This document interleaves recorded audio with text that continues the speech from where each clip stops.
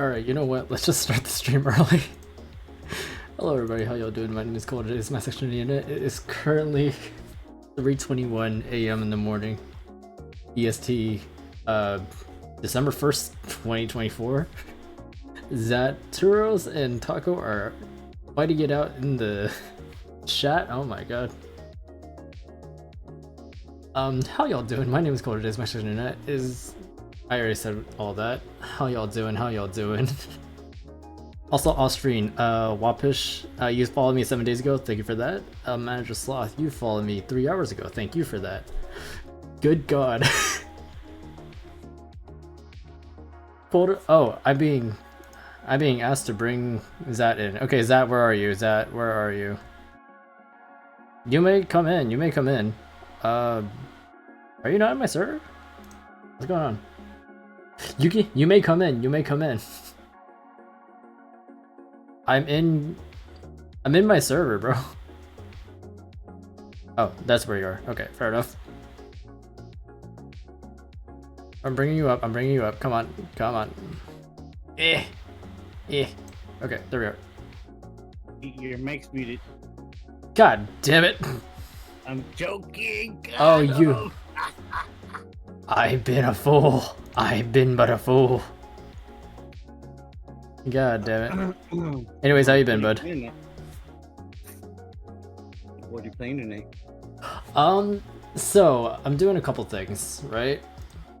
So, first things first. So apparently, last stream, my mic was not connected properly. That's why the joke today. Yeah. So I had to go over everything I talked about in the last stream, which was the Game Awards. Oh, the Game Awards, yes. When are the Game Awards, by the way? You want to go through it together?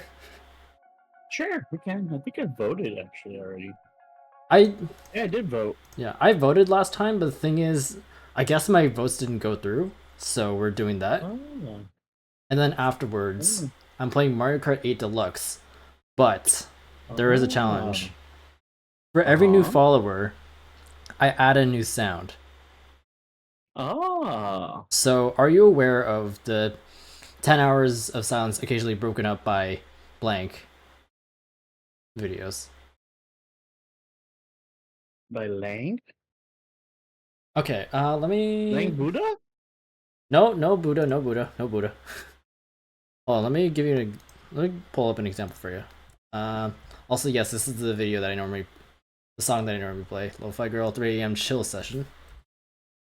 So if I search up 10 hours of silence, occasionally broken up by, you'll get all these videos where, for random intervals of time, it'll be broken up by whatever sound they choose. So here we have 5 hours of silence being randomly broken up by a metal pipe. 10 hours of silence, occasionally broken up by a Taco Bell bong, and so on and so forth. So that's my challenge. For every new follower I get this stream, I will be adding one new video in the background. What about subs? I can do subs. I can change that condition if you like. No. I'm trying to subs are subs are fair game. Subs are fair game. Okay. And then also, for the entire stream, I cannot end until I finish at least top 3 10 times. Add 5 sounds. God damn it. Well played. Well played. You mother hacker. How many did you gift already? 5? 5. Why are you like this? Thank you for the subs. Thank you for the subs. Appreciate it. Oh, Satura89, thank you for the gifted sub to Ugly When She. Ever TVFE, talk with two cans. I You're just reading. like the wordplay on that. You're reading out your own subs. Okay. 4318 and Cold Dude Blay. Cool dude, Blair. Thank you for the follow, for the subs. God dang it. Gosh dang it. Okay. I can start saving for channel points. Hell yeah. That is also true. Yeah, I do need to add more channel point things. I was originally gonna add more, but I completely forgot to because I was so focused on other things today. You scratched my itch about gifting subs, by the way. I haven't gifted subs in a while. Have you not gifted subs like a couple days ago, actually, on Annie's stream? Oh yeah, that's right. Well, too late for that See now. how much attention I pay to things sometimes. Well, alrighty. Dude, I just ate fucking Jack in the Box. Oh. Ah, dang. Oh, wait, what'd you order? What'd you order? The 2 tacos and 3 egg rolls with a Coca-Cola. Dang. Okay, genuine question. So Jack in the Box, right? Uh-huh. What is it exactly? It's a burger place, breakfast place. Right, but why is it that every time I hear about it, like in passing on the internet, it is like fist fighting in the parking lot or something weird going down? No, that's Waffle House, bro. Oh. Look up Waffle House on fucking YouTube. Shit, okay, yeah, I guess I'm doing that. Do it. Why not? Okay. Like Waffle House. Never mind, we're going down a completely different tangent today, lads. Yeah, fuck the last. Well, right now we'll do the stream award things. Yep. Also, wait, why the Jonas Brothers have a new song or from a year ago called Waffle House? Yes. Why? Huh? But Okay. anyways. Where do you want to start? No. Go down. Scroll down. How far? Waffle House by Baby Tron. Right there. This? Right there, the first one. Put Waffle House worker deflects flying chair. Oh, yeah, okay. Oh, I'm aware of this one. Yeah, dude, Waffle House is where fighters are made. Bitch gave no fucks. Look at her. Just fuck that. Yeah. I am fully aware of just how much crap Waffle House puts up with. Look at that shit. I do remember this video. Apparently she got fired eventually for throwing punches at the customers as like a way to fight back. Fallen embers. Fallen embers. Oh. Huh? Wait, what? Here? Your mod is on chat. Oh, he fallen. How you doing? How you doing? Welcome to the stream. My dyslexia kicked in and I couldn't separate the fallen and embers. You got there eventually. Fallen embers. No, fallen embers. Yes, there you go. Originally Fallen Angel, but she switched back to Fallen Embers. How you doing? Welcome. Stressed? Oh dear. I am so happy I found my fucking nose clippers. Oh. Fallen, what's going on? How you doing? Welcome. What browser do I use? Opera. Oh. Zat uses Opera. I use Brave. Oh no, I use Firefox. Oh really? Oh shit. Mm-hmm. Nice. Yeah. I've been thinking about switching over to Firefox, but the thing is, I've already switched over from, what was it? Chrome to Brave to Waterfox back to Brave. I might need to change to a new one because my Firefox is using a lot of RAM now. Oof. Can you get to a point where it makes me? I might have to buy more RAM. You can do that. Mm-hmm. I got. Oh wait. Slots. I'm only using... Oh wait, no, yeah, you can just like change out the sticks, no? Yeah. Oh shit, fair enough. I only got 4. I got 4 slots. Yeah. Fair enough. Right now. Wait, how many slots are used up right now, if I'm asked? I got 2 slots left. I got 4. I can get 2 more. Okay, sounds good. Also, I'm realizing now your avatar is not pulling up at all, so I need to fix that. Turtle. Yes, we're bringing that back. And the question is, can I find that, like, now? A Tortor. The Tortor has not made its return in a very long time. Yep. Yep. You've been coasting for so. You've been working so long on that. What was it? The Zebra Centaur Yeah. on any stream. Yeah. So we're Beautiful bringing this. car.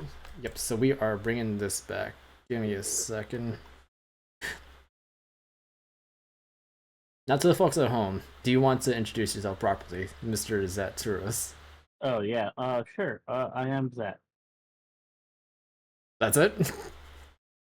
Well, if they want to learn anything, let me know. I'll ask a question and I'll answer. All right. Thoughts on tomato sauce, like canned tomato Tomato sauce. sauce. Canned tomato sauce. It is a very, very good time saver when cooking some stuff. Which one's your best one? Well, we have a thing called HEB over here, and they have their own brand. Mm, Well, not own brand, but they have like in whatever. house. Anyways, yeah, and I use that one, but it comes with like garlic and oregano mixed in there, something like that. So, Yep. Hey, it works. Let's go. do you enjoy toes? D- d- I um. am not into feet like that. No, What? I don't mind them, Who said that? Who said but that? I'm not like, oh my god, feet and toes. Yum, no. Taco asked Wade. Say his name again. Zaturos. Zaturos. Zaturos. He says it's so Canadian. Yep. Is that Canadian or is that just a me thing? Nah, I'm just saying it like that. Ah, fair enough. It's Saturos. Saturos. Mhm. Saturos. Turos. Saturos. No, Saturos. I enjoy having my toes attached to my body. That's enough for me. Also, Taco. To answer that whole Zaddy thing. Zaddy was ruined for me back in this last job that I went to. This last job assignment I was in Oh by a no. girl. Oh. Nobody in my job or IRL really. Well, many people don't know about my gamer tag or anything. Hmm.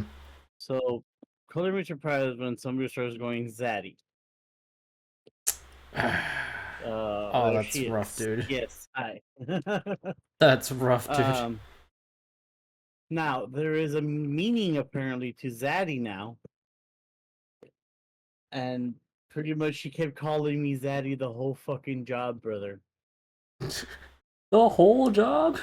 Yes, and granted, I never told her what my gamer tag was. This is just on a whim. Yeah, Dang. Cursed by the narrative. yeah. Now, if you go by Urban Dictionary, Zaddy is a name of affection shared between two outlandishly heterosexual men. Okay. That's one. That's one Okay. of them. Oh, there's multiple. Yes. That's the TTY. There's another one though. Okay. Actually, you know An what? Since attractive man who is also slightly charming and self confidence. Pretty much someone wants to fuck. good God, this It wasn't is. fun. The whole job, three, no, almost 4 months with that girl calling me Zaddy.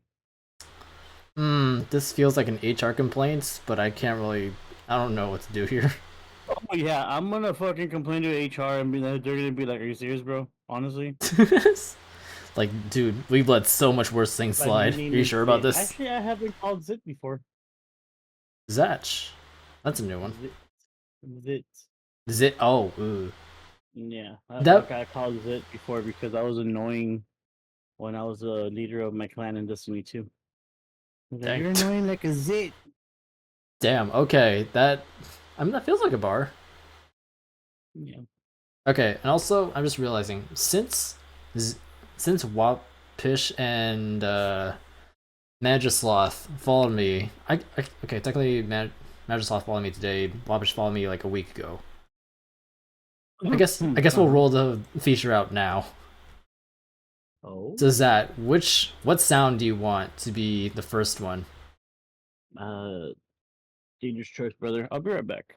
Alrighty, sounds good. Sounds good. I need to take a Power real quick. Okay.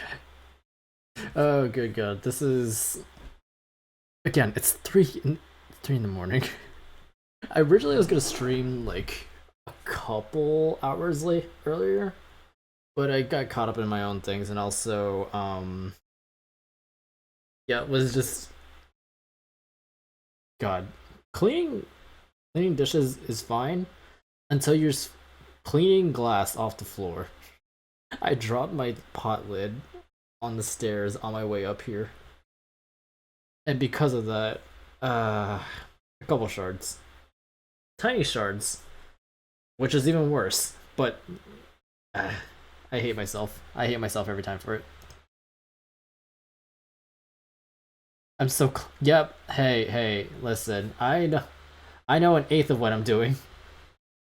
I know an eighth of what I'm doing.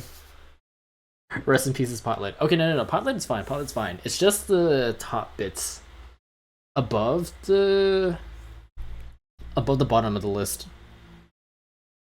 The bottom. I can't talk anymore.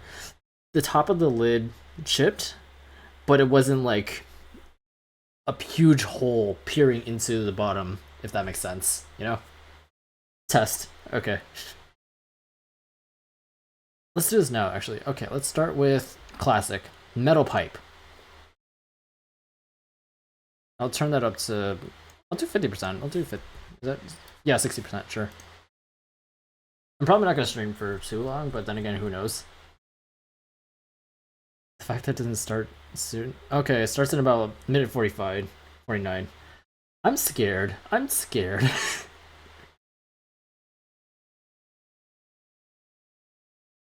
But no blood, no blood. We're all good. I didn't. I don't have glass shards in my feet yet. Yet. But yeah, looping this 5-hour YouTube vid is a power move. Hey, if I'm gonna be stuck in here until I complete Mario Kart 8 Deluxe, or sorry, if I don't get top 3 at least 10 times in this stream, I'm gonna be fucked. So I'm gonna have to loop it, I feel like, if I'm not careful.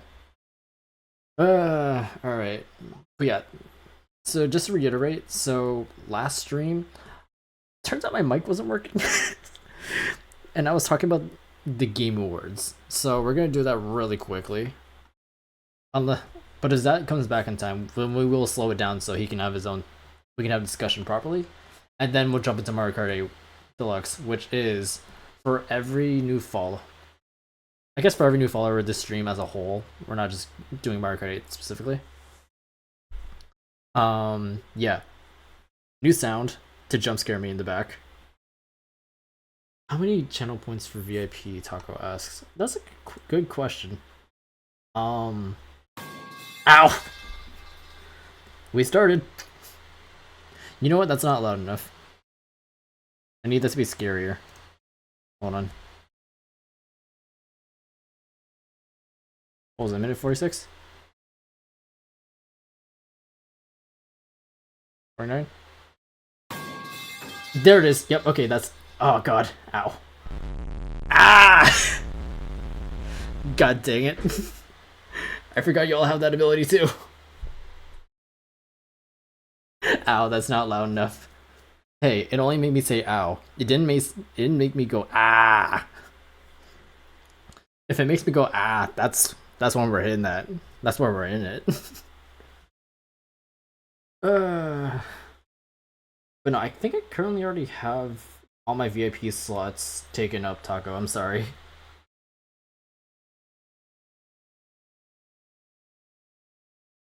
Yeah, I think I already gave my Taco. I no. Sad, but okay. I'm trying to be it. Fallen wink. Fallen, you're already a mod. You're already a mod. I'll just be a class loser. No, don't say that, Taco. You're not a class loser. No. You just gave your taco to who? Oh, you're trying to be in it. Oh, is what you're saying. Oh. Hey, Embers. Calm yourself. Slow your roll. Come on now. You just gave your taco to who? I gave my taco to Zat. I already had I already had butter chicken on rice today. Sorry, bud. Uh oh dang, nah, shucks. You got here too soon. You got here too soon. Couldn't get the taco in time.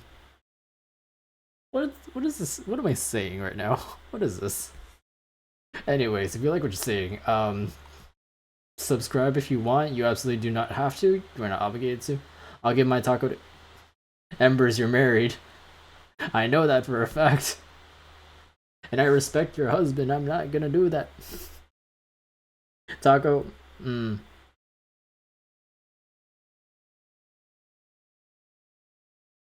Toxic. Okay. Actually, yeah, Taco, you haven't been around long enough to know that Embers and I have known each other for quite a while.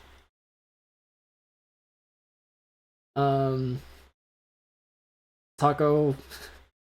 Here, let's go to no. Actually, no. If I was about to do a joke about going into Uber Eats and then looking for Taco Bell, but I realized that might be considered like free advertising, and I'm not gonna do that. Fuck Uber Eats.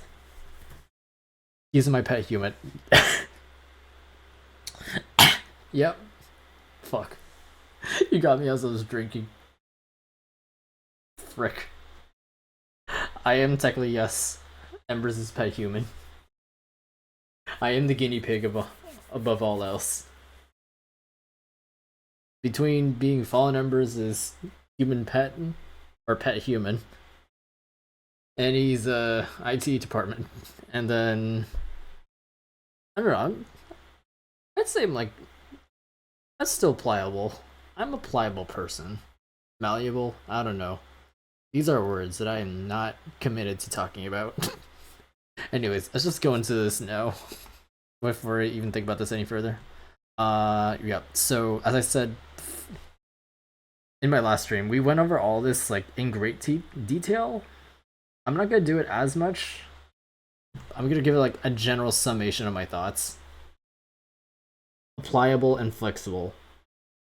I mean, when I didn't break my knee, yes, I was pretty flexible. I might still be able to do the splits. I'm not sure yet. I haven't figured that out yet. Bendy.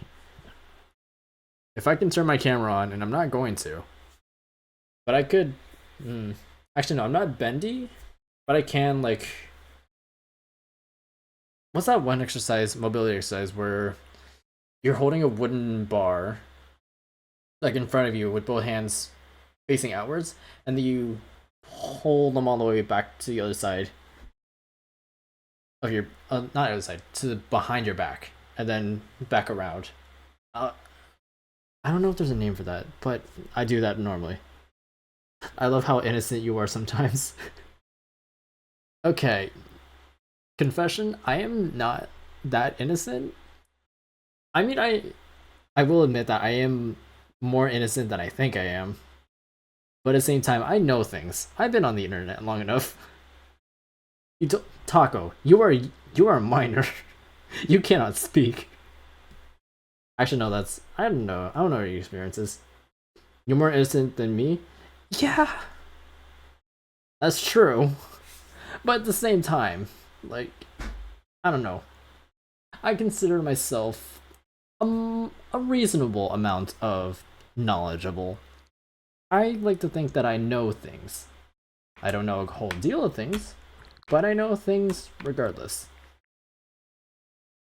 Okay. That being said, I do try my best to just avoid certain topics, or like try my best to divert it as fast as I can, for the sake of, oh dear, this could get into really interesting territory that probably won't be monetizable if I'm not careful. Because again, I do publish these on YouTube.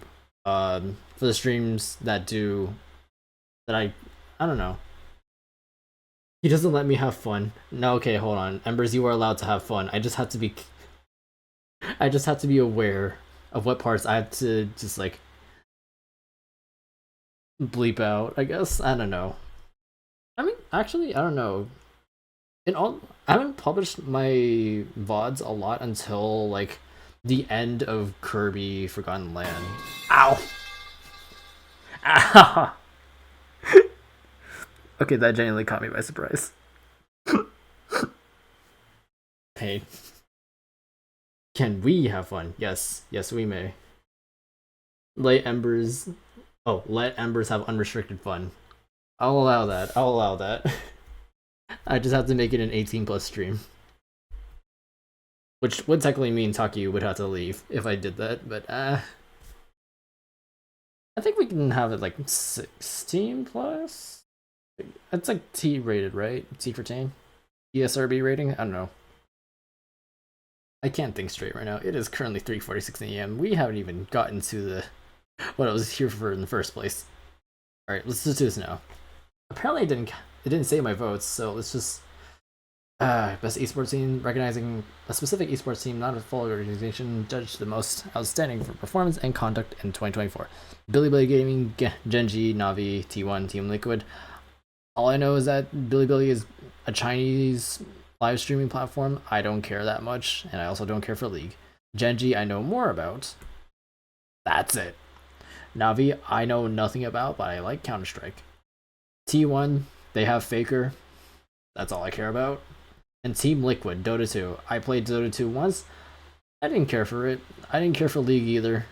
But at the very least, the way I played League was very interesting. Enough. And with that, I'm going T1. Alright, let's see how far I get to this before Zach gets here. Best esports athlete. The best esports athlete judged to be the most outstanding performance and conduct in 2024, irrespective of game. Nominees are 33 Nadashir Shapira, Alexei Virolainen, Chovy, Jong Ji-hoon, Faker, Lee Sang-hyuk, Zaiwu, Matthew Herbal,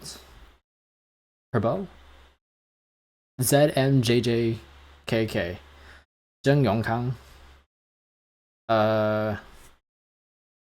at least I'm assuming that's what the accent is. I'm not confident. Yeah. I'm just giving it to Faker. It's funnier this way. I don't really think about any of these esports. I don't really follow esports other than I know of the people. I know of the teams to an extent, and that's as far as it gets. Anyways, best esports game for the game that has delivered the best overall esports experience to players. I really can't speak today. Jesus Christ. Inclusive of tournaments, community support, and content updates, irrespective of genre and or platform.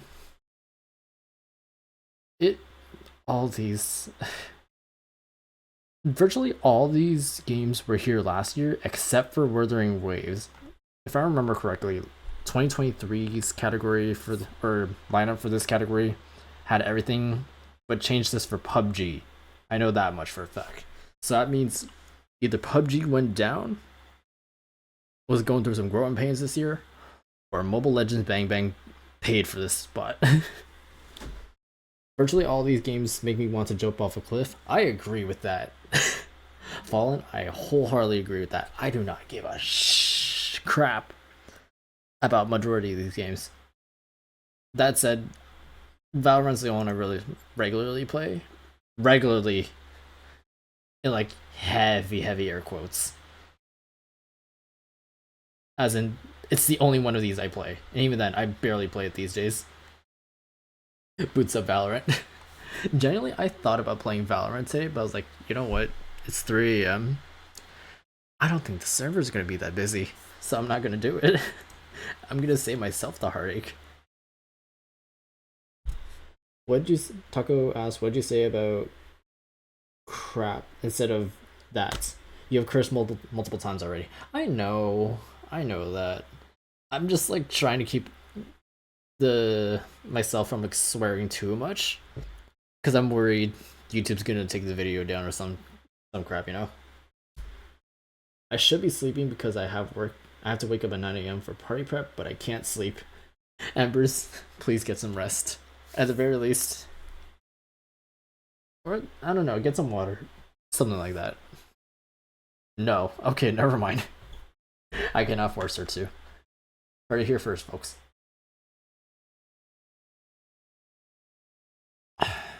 Water. Stay hydrated, my friends.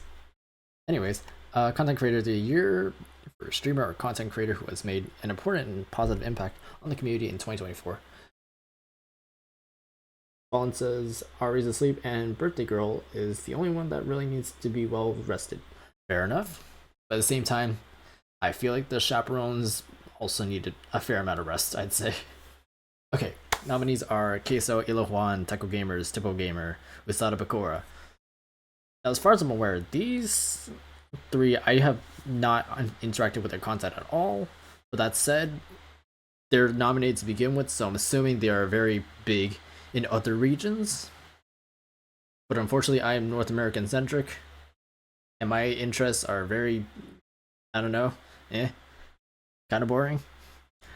Queso I'm aware of, mostly because of that one video where he starts crying because he unfortunately is familiar with a lot of the fast food burgers. And then Usada Pecora, she's popped up on my YouTube Shorts feed, and that's about it. I've clicked on like one video, and that was it.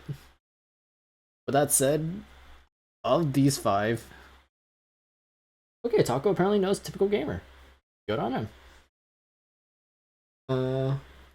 Fallen says it's fine. Daddy and Aunt Jess are asleep as well. Mom can be a bit tired. Okay, fair enough. Fallen says Queso's the best. She continues to say, pretty sure Queso's North American considering he is standing. Yeah, I noticed. We were talking. Zad and I were talking about Waffle House earlier. Apparently, like what? Not apparently. This was like I think last year. One girl. Stuff was going down at a Waffle House.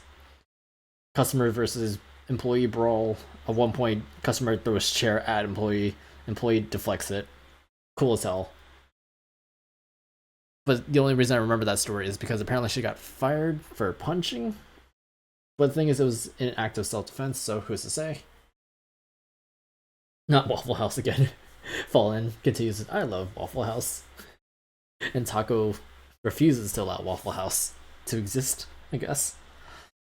The only cool thing I know about Waffle House, or I guess concerning thing about Waffle House, is the Waffle House Index, which is it's either FBI or CIA. I can't remember exactly, but it's a matter of if a hurricane is passing through the area, the national services will use Waffle House as an index as to how much impact is taken to the state or to the area.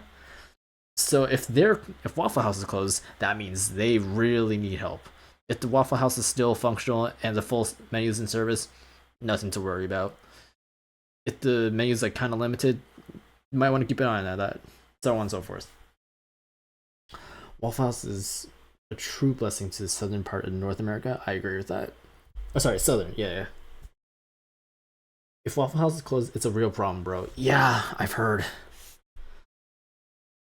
Not just that, but also apparently they don't get paid well, but at the very least, like their hospitality is off the charts.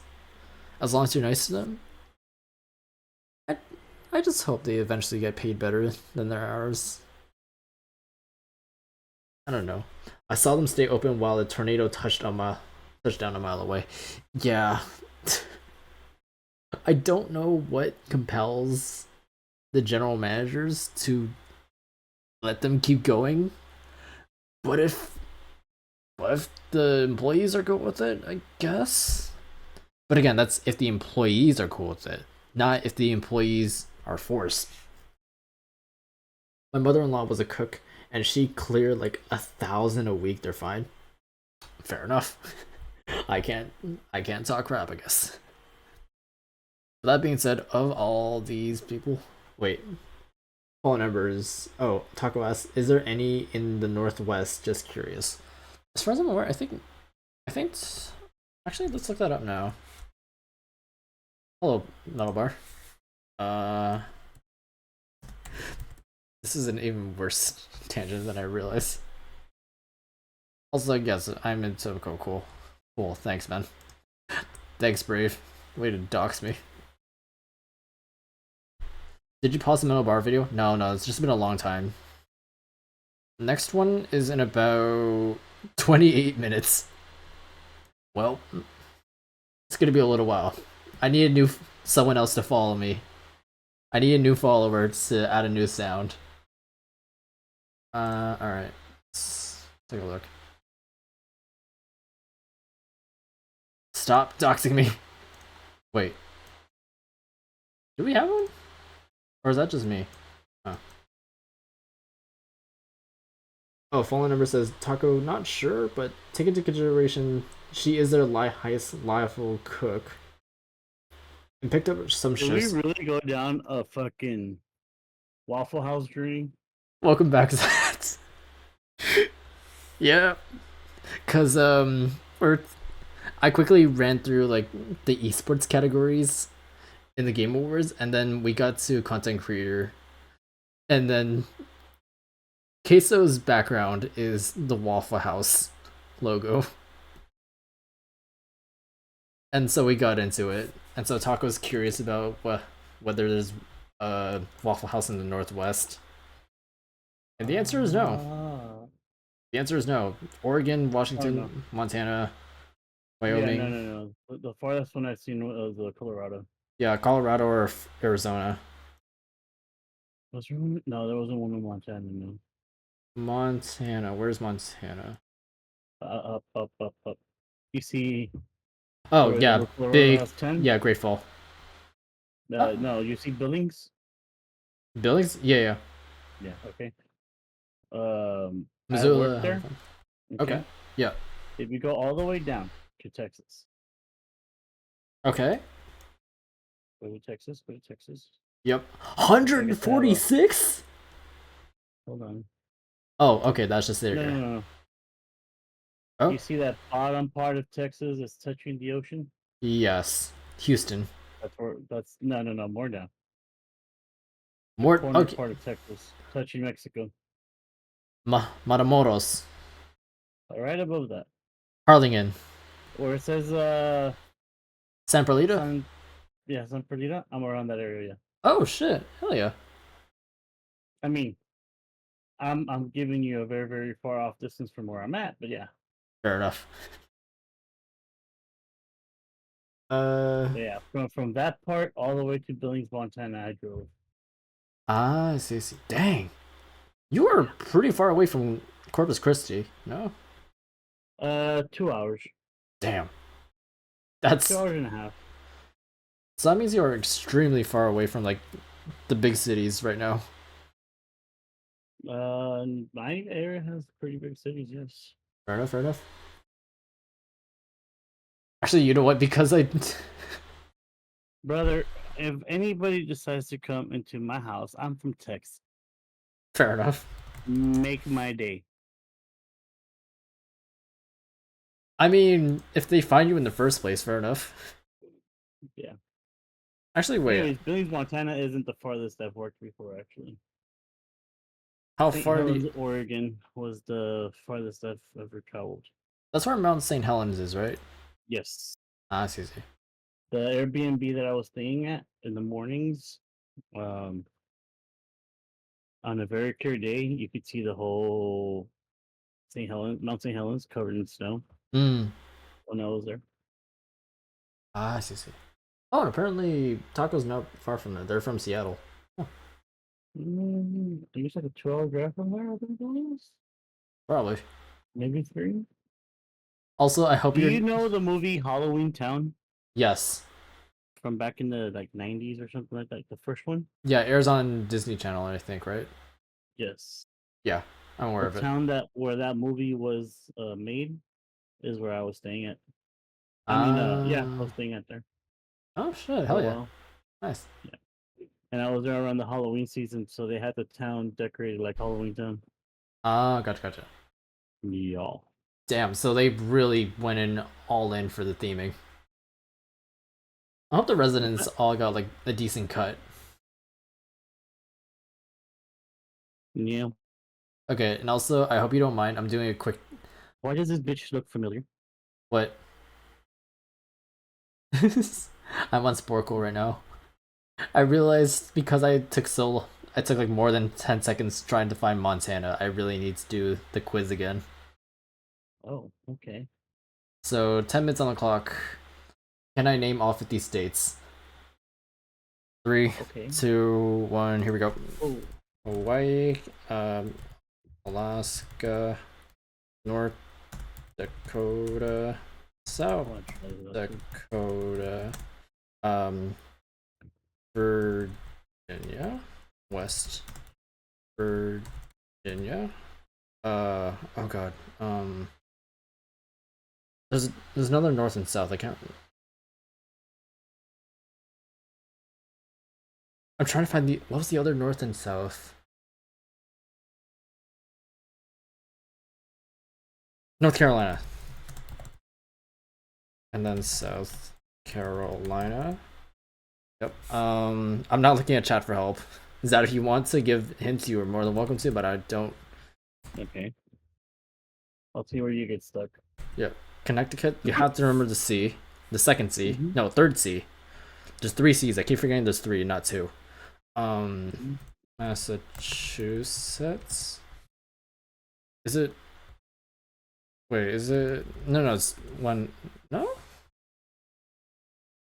Oh, this is gonna come down to my spelling.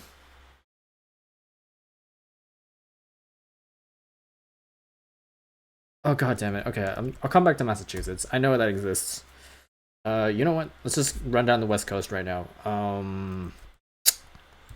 Washington, Oregon, California, Nevada, Utah, Colorado, New Mexico, Arizona, Great Iced Tea, Idaho, Montana, Wyoming.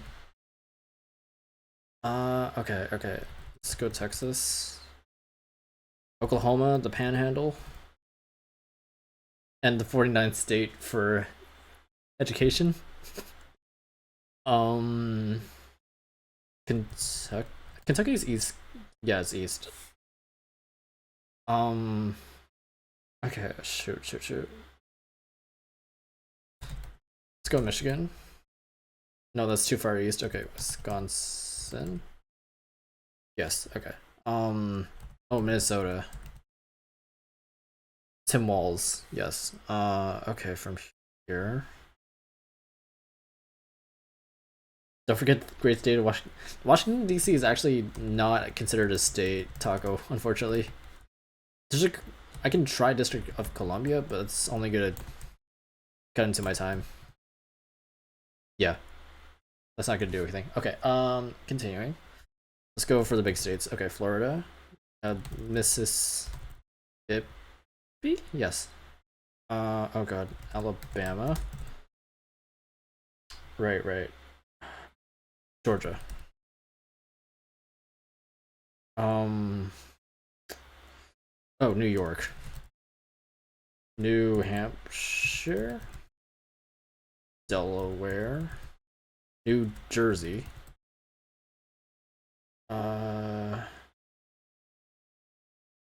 Oh right, the Midwest. Oh right. Okay, let's go Illinois, Ohio, Indiana. Um.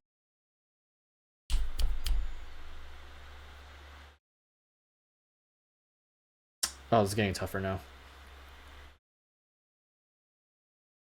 38 out of 50. Okay. Shoot. God damn it. Oh, Louisiana.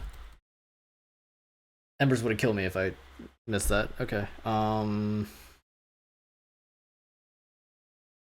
Kansas. Arkansas? Yes. Okay, but what's underneath? Kentucky. And also, what's this area? Okay. Zat, are you there? Yeah. Okay. I need Under South Dakota, above Kansas. Give me the first. Ow! Do not give me a middle bar. Give me the first letter. Fuck. Okay. Hold on. You have 5 minutes, so take your time. Mm-hmm. And Hmm. oh, Oh, Nebraska. I forgot about that. Okay. Yeah. Give me the chef's head.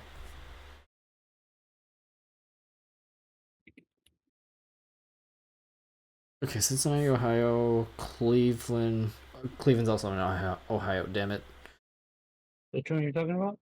I was trying to think of Okay, underneath Minnesota. I. I. Oh, Iowa.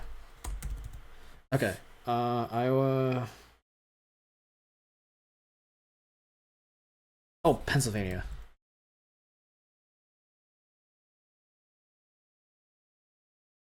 Okay, I'm coming back to Massachusetts.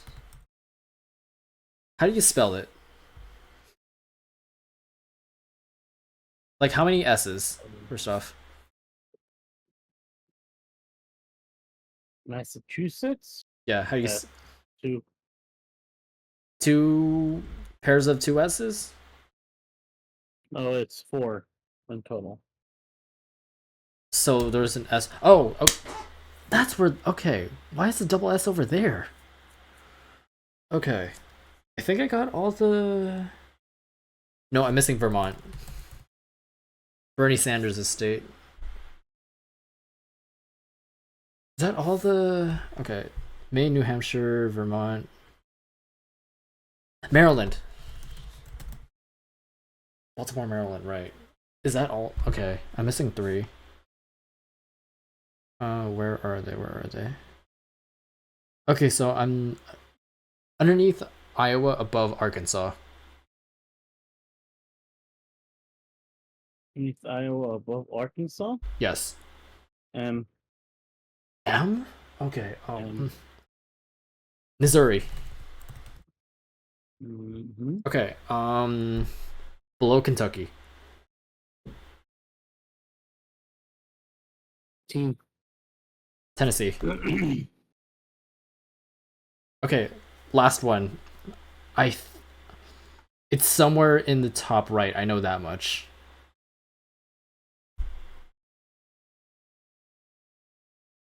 It's the very last one.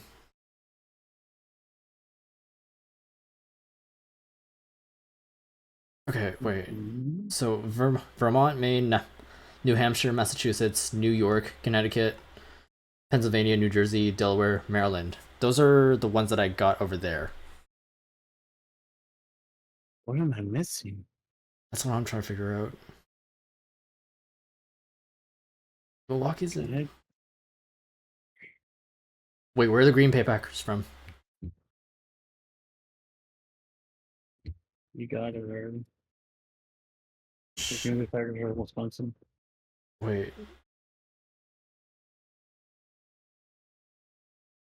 I'm not looking at. Really? Wait, what?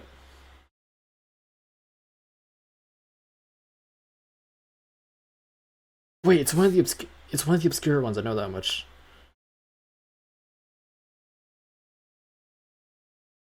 Rhode Island. Let's go. What am I missing? I'm missing one more. Yeah, I found it. Rhode Island. I got Rhode Island. I didn't. What the fuck am I missing? Oh, Maine, Vermont, New Hampshire, Massachusetts, Rhode Island, Connecticut, New York, Rhode Island was the one Delaware. I was missing.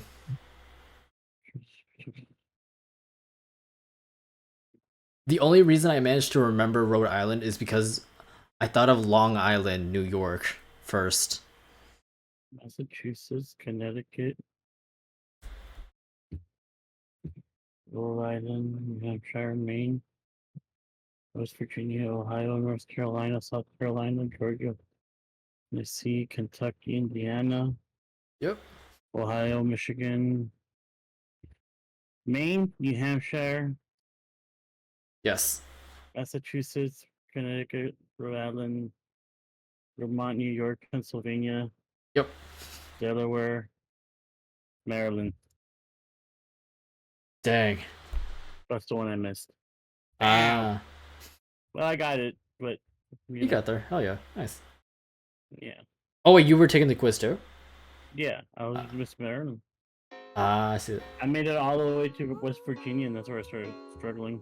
Fair enough. Wait, what the heck? Tailscope. Hey. Thank you. Welcome, welcome. Holy crap. Welcome in, Raiders. I forgot that this is my raid sound. Hell yeah. How you doing? How you doing, Tailscope? Everybody, welcome to the stream. My name is... Oh, it just ends so quickly. How you doing, Raiders? How you doing? Welcome, welcome in. What you guys played? How you been? What games you played, Tails? You been alright? In here, out there, welcome everybody. My name is ColderDay. This is my section of the internet. I'm with Zat right now. We have a couple things. Oh, wow. Yeah. What am I doing here? Well, we had a couple tangents going on We're here. watching porn.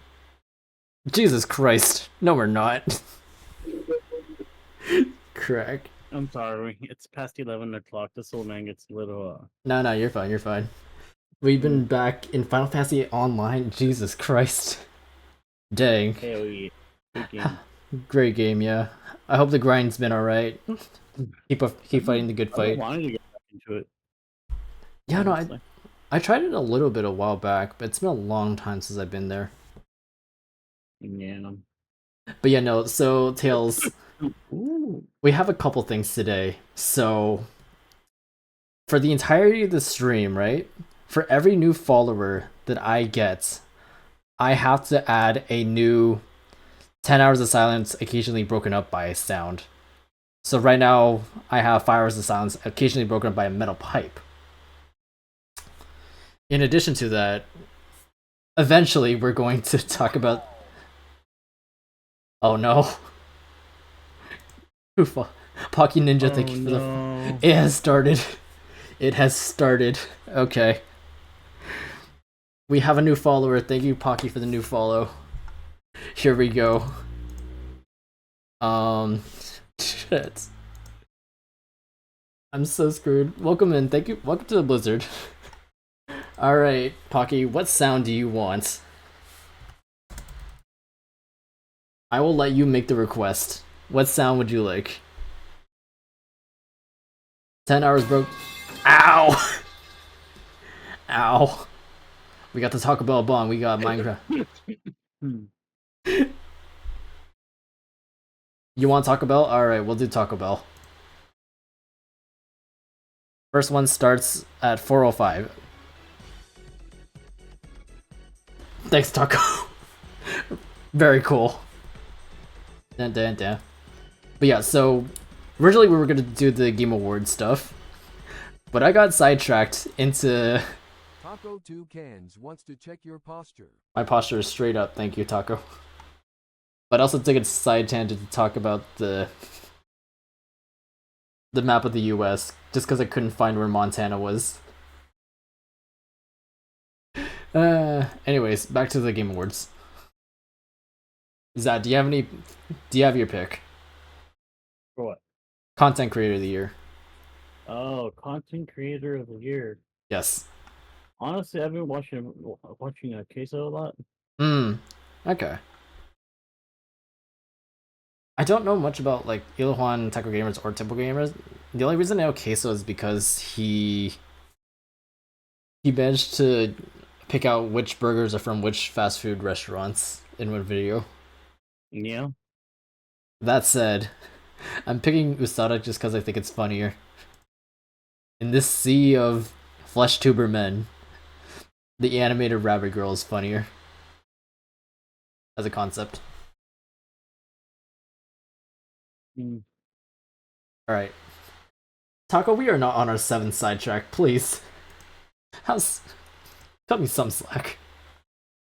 But yeah, again, Raiders, welcome in, welcome in. Oh god, I completely forgot. Oh, I'm so sorry. Shout out. Let's skip. There you go. Hey, we reeled it back. We reeled it back, Taco. Alright. Most anticipated game. We are. Want me to list them? Sure, be my guest, Taco. Most anticipated game, Yes. GTA 6. Really? Mm-hmm. Brother, do you know how long it's been since a new GTA's come out? Right. But I feel like I've been pretty satisfied with it. I'm like, with No, GTA GTA 5. that And also think about the logo standpoint, right? The V is a very nice, like, the 5 is a nice, like, honorary I'm round telling number, you, right? GTA 6 is gonna be probably the outstanding game of the year when it comes out. Right. But the thing is, my only complaint is because it's a 6, right? In the Roman numerals, you have the I after the V, and that feels unsatisfying. That's fine by me. I mean, I'm just stating the fact that GTA 6 is the most waited for game at the moment. For you, yes. Oh, Pocky Mm. says, "Oh, Ghost of Tsushima. I'm looking forward to that. But Death Stranding is good too." Ghost of Yotze, I do hear good things about, mostly because I know the lead actress, voice and most motion capture actress is Erika Ishii. I mean, don't From get me wrong, all games are good, yes, all games are good. Well, but okay, blockchain good. I know that GTA 6 is the game by the majority of people that is the most excited for. That mm, actually, I don't know, because the hype for it only started actually getting more hype when it was announced. Well, Most yes, because no, we didn't have an idea of when or when how it was gonna happen. So it was kind of like every year it was like, oh yeah, GTA 6, yeah, okay, whatever. yeah. GTA 6, oh, okay, yeah, whatever. But once we finally got the art for it, just the art, the fucking hype for it went up. Ow. Sorry, I just get hit with the Taco Bell bong. Mm. Okay, but hear me out, right? So, yeah, Death Stranding beach on the beach, that makes sense. Ghost of Yotei, these were announced fairly recently. GTA 5 or 6 was only announced like in the last 2 years or so. GTA 6 was announced. Oh shit. Let's do that. Actually, yeah, let's do another side tangent. Let's look at it right now. GTA A year ago. Grand Theft Auto 6 trailer. Oh yeah, 11 months ago. Okay. Yeah. So technically it's been a year. Yeah. But here's the thing, right? And also, Monster Hunter Wilds. Don't get me wrong. I love the Monster Hunter series, but at the same time, I wasn't really anticipating this. Here's the thing: Metroid Prime 4 was announced in 2017, Mm-hmm. and people have been wondering where the hell that's been for the past 7 years, Mm-hmm. and we finally got a release of early 2025. We got a new Mm-hmm. trailer this year. This was the first time they gave us like full like actual visuals and everything. And the hype was strong when it came out, and it still is. I don't know. I'm telling you right now, GTA 6. Yeah, The but hype, the hype when it got announced, just yeah, um, but is it a sustained hype or is it just a yes, matter? it is a sustained hype. You can even notice it from like the RP servers and stuff like that that are Fair popular. enough. Ow, another Taco Bell. Fair enough. I'll give you that. But for me personally, it's Prime 11 months Four. ago, the first GTA 6 trailer that got released 11 months ago, Hmm. 222 million views. Right. Okay, You know what? I I think it was. Now, okay, I will clarify this though. This No, is no, your I'm preference, your personal preference game. yes. Okay. Let's find out. Let me compare that real quick. Metroid Prime 4 Beyond announcement trailer. 88,000 likes, 2.1 2.1 million views. million But this is from Nintendo of America. Bear that in Nintendo mind. America. And also we have Metroid Prime 4 first look in 7 years 2017. ago, Metro. So that means 7 years ago.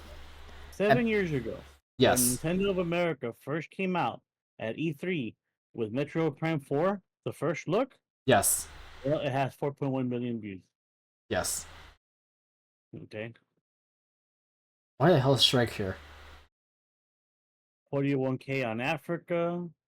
IGN has 53K.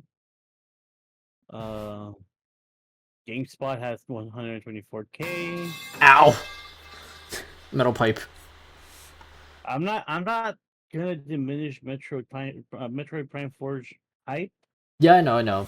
But but I it's such a niche thing, and if you're in that circle, you're yeah, gonna hear a lot about it. that's fair, that's fair. The Echo Chamber might Also, be more for me. GTA 6.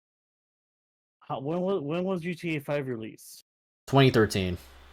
2013. Okay, Yeah, I that's was but a young 23-year-old when it came out. dang. Okay, Yeah. 10 years. We were waiting for a glimpse of anything to do with the next GTA game. Fair enough. I'll give you 10 that. years. We got fucking RDR2 In that time, yeah. before a fucking anything for GTA 6. We've RDR2 had to come out for them to say, okay, now we're gonna focus on GTA 6. we got an announcement for Skate 4 before we got GTA 6. Brother, exactly. Yeah, that's fair. I'll give you that. I'll give you Now, that. now I will say this is your preference choice. Yes. Okay. So Ultimately, these are my however you want. votes. Yes. Yes, yes. But I But will say that I think personally, GTA 6 is the most waited for game at the moment. yeah, fair enough. Also, I got hit with the Taco Bell. Thanks. And also, yeah, Pocky, I do agree with you. I am curious about Monster Hunter Wilds when that comes out. I might give that a shot. Did you Did- not try the beta? Not yet, no. It was actually pretty good. They Yeah? fixed a lot of the problems that the weapons and stuff like that Ooh, okay, had okay. back in Worlds. It was a little bit more fluid. Hmm. It still has some game, but that's why they had the test come out. I think I am Uh, gonna enjoy it. okay, okay. Because I did try out Rise on the Switch, not You too long can't. ago. Yeah, Rise is good, but it's not gonna compare to something like That's fair. a PC game. Yeah, from a graphical standpoint, it's gonna look great. Yeah, exactly. But then again, I have a 960, an RTX, or no, a GTX 960 in here. So I don't know if I can run it. Mm. Okay, You might be able to, but low graphics. maybe. We'll see how well they Best optimize. adaptation. Recognizing outstanding creative work that faithfully and authentically adapts a video game to another entertainment medium. Your nominees are Arcane, Fallout, Knuckles, Like a Dragon Yakuza, Tomb Raider, The Legend of Lara Croft. Now here's the thing, I didn't know this existed. Until I did. yeah, how was I not made aware of this? This looks cool. The art style looks great. Oh, it's not bad. Yeah. Eh. Like a Dragon I Yakuza. grew tired. I grew tired of Lara Croft like a couple of years ago. Oh, as a franchise. Yeah. Ah, damn. I No, don't. Yakuza though. Yakuza has been on the up and up. I do agree with that. Oh, hi, Oh, Ark. hi there, Ark. welcome, You welcome. beautiful, amazing, hot, sexy being. Christ. Follow, Sorry. follow was great, but I'm haven't bad seen. for But I'm scared since I love the games. Yeah, I agree with that. Fallout, I do held hesitancy because I do remember the reception to Fallout 76 being god I need to awful. watch Yakuza actually. Ow. What's up? I need to watch Yakuza. Yeah. From what I remember, the cast of Like a Dragon were told not to play any of the games to do their own spins and whatnot. Mm. And then they were like, but why though? So some of them went off to play the games themselves. Good choice. Yeah. Gloria Zat. Yep. Okay, Taco, go night. Good night, Taco. Thanks for stopping by. Good night, Taco. And Ark says, hi, glorious Zat. I've seen that. Hell yeah. Okay, we were watching Arcane the other night with Annie's server. I do agree that it does look good. However, I think it's funnier to pick Knuckles. Just for the sole reason of like, okay, don't get me wrong, I love the art style, I love the animation, everything they did, the writing and whatnot for Arcane. But I think it's funnier to pick the weird hedgehog that can punch really hard. What are your thoughts? I haven't seen Knuckles to give your great opinion on that. Neither have I. Well, Ow. because of what I do know about League of Legends and stuff, Yeah. and I know what it's based off of, I will say that Arcane is probably the better one. Yeah, I agree with that. And I have a strong feeling that it will probably win this category. Season 2, I can't imagine your gripes with it because it's probably the same gripes that I have. Well, I have no gripes with it at all. I just want to pick Knuckles just because I think it's funnier. Well, yeah. Yeah, people that have knowledge about like the League of Legends and stuff like that, it's kind of like Yeah. and just If you're in the know, you know what's going on. just the beginning part of like it was a rushed season and then you got people's opinions. Yeah, but with Some the of season deaths 2. made no sense. Yeah. Um, Because they didn't know if they were going to get picked up for season 2.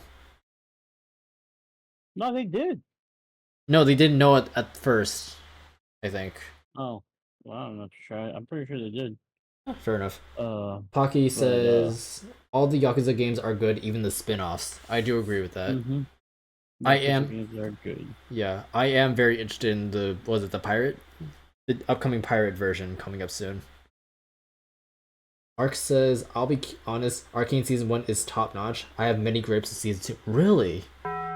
The thing about Season 2 is that I feel like it's set up a lot of stories that can be explored in the League of Legends world. For example, Oriana, it's kind of like, oh my god, I'm interested to see what they'll do with her. Yeah. And also the Kate Vi relationship was very fun Noxus to watch. is coming up, it's going to be very interesting what they do with it, and Yeah. hopefully they don't rush it. Hopefully. Now again, these are your choices, so That's true. That said, I still think about that one scene with the "Please let me go." That's all I think about. Not giving too much spoilers. No, the line by 21 Pilots is probably my favorite one. That's true. I feel. Wait, isn't 21 Pilots supposed to be performing in the Game Awards this year? Or am I crazy? That's another thing that a lot of people have a problem with. Yes, Lord. That the series is now the new main canon, which totally destroys a whole bunch of the canon that we already had. Yeah. I mean, we play with enough like alternate timelines, alternate realities in mainstream media these days. We could probably do it again for League of Legends, right? Well, like for example, I don't want the new Victor skin to be the Arcane skin. Yeah. The Arcane skin should be a skin on its own. You know what? It's from the Arcane world. Fuck it, whatever. Yeah. But that's it. That should not be the default skin. Yeah. Okay, I agree with that. I can get with that. In my opinion. Yeah. Ark says they did know it was gonna have a season. Oh, okay. Yeah. The surprise for the studio was getting Riot to announce that the series was going to be the new main canon. Oh. Yeah, there's a lot of anger with League of Legends fans when it comes to like the lore and shit. Yeah. Ooh. Unfortunate. Okay, best multiplayer for outstanding online multiplayer gameplay and design, including co-op and massively multiplayer experiences, irrespective of game genre. Mario Party. But Tekken 8, bro. Tekken 8. Yeah. I am also with you on that. That was an outstanding game for this year for some reason. Yeah, no, they got the mechanics down perfectly for Tekken 8. Mm-hmm. And they were already building up with the off of the hype of like the applause for Tekken 7 too. Helldivers 2 had a good hype period, but it died down pretty quick. Yeah, and Call of also, Duty, it's Call of Duty, bro. What more do you want from fucking Call of Duty? well, apparently this Call of Duty like is apparently a return to form. A lot of people were saying, Yes, but but yeah, it's Call it's of Duty. yeah, no, I'm not a Call of Duty fan. Actually, no, that's a lie. I was a fan of the DS series. Yes, they put out Call of Duty on DS and it was fun. From like a Mm-hmm. weird standpoint, like holy hell, they managed to do it. Uh, Helldivers, yeah, I think if I remember correctly, Sony fucked up by forcing people to sign up with PlayStation Network Yes, accounts. Yeah, Sony fucked it up a lot. Sony fucks up a lot of things. they finally got their live service game and they Mhm. fumbled it. They fumbled hard, dude. They were about to be the Destiny killer, Yeah, and they fumbled the bag, bro. democracy has fallen. Uh, and then they tried to bounce back with Concord and $400 million in the drain. I will agree with Ark. I would vote Mario Party here just because I feel like this is one of the best Mario Parties that I has agree been with in a that. long time. Yeah, I agree with that. Also, Warhammer 40k, I can't say anything about it. I just know that the Warhammer community is very strong, and I respect them for that. But Yes, yeah, Warhammer is very strong. But I would go Mario Party, but Tekken 8 also. yeah, Mario Party Tekken 8 is my second personally, but I Yeah, play more Mario Party if I'm being for real, for real. I can see that. Yeah, yeah. Arc said I would vote Mario Party here just because I feel like yeah, best one I've ever seen. I'd still play Mario Party Superstars, but yeah. Best sports or racing? Oh yeah, for best traditional and non-traditional sports and racing game, your nominees are F1 24, EA Sports FC 25 because they lost the FIFA license. Mm-hmm. NBA 2K I think they're getting 25. it back again. Are they? I think so. Yeah, Wait, so do we just count this as like a spinoff or is this still like in the same line or in the that'll same? still be the same one. No, no, like is this going to be considered in this like the FIFA line or is this going to be like a spin-off? Yeah, it'll be considered. Okay, fair enough. Top Spin I'm, 2K25. on this one, I'm gonna have to go with WWE because it was probably one of the smoothest wrestling games I've played in a while. Really? Ow. Mm-hmm. You're lucky you're not getting hit by metal pipes right now. Nope. But no, I remember like at least ow and Taco Bell right after. Cool.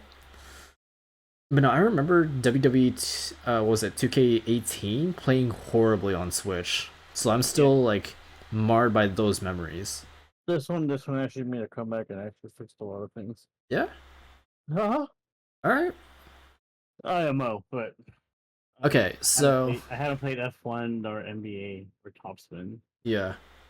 So here's my reasoning. Right. FIFA and NBA 2K have been the same year after year with just reskins and stat changes. That's all Yeah. to me. Topspin 2K. Okay, admittedly, this is a new game. So is F124. And apparently it's been fun. That said, I know that the F1 community has been steadily increasing over the past year by just how much it has infiltrated my dash. Like a lot of people are surprisingly getting into F1. Talk about Lewis Hamilton, Max Verstappen, Charles Leclerc, etc., etc. This is what I picked the first time around that I came here.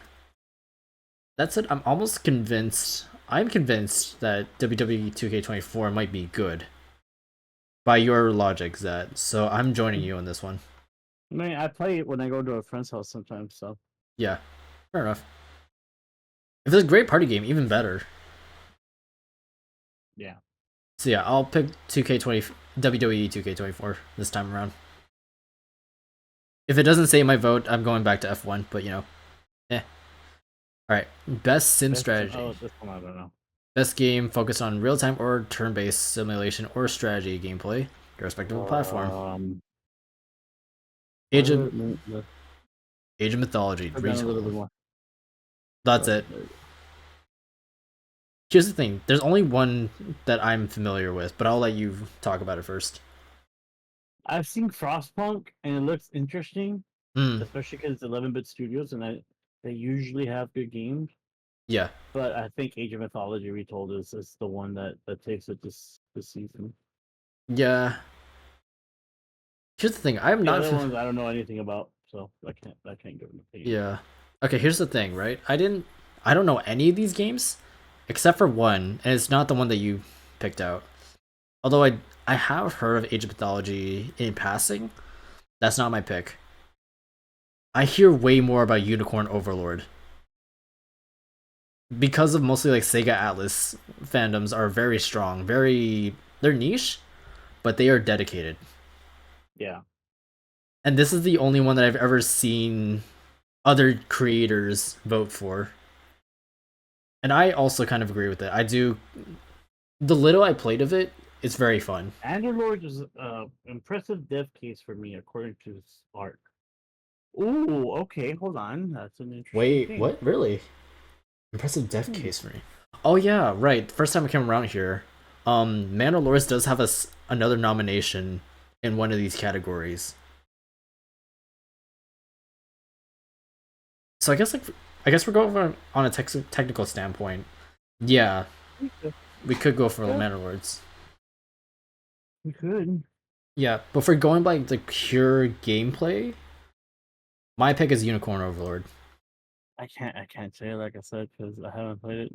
Yeah, I played Unicorn Wow. Overlord. I haven't played the other one, so I can't really give like a fully informed. Ow. The Taco Bell is like my punishments. Alright, best family. For the best game appropriate for family play, irrespective of genre or platform. I'm biased here, and I'm gonna have to go with Legend of Zelda. Really? I'm biased. I'm biased. I'm a Legend of Zelda person. No, that's totally valid. That's totally valid. I'm just like, Biased. I'm just surprised. I didn't think you were Zelda. Biased. I thought you'd pick Oh, Astrobot. oh no, no. Dude. I got the Triforce Phoenix tattooed on my back, brother. Oh, I'm hell yeah, Legend of dude. Zelda die hard, bro. Hell Ride and yeah. die. But I will say that Super Mario Party Jamboree is probably the game of the year for family. Yeah. Here's the thing, right? Normally this is a all Nintendo category. But because Astrobot's here and Plucky Squire, an indie team no less. Although technically the director of this game was previously the director for Pokemon Sword and Shield. Art director? James Turner. James Turner, yes. Yeah. But also apparently this is also in one of the other categories later on. So I might hold off on that. I'm gonna spoiler alert, I'm picking Astrobot as game of the year. But I'm not gonna pick for it here. Yeah. I haven't played it yet, Yeah. but I'm biased, and Legend of Zelda will always have my vote. But I Yeah. think Mario Party Jamboree is gonna take it. Right. Okay. For ML showed out of nowhere. For Mandalore showed out of nowhere, it made by a single dev. Has a lot of impressive tech, and a publisher pick it up just to let the dev keep the dev cycle his way. Wow. Okay. Dang. Okay, so this is a Hollow Knight situation for Manor Lords. Is what you're saying, Savi Arc. Interesting. Thanks, Taco Bell. Okay, maybe I might look into it on my off stream. But yeah. I might check it out later. Yeah. Is it expensive? Actually, yeah, how much is it? I'm checking it out right now. Manor Lords. 30% off on Steam. So this is 28 bucks. 28 bucks Canadian, 34.99 US, or no, Canadian. Just standard with the bundle. Hooded Horse City bundle. 129. Holy fuck. Yeah, no, I'm not. I'll stick with the 34.99. Thank you. $200 version of it. 250 bucks Canadian, technically. That's with the 55% off as well, so Yikes. Not for I'm me, okay, thank you. buddy. Thanks. Yep. I'll stick with the $34.99, but even then, I'm not even paying for it. So Damn. bundle our other games of the publisher. Nothing to do with nothing to do with the dev. Okay. Oh. Okay, so that's a little bit more reasonable, I'd say. Okay. Okay, but anyways, for me, Anyways. in best family, it's between Legend of Zelda and Princess Peach Showtime. Yeah. Just yeah. I didn't like Princess Peach Showtime. Not gonna lie. You just don't like it. It was okay. Don't get me wrong, but Yeah. again, for a family game and stuff like that, I think Mario Party Jamboree took it. Yeah. But thing is I'm keeping Mario Party Jamboree ow. I'm keeping Mario Party Jamboree to the multiplayer games. Or to the multiplayer category. Well, yeah, Zelda takes it too. Yeah. It was an interesting concept for Zelda. Yes, I agree with that. It's the first Zelda that you actually play as Zelda. Yeah, well, one, and then Oh yeah, the CDI game. We don't talk about the CDI game. Rupees? Bombs? It's yours, my friend, if you have the credit. I'll come back when you were a little more richer. Let's see. but Yeah. I think Legend of Zelda Echo takes it because it's a twist on Zelda Mhm. franchise. It's the first Zelda game itself that you give the lead to Zelda. Yes. But Um, is it the best? Ow. it's not just hack and slash like every other Zelda. It's actually more puzzly and stuff like that, which makes it a Yeah. lot better in my opinion. More methodical. Yeah, I agree with that. Yeah, more exactly. So I'm sticking with Legend of Zelda. Fair But enough. again, this is also playing that I don't know much about Astrobot, so I can't really have an opinion on that. That's true. That's true. Now, I do agree with you on all those points, but if we're going, I know for the thing is, I know for a fact that Zelda is in another category later on, but Princess Peach is not. And if we're going by best game appropriate for family play, and I'm showing this to, if I'm showing this to my lineup of this entire lineup to my like I don't know 5-year-old nephew or my 5-year-old niece, what have you, I'm probably picking Peach Showtime. Interesting. Yeah, if they were 10 years old, yes, I would pick Zelda. But if we're going for like the entire age, going through the entire gauntlet of ages, Princess Peach Showtime is probably like simpler and easier for a little kid to wrap their head around. And probably teach them how to play and everything. Zelda, I feel like it might be a bit more expensive, so I'd give that to like a more like older child. E10 plus, I'd say. Second. Best fighting game. Second. Yeah, second. That said, Wait. okay. What's the second one? So we have Mario. Sorry, Grand not Blue? Mario Party. Dragon Ball Sparking Zero, Grand Blue Fantasy versus Rising, Marvel vs. Capcom Fighting Collection Arcade Classics, which includes Marvel vs. Capcom 3. They brought that back, and the hype for that was real. Mm-hmm. And then Multiverses, it died a very fast death. Mm-hmm. And then Tekken 8. So did Sparking Zero. Sparking Zero by the end of the month lost like close to 3/4 of its player base. Yeah. Wait, it lost or it had? Ow. It lost. Wait, really? Mm-hmm. Dang, I thought it was like way more popular than that. It was. It came out swinging, but there were some things that just weren't balanced enough for the player base. So they're like, call us when you patch it. Yep, and I guess they haven't patched it yet, huh? You're on the process of. That's I unfortunate. haven't played Grand Blue. Neither have I. It's kind of interesting me. Yeah. It's intriguing me. It's calling for my attention. Yeah. I've heard good things about Grand Blue. Yeah, but Tekken takes it this year. Yeah.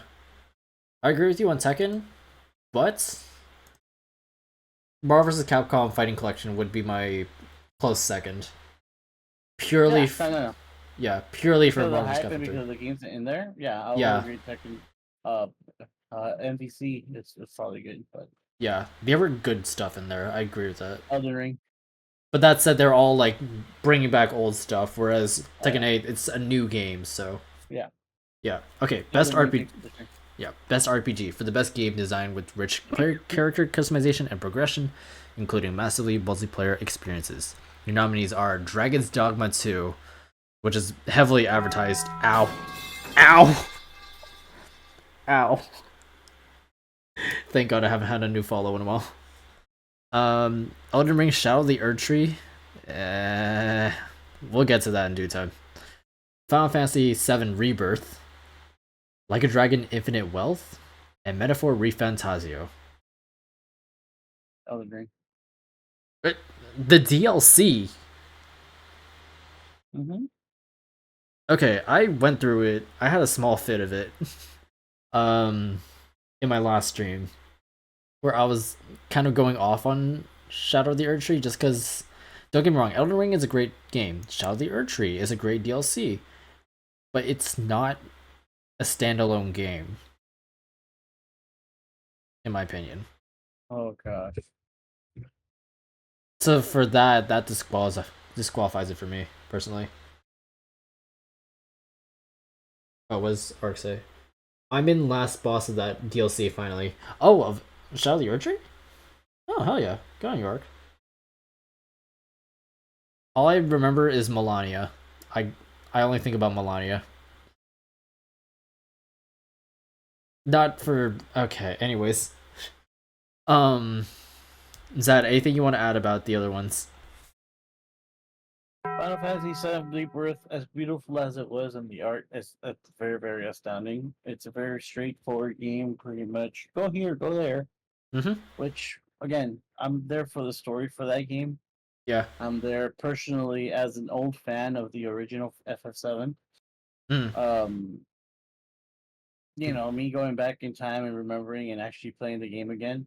Yeah. It's very, very beautifully made, but like again, it's a very holding your hand, go here, go there. This is what is next. Yeah.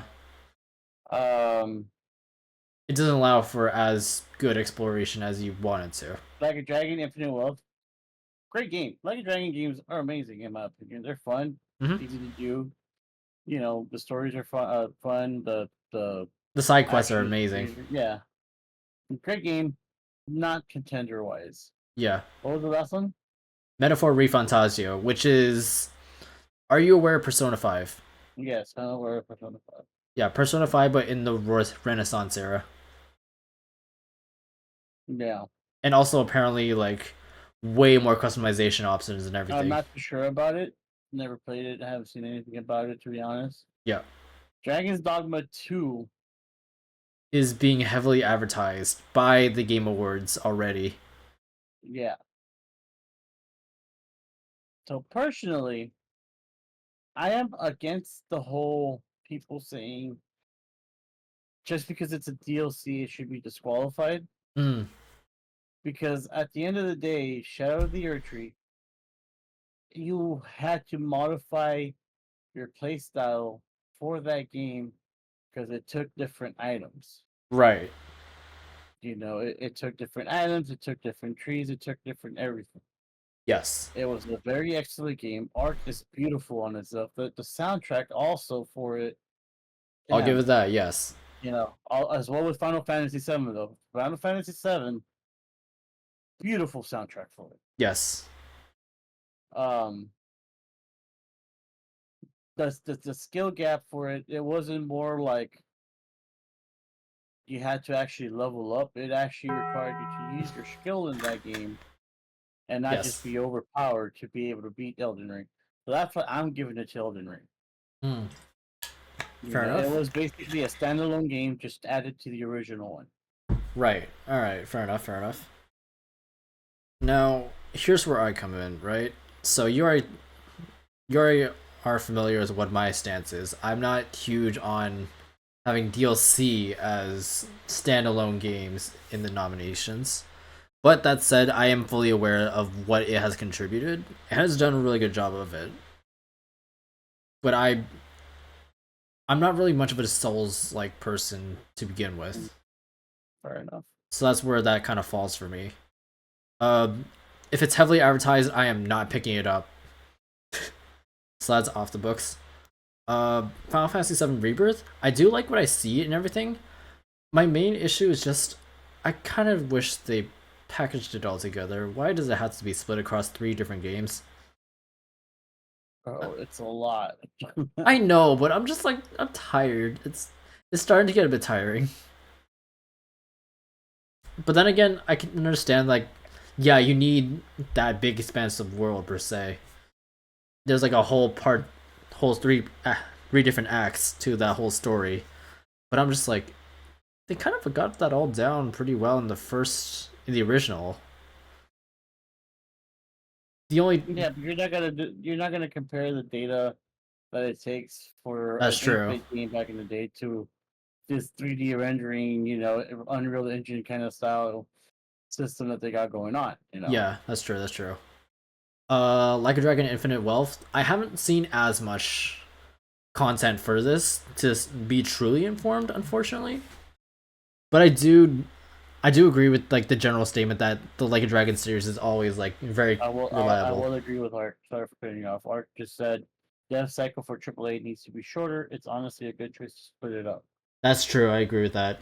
Either dev cycle has to be shorter, or they have to give it more time, but allow for more projects like double A games to like release in the meantime, so that the wait isn't as bad. Yeah. But that said, I see Metaphor Refantasio content way more than the rest of these. And as a Persona 5 fan, or like a Persona 5 audience member, I still have yet to play the actual game. But of what I've seen, and just like it tells a great story, it allows for full party customization. The storylines are very funny, I'll but check it also, out. yeah, Say something. yeah, and also it's a Sega Atlas game and developed headed by like the Persona leader. So that's where that's where I stand with that. This Taco Yeah. Bell bong is gonna be the death of me. I thought the metal pipes were gonna be way worse. Yeah, okay. Best action adventure. Or best action adventure game, combining combat with traversal and puzzle solving. Your nominees are Astrobot, Prince of Persia, The Lost Crown, Silent Hill 2, Star Wars Outlaws, and The Legend of Zelda: Echoes of Wisdom. Prince of Persia. Really? Yeah. I'm surprised you're not backing up Legend of Zelda here. I'm a big heavy message comes frustrated to make take choices and time spent as money spent. Yep. That is true, Art. Yeah, heavy I will investments. say that The Legend of Zelda was a good game, in my opinion. Mhm. But there's just something about the Prince of Persia and its platform-based game kind of style Yeah, that just I agree with that. Of Star all, Wars Outlaws. Fuck yeah. that game right now, bro. They need to patch a whole bunch of shit. Damn. Silent Hill 2. Hmm. I need to pick it up. I need to play it. I do want to play it honestly, and I'm probably Yeah. gonna, and I'll probably stream it. Yeah. Ooh, Uh, yes. Please. I'm curious and about that. you can join me if you want. I appreciate that. But I will say that I think Prince of Persia takes it in my opinion. Yeah. I do agree with you. It for me it has been between Prince of Persia and Echoes of Wisdom. From Mm-hmm. what I've seen of Silent Hill 2, it looks like they got it right this time. If I remember correctly, the Silent Hill HD 2D, not HD 2D, the HD collection on the Xbox 360. They got that. Art, do you want to join us in the call? By the way, Actually, yeah, I can drag you in. Wait, is Ark's in this call or Ark's in the server, right? I think. might be. I don't know. Let's double check. Sure. All right, sounds good. Sounds good. I'm gonna double check, make sure he is. Oh wait, you are? Are you not in this? Okay, you know what? I'll do this. Saviark. Look for Saviark. There you go. Yep. Okay, that link should get you in.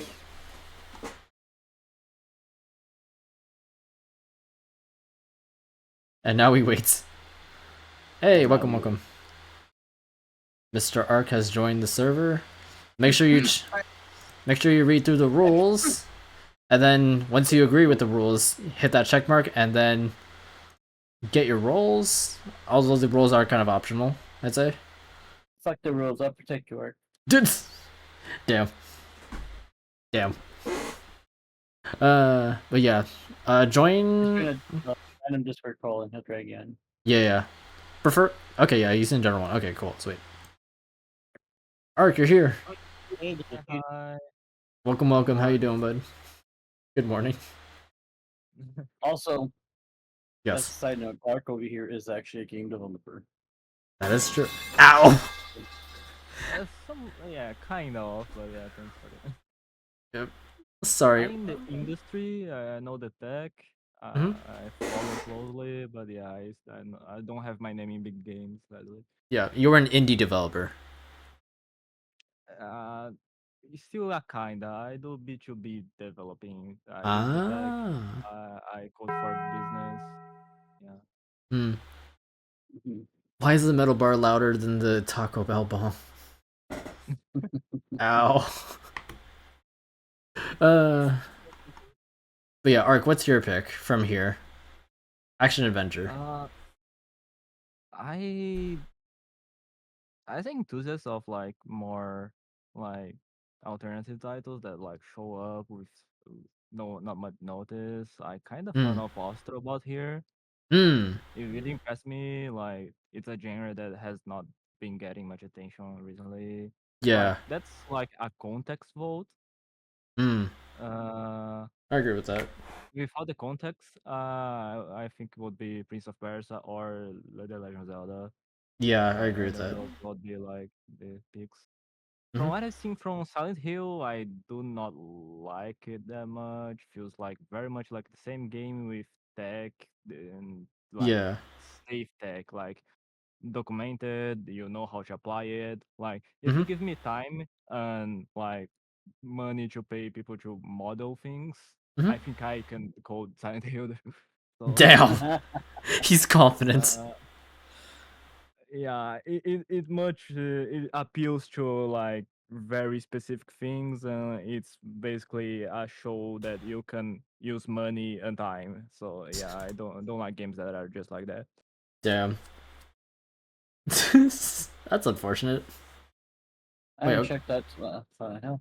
yeah. Wait, what was the first one? Okay, Silent Hill. The first one was on the PlayStation. Yep. Silent Hill 2 is That on old. PlayStation 2, Xbox on the original Xbox. Okay, so the first Silent Hill missed out. It was purely PlayStation. Mhm. There's a Silent Hill 3? Yeah. Oh, the European box art is crazy. Ow. Mhm. Oh, PlayStation 2 and Windows only. Okay. Silent Hill 4 the Oh god. Never mind. This is pretty gnarly. PlayStation 2, Xbox, Windows. Okay. Oh yeah, Silent Hill went kind of crazy there for a while. Yeah. I thought it was like Xbox if I'm being real with you. I didn't know that was PlayStation IP technically. It was for a while, yeah. Dang, fair enough, fair enough. Mhm. Okay. So my personal pick. Okay. I'm leaving Astrobot to Game of the Year, but I do agree with you on that. I would everything I've seen of this game, I really want to play it. Like if I had an PlayStation 5, Sony sponsored me. I would I would gladly pick that up and play it because it's a fun celebration. But that said, okay, so Silent Hill 2, they got the fog texture right. I know that much because apparently, like Silent Hill Collection on the Xbox 360, they took out the fog, or it Yeah. or yeah, they took out the fog, and also the code itself was incomplete, so they kind of had to fix that up themselves. It's a good redemption arc, but I don't think it's enough for me to pick it. Yeah, I feel like tech around that is very much like Yeah, a group effort in the industry to like just figure out fog, something like that. It's just yeah. uh, Figure out how to add the fog back in. uh, You went yeah, from yeah. Yeah, like the line of work I do with it has a lot of research and development. So like I'm constantly learning things and looking for docs that don't exist yet. And like fog's not one of those. Like that's improvements always. You can always be the top notch of the tech of the fog. Like Hmm. you can always default to the safe bet in the fog. Yes. Uh, At the very so least, the like fog hides imperfections. yeah, like the most thing is like you have a game, you're not innovating much in what the game is, Hmm. besides make it more beautiful in a way the whole industry is doing already. So I Yeah. don't see much of what's new that Silent Hill 2 is bringing besides like nostalgia. Yeah, Right. Makes sense. I Makes agree. sense. Yeah, I'm with that. It went from like Silent Hill itself is like it was doing pretty well with the originals, took a nosedive with the collection on the Xbox 360, and now we're back at like, ow, we're at like net zero. So I agree with that. Star Wars Outlaw, fuck this game. It was heavily advertised. Uh, Ubisoft. I wish. Okay, so I generally That don't. game has potential. Yes, it has great potential. Star Wars What? Outlaws has great potential. That you need to patch a whole bunch of shit. They released an incomplete game. That's what the fuck they did. Yeah, I agree with that. We're talking about Outlaws, right? Yeah. Yeah, I agree with that. They got great advertising. They had a whole. They invited a lot of influencers out to play the game and also immerse in an experience. Hey, hey, I'm marketable. Please let me. I'm kidding. I'm kidding. Um, I'm not a safe bet. no, I am That not a sucks safe. a lot. Uh, but hey, I am a cat. I don't know. But no, Prince of Persia. I genuinely like. I still want to play this. I've been trying to track down a physical copy of it. But it's harder to find than I realized. And but when it came out on release and whatnot, I let someone else. I played it on someone else's console. It was probably some of the better movement that I played in a while in a 2D platformer per se. Yeah. Especially with the humanoid creature, humanoid They do protagonist. be creatures. They do be creatures. That's true. Yeah. Bit more than human if they're able to do that. If I'm being honest. Eh, but that said, did I wait? What did I put for family? Hold on, let me go back real quick. Okay, I put Princess Peach for family. So this is where I cashed in. Zelda: Echoes of Wisdom. That's all. Yeah, I fuck with it. I mess with it. I mess with it. God, I'm gonna have to do so much censoring this stream. Ow. All right, best action game. For the best game in the action genre, focused primarily on combat, your nominees are Black Myth Wukong, Call of Duty Black Ops 6, Helldivers 2, Stellar Blade. My throat hurts. Oh my god. Warhammer 40k Space Marine 2. Discuss. Well, I know nothing of Stellar Blade that I think is like a big pick there. A lot of people say Stellar Blade is a good game. I know Mm-hmm. nothing about it, so I can't comment. Yeah. Me neither. Same. Helldivers, Sony kind of made a graveyard for Helldivers. Yeah. It got a great launch, and then the game became like unplayable, literally unplayable for a Yeah. lot of people. Yeah, and Sony also messed on the monetization. I'm not a big fan of Call of Duty. People can, yeah, I don't know. I Yeah. think formulaic. Yeah, like I always value like innovative things for games Mm-hmm. when I trying to like highlight awards. Yes. Uh, I think this Warhammer was one of the funniest of like funnest Warhammers I played. Mm. Uh, it's pretty Also, you have like played the Warhammer games. yeah, I have played. Uh, not all of them, but some. Like Dark Okay. Tide was one before this that I also enjoyed. Yeah. Like this one is a lot of visual tech, like high poly models, Mm. polymetrics, these things. So if people are looking for good graphics, nice, And also, good visual identity. yeah. I can And go also, for it. apparently, it has really good storylines. Ah! They stream on the stream. Da, It da, does da, da, it does da, not go that deep. Like it's like short X, da, and it's getting da, da. updates like every 3 months. So like the first update come like not long ago, and the next one will be Yeah. a bit after. Hmm. So like you don't have that Uh, much lore, but like it's decent. It's yeah. well told. Okay, Uh, I gotta pause you for a second. Arc Strawberry, thank you for the raid. Holy hell! Hello, everybody. How y'all doing? Oh Hi, my Straw god, Bowie. Miss Bowie, how you doing? Hello, Miss Bowie. Welcome to the stream. My name is ColderDay. This is my section of internet. How y'all doing? Thank you. How do I do this? Yes, I know how to do it. Ow! I can do that, and then I can do this. Yeah, I know how to do the streamer stuff on my own stuff now. Yay. God, Welcome in, Raiders. How you doing? You got this. bro. Appreciate it. How y'all doing? How y'all doing? My name is ColderDay. This is my section of internet.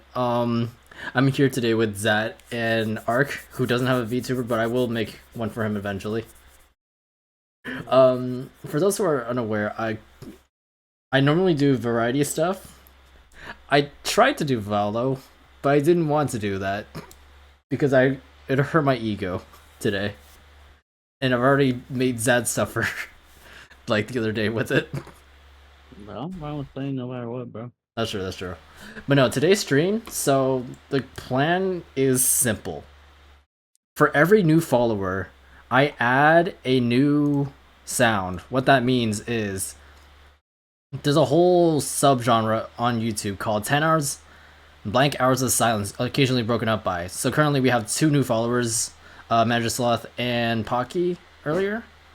For every new follower, I add a new one. So we currently have the metal pipe, and we have the Taco Bell bong.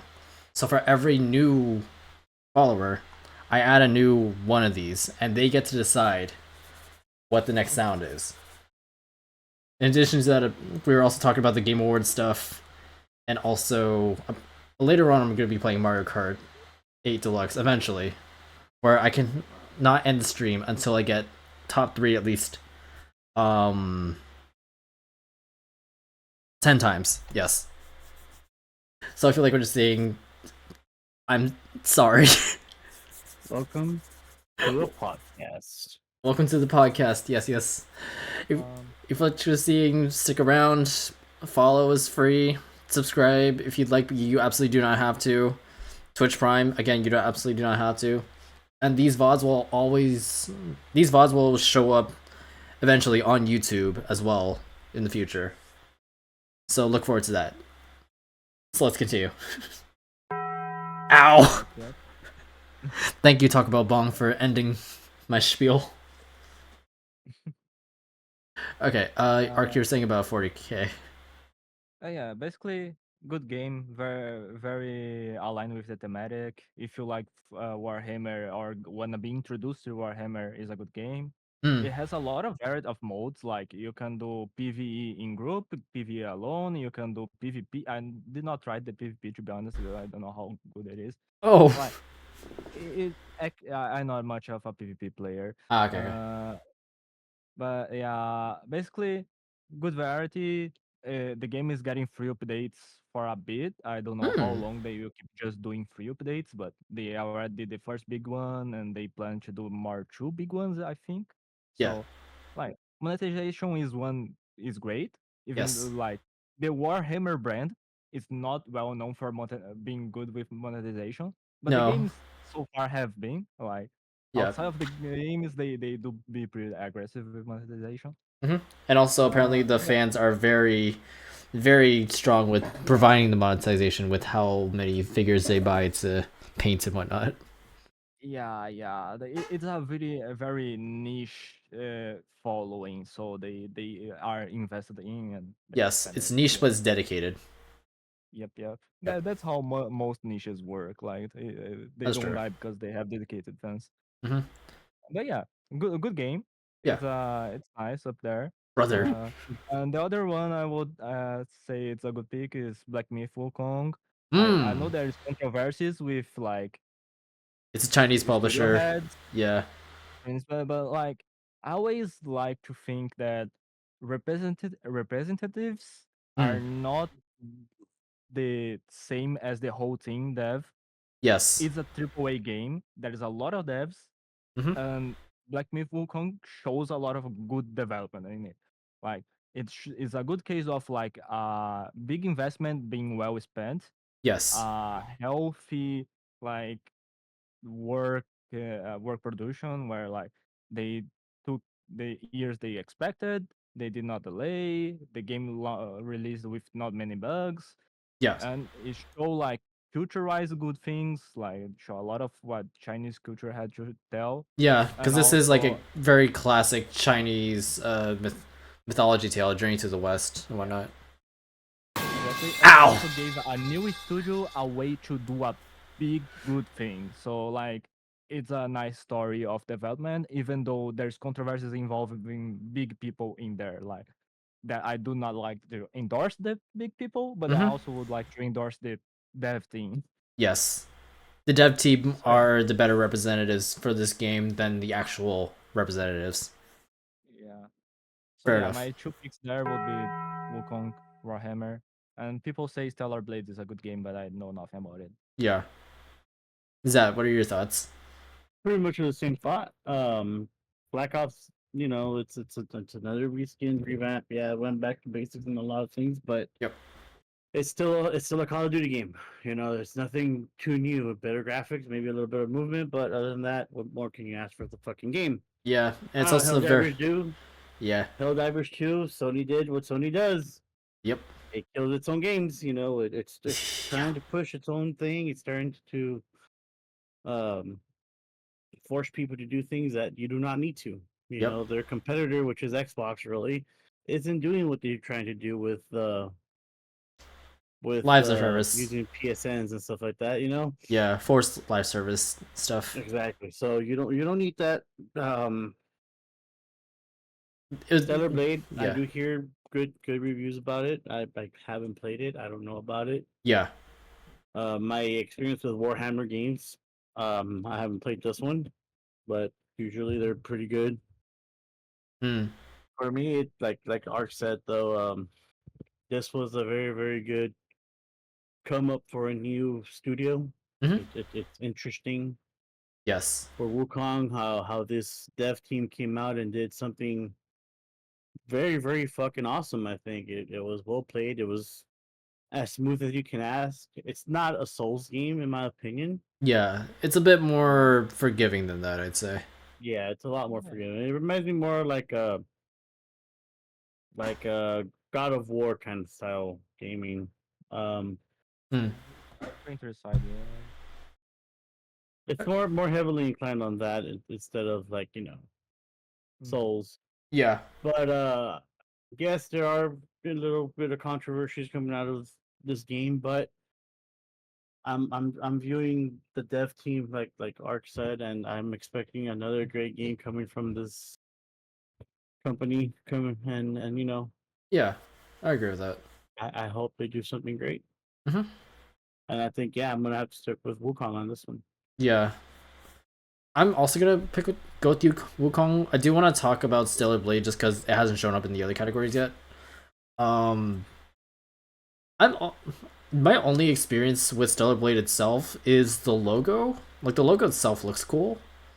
It's also Sony's new first party IP in a very long time, and you can't get around it. It's basically near Automata, but in a different skin. That's all I gotta say about it. A bit more gratuitous. That's like Black Myth Wukong. It's a journey to the west, but recontextualized in a stronger, more action packed. oriented area.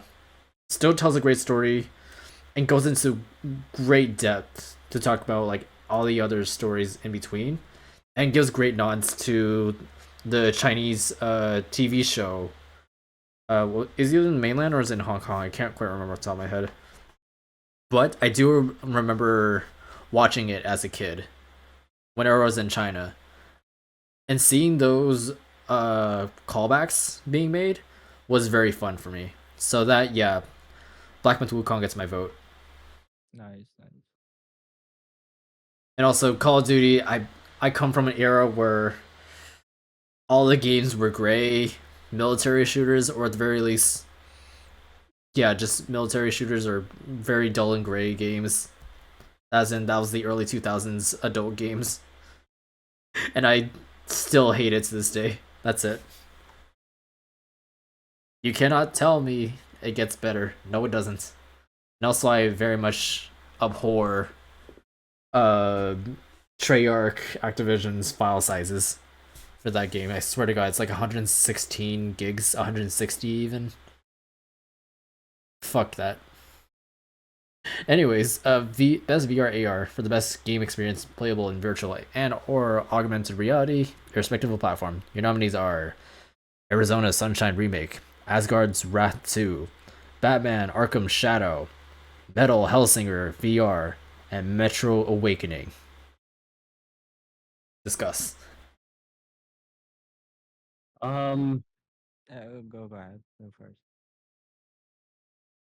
Hmm? Well, You can go honestly, ahead. I'm not too big on the VR stuff. I haven't been paying attention to it. I have Yeah. heard good things from the Arkham Shadow game, though. Yeah. Mm. That's as deep as I can go on this, really. Yeah. Yeah, that's an interesting category for me to delve into because, like, I work with VR. The Hmm. most of the applications I do is with VR, Right.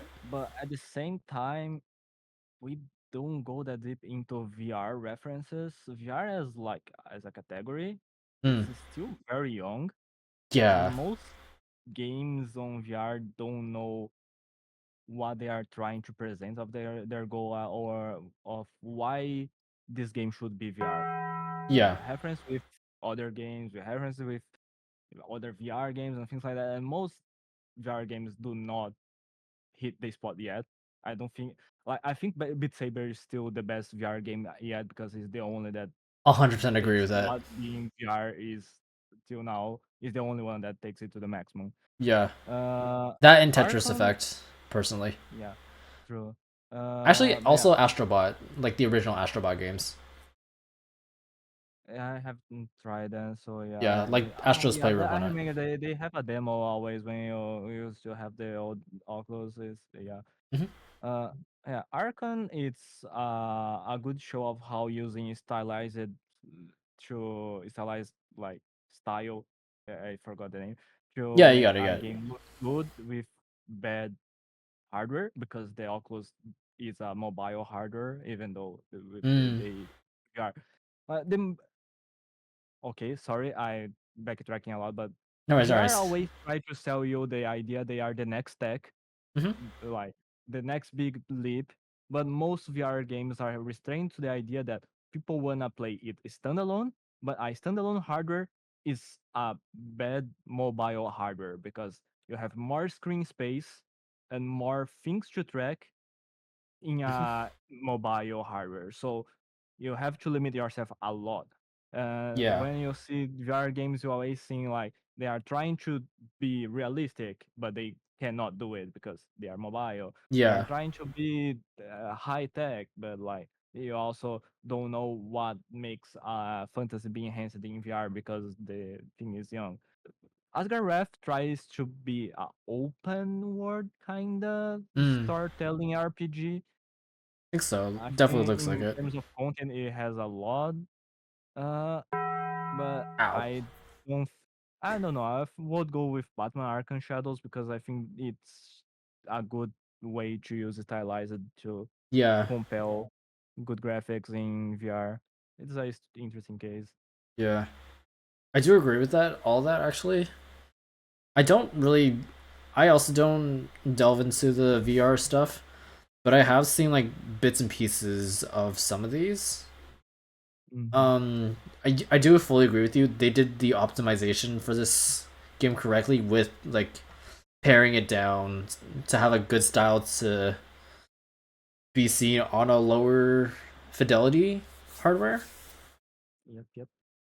but just good enough where you can still like see, oh yeah, it's still great without feeling like, oh, they are really going all out for this. That makes sense. Yeah, like Asgard Ref, if you try the menus for Asgard Ref, you feel like you're accessing a Wall 3, like World of Warcraft 3 menu. Like Mm. it's Yeah. very harsh, old style because they are trying to limit themselves in resources. And Yeah. then you see like those old type of tags being used to economize the resources. So yeah. Yeah. So if you got like good economy, like you're thinking more strategically, you probably want Asgard's Wrath more, is what I'm hearing. I know Asgard Ref will probably be the top pick because it's like the most complete. It has a lot of options. It has a lot of gameplay features.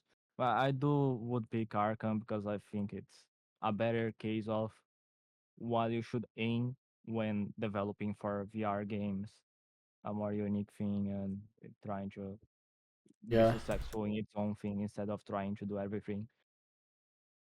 Sorry, I'm just doing a quick side check. I want to double check. Is Metro Awake? Is it going off Metro Exodus? I think so. Yes. Okay.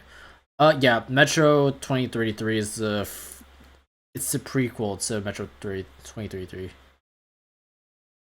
Uh, it's from a novel the same game. Oh, okay. Oh, but wait. Okay, I'm trying my best to find the. Okay, here. What? Is it not? Is Oh, Metro Exodus is in this. Okay, okay. Metro 2020 2033, Metro Last Light 2013, Metro Exodus 2019, and then Metro Awakening 2024. Okay, okay. Sorry, just want to triple check. No worry. That said, yeah. Thank you, Taco Bell. Not sponsored. Not sponsored. Unless. Unless. Anyways. Best mobile game. For the best game playable on a mobile device. Your nominees are. Balatro. Yeah. Sorry, you can go ahead. No, go ahead. That's all good. No, I just Yeah, okay. Nominees are AFK Journey, Balatro, Pokemon Trading Card Game. No, wait. Pokemon Trading Card Game Pocket, Wuthering Waves, and Zenless Zone Zero. Discuss. I mean, Balatro just nailed the gameplay loop. Yeah. Like, it's a roguelike with like one of the best gameplay loop I ever seen. Mm-hmm. Like, it's fun to watch. It's fun to play. It's just like yeah, I It's love a roguelikes. perfect. Roguelikes always have good gameplay loops, Mm-hmm. but like even inside gameplay loops of roguelikes, you often get burnout and stop playing it. Yeah. Balatro just like it feels like it shit. You do not get burned out of that gameplay loop. It's Yeah. very you can also play it very casually. Mhm. You don't need to like say, "Wow, I'm gonna play Risk of Rain 2. A good run will have 4 hours." Oh, Dang. I at feel least that. I hardly like I love Risk of Rain 2, but like I hardly have fun in Risk of Rain 2's runs that do not last Yeah. because I like going for the like high power runs. Uh-huh. Balatro feels very dynamic and fast and yeah, rewarding. Yeah. Is that you guys want to say? On these, Yeah. um, These are best mobile games. Ow. Why is the think- metal pipe so loud? I think Pokemon is taking it. Huh? I don't know if I think Pokemon is taking it just for being Pokemon. Yeah. Wait, really? Other than that, I'm not sure. I haven't played any of these, to be honest. Yeah. I hear fuck Wuthering Waves from a couple of people, but I don't know. Oh, Tucker, you're back. How long does it take to pick a game to vote here? This turned into a podcast, brother. Yeah, this is a podcast at this rate. You got Unk Status that over here. Yep. We You got Gabe or the game dev who developer can actually against talk. Arc, and then you got The young the and stream colder, the streamer colder. young boy colder. Not for long. Don't sound so upset. Who is the three people, or are you going to force me to check? No, I'm not going to force you to check. It's Zaturos. You've seen him on Annie's. Ark is a fellow friend of ours. Yeah. Yep. I Yep. saw here up a bit here and there, Actually, and I then have I heard good vanished things because of about that. Balatro, Yeah. Um, Okay. but I'm not So sure. yeah. So I'm revealing my pick now. I am fully with Balatro with it. I'm gonna discuss all the other ones real quick. Zelda Zone Zero, probably one of the more interesting games that Hoyo versus put out. In my opinion, like I was not big on Star Rail. I was not big on Genshin. Like, okay, actually no, Genshin when it came out, there was like a whole lot spec. Ow. It had a whole lot of comparisons to Breath of the Wild, and I fully understood it. But once it actually came out, it was like, ooh, they strayed far, far away, especially with the gacha mechanics. When the gacha mechanics came out, I was like very sad. And then Star Rail came out, and then a couple others I can't remember exactly off the top of my head. Zelda Zone Zero at least feels more interesting. One from a style standpoint, but also the game mechanics look more interesting, in my opinion. Wuthering Waves, I can't say anything about this game. I've seen people play it. That's it. Pokemon. yeah, Hmm? sorry, I will just add on. Wuthering Waves basically it takes on the Genshin formula Hmm. with its own like art style, but like it Uh. kind of it's a gacha. It's kind of open world with like those grindy mechanics of open world gachas with its own combat style, but also reminds a bit of the like Genshin style. So Yeah. yeah, It's a bit um, too reminiscent of it, if anything. yeah. On the comment of Zen ZZZ, Yeah. it does go like is the furthest apart on its style from the other games from Hoyo. Yeah. Ow. Like artistic style at least. Like they go more wild with character designs. Like Yeah. They go more yeah, urban as you with it. said. Yeah. But like the gameplay, actually it's pretty close for a earlier game they have that it's Honkai Third Impact. That's a more heavy Oh, Oh, style. that. Yeah, that was what I was thinking about. So like yeah, as innovation, I not like so big on ZZZ, but I Yeah. do respect they finally went mhm. for a A different style. harsher style change because Yeah. they basically made three games on the same universe. That's Genshin, and the other two Honkais. So Yeah. yeah, Honkai Star Rail, Honkai Third Impact, Genshin Impact, and Zenless Zone. Yeah, I agree with that. yeah. Yeah, like, but anyway, four of those games are kind of gacha because like trading cards is still a bit of a type of card gacha. So Yeah, Balatro wins it for me. yeah, yeah. Okay, so I do really quickly.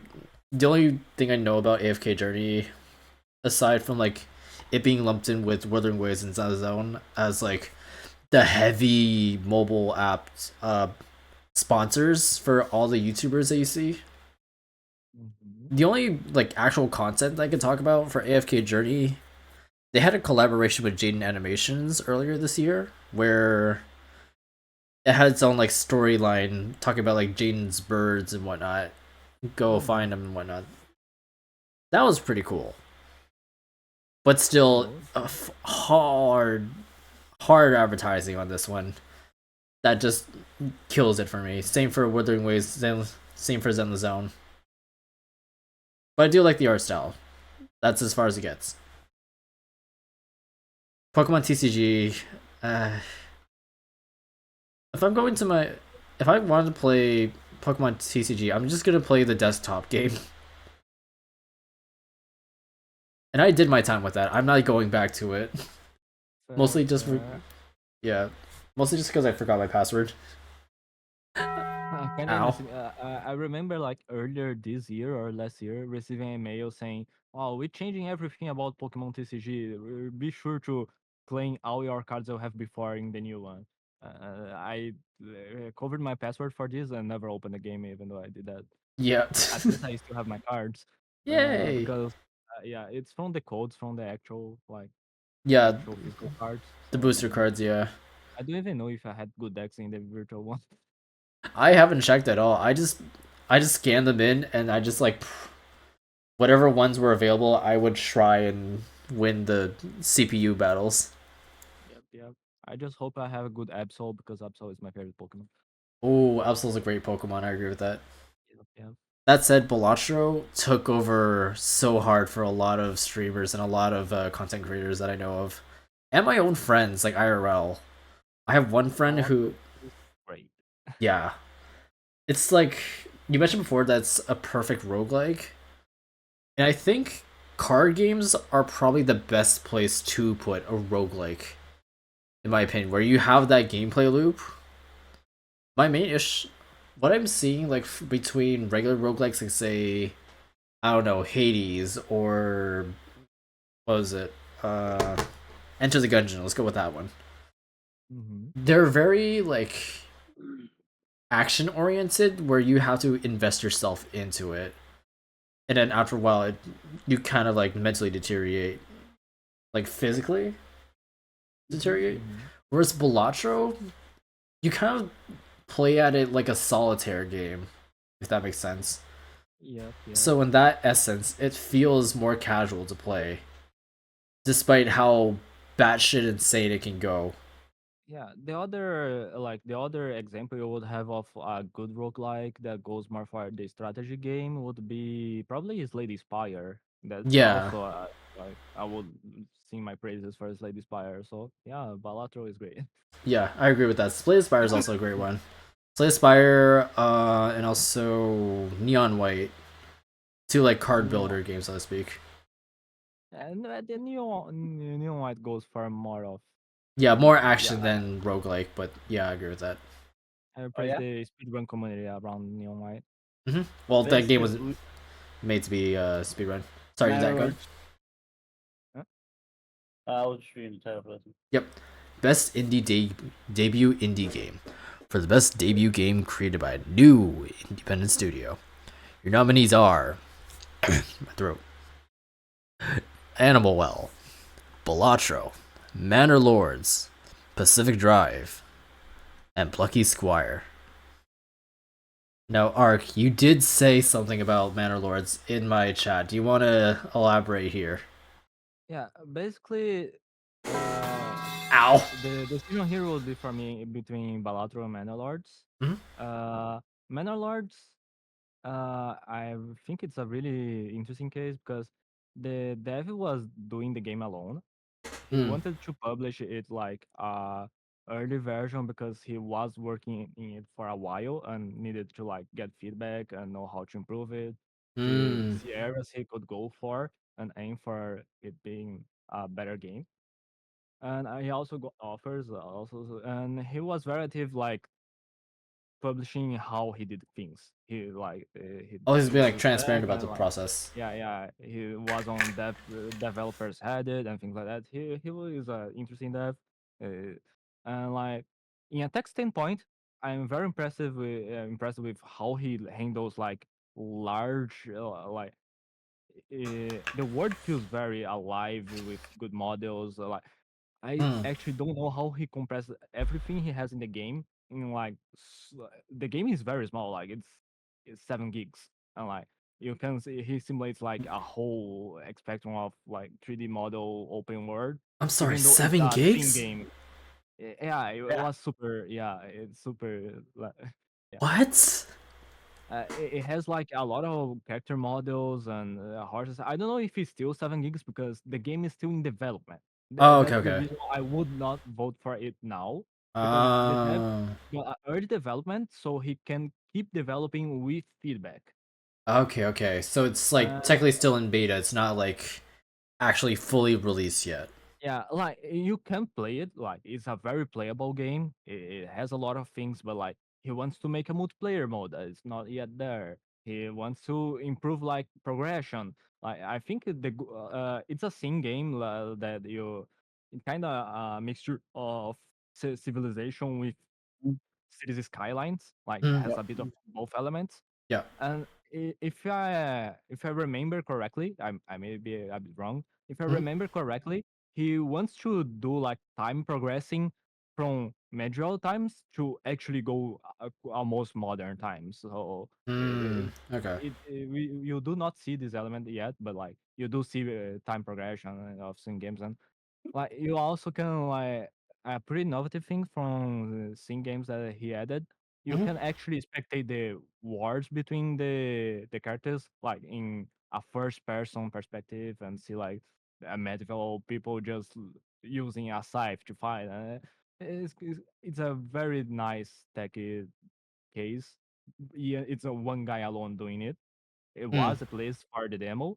I think with the after the publishing, the publisher is helping the dev get a bit more people. He still wants to keep it a small thing, so it's mm, very customized of what he wants. mm-hmm. And Customize it what and I heard also from manageable. yeah, yeah. And for what I heard from the publisher, like he got a lot of offers, but many of them wanted to like be like the owner of the IP, have more says on what to do and things like that. And the Oh. publisher who picked him up said like, here I cannot match many of the prices, but I can help you sustain. I can help doing the publishing, and I will not accept buyouts. So you are safe with me. Mm. And then the dev made it's just like getting help from the publisher and getting to still maintain his dev cycle, which is a pretty amazing thing. So Yeah. yeah, I have a lot of hopes for Manor Lords. I respect a lot of what it has already, but Mm. like a full game for me is Balatro and will be my vote here. Fair enough, fair enough. Is that anything you want to add? I think Mana Lords, in my opinion, I'm not gonna lie, I don't know the rest. Same Yeah. thing with Balatro. I haven't checked out Balatro. Yeah. Um, but I mean the research that I've been doing for Mana Lords recently, yeah, it might not be a finished game per se, but it's a playable game already, and it's finished in a way to where you can actually progress already in it. Mm. And yes, Okay. more features will be added to it in the future, and there are things that he wants to expand on it. Yeah. And I think it's actually a very well made game. Like Ark said, like the whole thing that you see on it, because going from like a Civ game progression to like a Sims progression, also, Hmm. I think it's pretty decent, and I think Bannerlord would have to take it on this one. Yeah, I do agree with that. From the little that I saw, it definitely looks like it has a bright future ahead of it. I just hope that the dev themselves they don't feel the pressure or anything like that.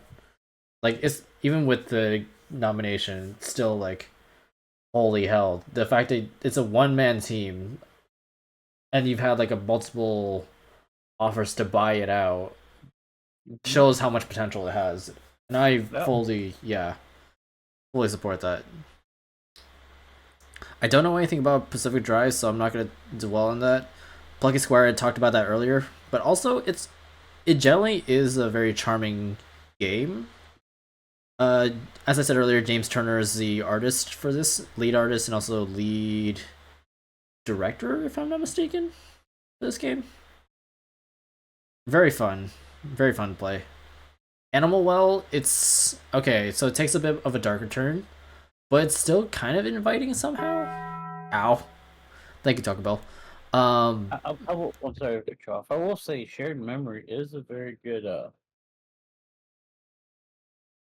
like company style stuff. So okay, okay. Wait, shared company stuff, huh? Shared Memory, Oh, okay, okay. Sorry, what'd you say about it? it's good. Anyways, Oh, okay. Um, as far as I'm aware, it's supposed to be like a Metroidvania, but without the fighting. Apparently, like it's more exploratory, which very is very intriguing, and I feel like, and I have heard the music for it. Emily Hopkins, who is like known as the Harp Lady on YouTube, she composed a lot of the music for this song or for this game, and I very much enjoy her content. And from what I've seen, it is pretty damn good. And also just the way they recorded the hi, hello, but turn them into like more interesting sounds is very fun to me. That said, it's still Balatro to me. It's always gonna come down to Balatro. I can see it. Yep. And also, I do want to add. I didn't talk about this in the earlier one. Apparently the dev for Balatro, like it's just one person, right? I still have to make my research on Bellatrix, so I cannot do that. Okay, fair enough. Yeah. But if I remember correctly, so the dev for Balatro, he has a patent for it, and he holds the patent for it. So much so that there's been like a lot of casinos that have been trying to buy the patent per se, so they can implement that into their stuff, into their games. But the dev said no because he was worried that because he realized my gameplay style is very addictive and thus can lead to ruin. And that I have mad respect for the dev for that. Yeah. That's respect right there, actually. Yeah. He knows he cooked something good, and he knows it's better to not, because it's addictive, better to not influence the addiction. Yep. Yep. Alright, best regular independent game. For outstanding creative and technical achievement in a game made outside the traditional publisher system. Your nominees are Animal Well, Balatro, Lorelei and the Laser Eyes, Neva, and UFO 50. Don't know any of these, to be honest. So So I have no Neva- opinion. I'll be right back. Okay. Okay. Yeah. I can talk about like Neva. I don't know much about because I wanna play still. I did not get the time for it, but it's Mhm. the same developer and like the same people who made Grease. And Yes. Grease is an amazing game. Mhm. I really wanna play Neva, so I cannot tell anything about it yet because I did not get the chance to play it. Yeah, I agree. Uh, I'm with you on that one. Lorelei and the Laser Eyes is a game that I knew I would have to spend a lot of time that I never have, so I watched someone play it, and it's amazing game. Yeah? Storytelling, art style, it's unique. Oh, Wow. okay. Is one of the things like before Annapurna imploding, Nice. I would praise Annapurna for finding like Yeah. developers that did games like this, and like it is a very like unique game that you see when you see Annapurna would say, wow, yeah, Annapurna found this, and yeah, it's a great game. Yeah. So yeah, I may be wrong. I think the developer team is also behind like the other game we both of us played. Sayonara Running Wild Away. Hearts? Yeah, Sayonara Wild Hearts. Exactly. Yes. Yes. So yeah, mad respect for the rating. They always trying things completely new. Like their games doesn't look anything alike each other. Mhm. Uh, and like it's a good storytelling, a good puzzle game. And since I already sing my praises to Baladri in a lot of categories, I would like to praise Lorelei in this one. Yeah. I agree with that. So much so, hold on, let me I just want to switch over to my Switch screen for a second, because if you know me, where is it? Where is it? Where is it? Yes, Sayonara Wild Hearts is my favorite indie game of all time. So much so that I bought the digital version and the physical version of this Oh, game. nice. I so wanna buy the LP, man. It's so just Dude, the vinyl. I've been having my eye on that for years. For what? Sayonara Wild Hearts. Yeah. The Like people who made Simogo. yeah. I wish Oh, importing okay. things to Brazil wasn't a headache. I would have gotten it already. Yeah. Once I get my own place for myself and I get a vinyl record player, I will buy that record. Um, Believe me. let's rent a house together. So I Sounds good. yeah I closer to importing things. I bring my vinyl player. So okay, you bring your vinyl player. I'll rent the apartment. Yeah. You guys move in Ah, with me. Hell yeah, let's do I it. got let's two go. vinyl players. Run it. Then let's go. Then we do a three man podcast. We call it Gaming. Hell yeah, gaming Three podcast. Guys. Three guys in three very different sections in the gaming industry, Except for Harambe. except for Harambe. Yeah. All right, Zat. Anything you want to add? Actually, I will go with Lorelei and the Laser Eye. Really? Yeah. Wait. I think it looks interesting. I'll watch some videos about it and yeah. Yeah. All right. All right. And then if it's by saying out Wild Hearts, yeah. Bro. Yeah. That's Sound. that. Yeah, I agree with that. Okay, so here's my full rundown, right? So UFO 50, I don't know much about this, but Sigmoner did recommend it to me in the same day that he recommended Princess Remedy in A World of Hurt. He described it to me as like a WarioWare mini game, like frenzy, so to speak. Interesting. Yeah, so I'm gonna be playing that in the future. Not in the near future, but in the future nonetheless.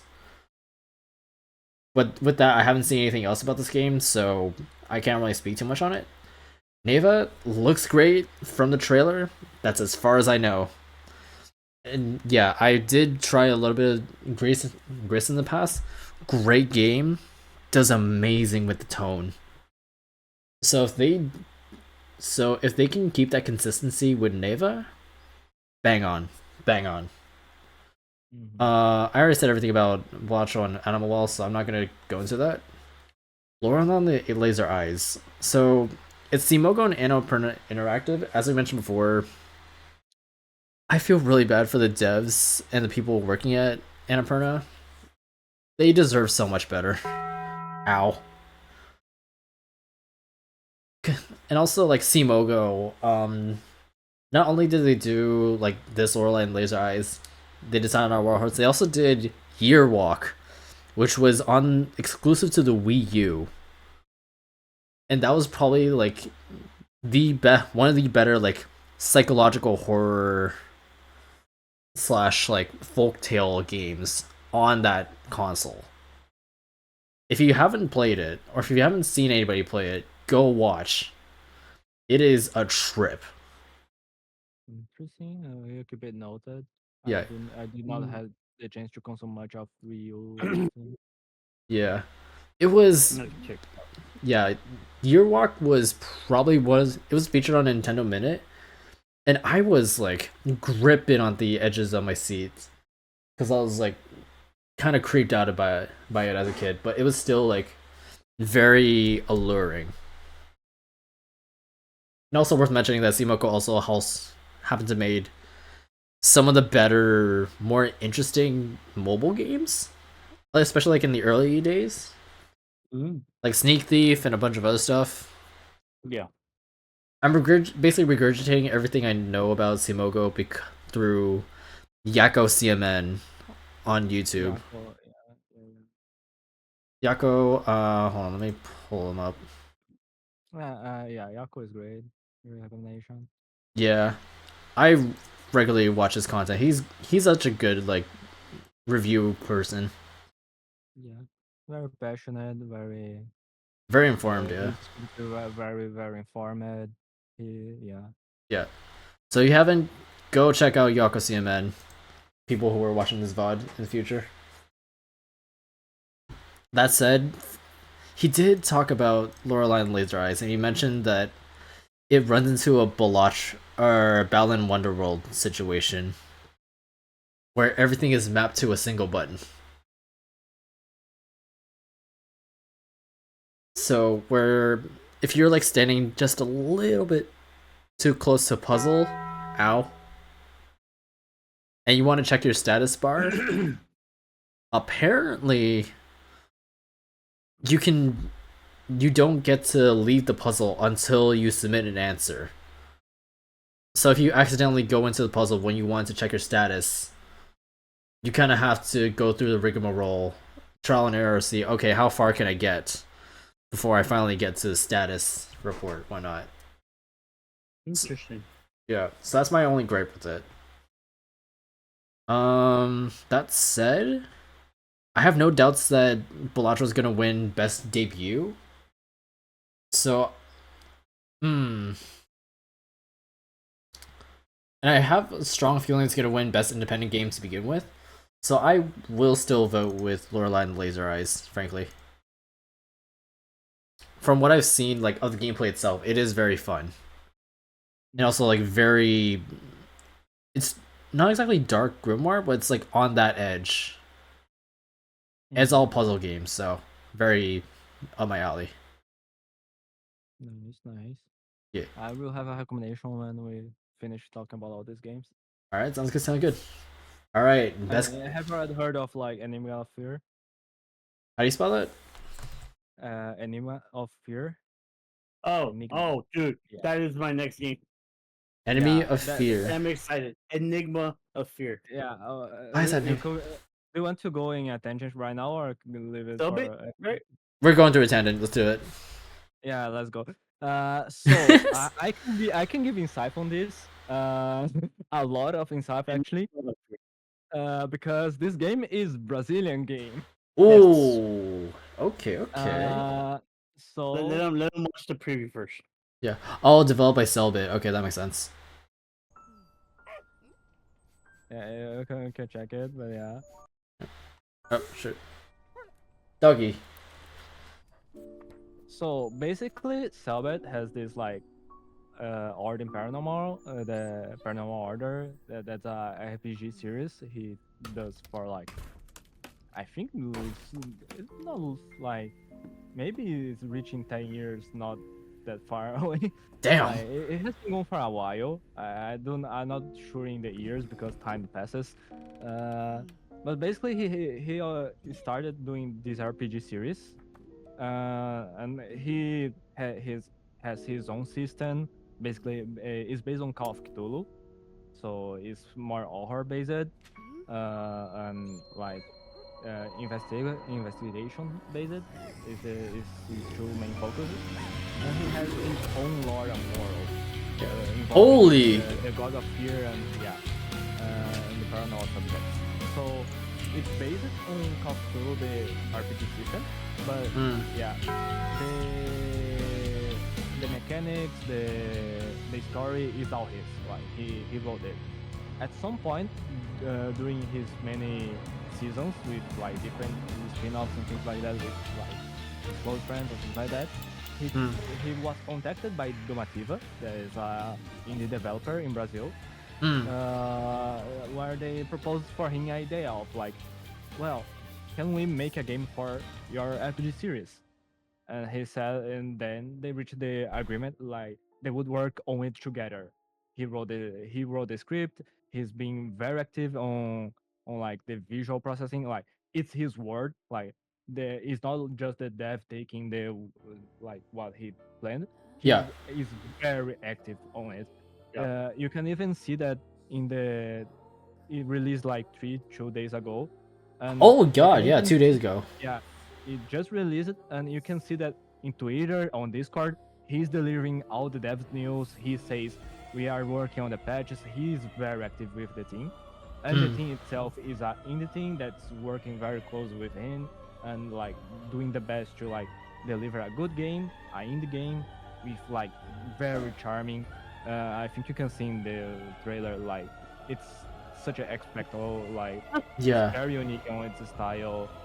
It's almost on the border of HD 2D, but with way more like in-depth graphics.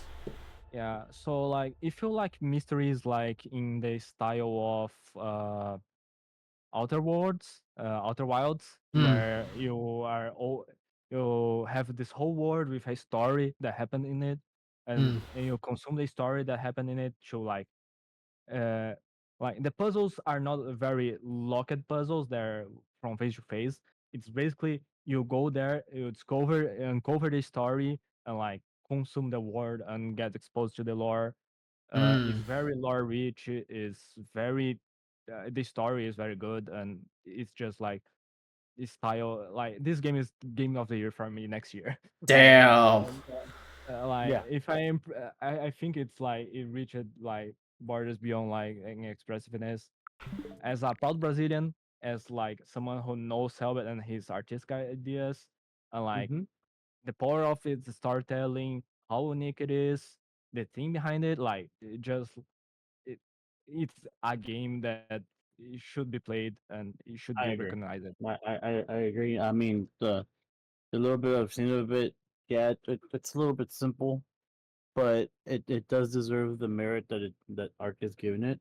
Yeah. Um, it is a game that I'm gonna start playing as well, and it's something that I might even want to stream to the few viewers that I might get because it is a very very beautiful game in my opinion, and the story, Yeah. like Mark said, if you follow what the series was, It's probably one of the more it unique games I've seen in a while. yes, it is a very unique game. It does have. I'm very excited to see where they might take this Yeah. and what they might try to deliver with this. If we're recommending a game to play, I will recommend Enigma of Fear.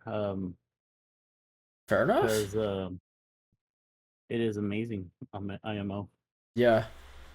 Definitely keeping my eye on this one. This definitely holds a lot of potential for me. Yeah, Yep. Only got a yeah, webcomic. Oh yeah. and Ow. Ark said, Selbit is very very hands on the game, and he's trying to make it as true to his work and stuff like that as he can. And Yeah. brother, Brother. brother, Brother. I feel that. I know Selbit. They know damn well what they're doing. And I fully support them. Man, I'm saying you will probably fall in love with this game. I fell in love and I haven't even got the chance to play it. I have been watching it also because like it's just amazing game, Yeah. and I wish I had the time to just sink in and keep play by I, I myself. I also remember when the release day was. I was watching Selbit, and the passion that he was showing for it. It really really made me say I need to play this game because wow, I haven't seen passion for a game like this in a long time. Yeah. Especially when it's your personal work and you're trying to do it. And like Ark said, he's very very hands on, delivering all the news that you need to know about the game. So Hell yeah. hell yeah, Fully support that. Hell yeah. Enigma of Fear. Released Enigma. 3 days ago now. Yes sir. Hell yeah, keep an I eye think on it's that. like a 2% special right now. So It is, yeah. yeah. Like just one last insight on it. I believe it was 4 years of production. Like, About yeah. 4 years? Damn. Mhm. yep. I mean, it shows they put in a lot of effort, and that means a lot of And time. the studio that picked it up, I think it's a small studio, Yeah, but relatively they're small. Studio. dedicated. I mean, the way I've heard it is they're dedicated and they actually put in the work for it. So Mm. They were mostly founded by Quickstarter. Like the yeah, studio proposed Ow. the idea got big, and they said, "Wow, we want to make the best game possible. Do you want to support it?" And then they opened the Quickstarter, and the Quickstarter was like, I think it was way more than they opened the Quickstarter and like maybe think of like 10 times more they earned for it. Like it was a humongous like more than they yeah, expected. Mm. Yeah, it was they got shocking. yeah they got a lot of potential, and they're definitely putting their best foot forward. So they deserve what they got coming. I'd say. Mhm. All right, we got that tangent. Yep. All right, best community support. Recognizing a game for outstanding community support, transparency, and responsiveness, inclusive of social media activity and game updates / patches. Your nominees are Tony. this Baldur's Gate 3, Final Fantasy 14, Fortnite, Helldivers 2, and No Man's Sky. And that's it. As much as I might hate it, and I'm sorry, I might go in first. I think Baldur's Gate 3 is probably one of the best games to exist, in my opinion. But that's because of my D&D background and stuff like that. Mm-hmm. Mhm. Uh, Final Fantasy 14, it has its ups and downs. It sometimes gets neglected Yeah, but to that's a it. point where Still, like the player base, it's kind of like eh. yeah. Helldivers 2 fuck Sony right now. You know, with everything that they've tried to do with it. I'm sorry. I will stand on that hill till the end of time because, like Yeah. Art said it beautifully put, they created a fucking graveyard pretty much. Yep. And No Man's Sky. Yeah. I'm not too knowledgeable on it, but I know it's there. I know it has a big potential to actually be a very good game. Mhm. But I'm gonna and as much as I might fucking hate it, I'm gonna have to give it to Fortnite on this one I can't believe you. because of all the fucking shit that they've released for the fucking game from like deving and stuff Yeah. like that. To oh, I hate that I'm actually giving it to it, but Fortnite has opened a lot of fucking doors and released a lot of stuff that the community has really enjoyed, Yeah. and I hate it. Mm. Yeah. Yeah. Mark, you got Very anything much to add? in line with very much in line with what that says. Like, I feel like one thing I would say is for a community or award, Final Fantasy has a lot of able criticisms for the game, but the community around it is very active and don't let the game die in any way possible. So I Yeah. would sing my praises there. Ow. But yeah, Fortnite, like Epic is allowing so much user expression with the game. Mm-hmm. Even if I don't like Fortnite, I do not partake in the community. I am aware of how much power they are giving to the community. Mm-hmm. Yeah. And not only that, Fortnite is like the like lab for Epic Games to discover new tech. That's So Mm-hmm. also they true, are yeah. not getting behind never. They always getting new stuff, the newer stuff, the experimental stuff, Yeah. and the users can just apply it. Mm-hmm. Like we have like I think the bigger problem is a bigger challenge for people with bad specs to attempt it. Because Mm. in a world where people with good in a world where everybody has good specs on their PCs, Yeah. I would say Fortnite could. Oh, sorry, my alarm. Yep. Uh, You're good. Oh god, in a it's 6 world where a.m. everybody has good specs, Mhm. Fortnite would be able to do what Roblox do nowadays. Yeah. Oh.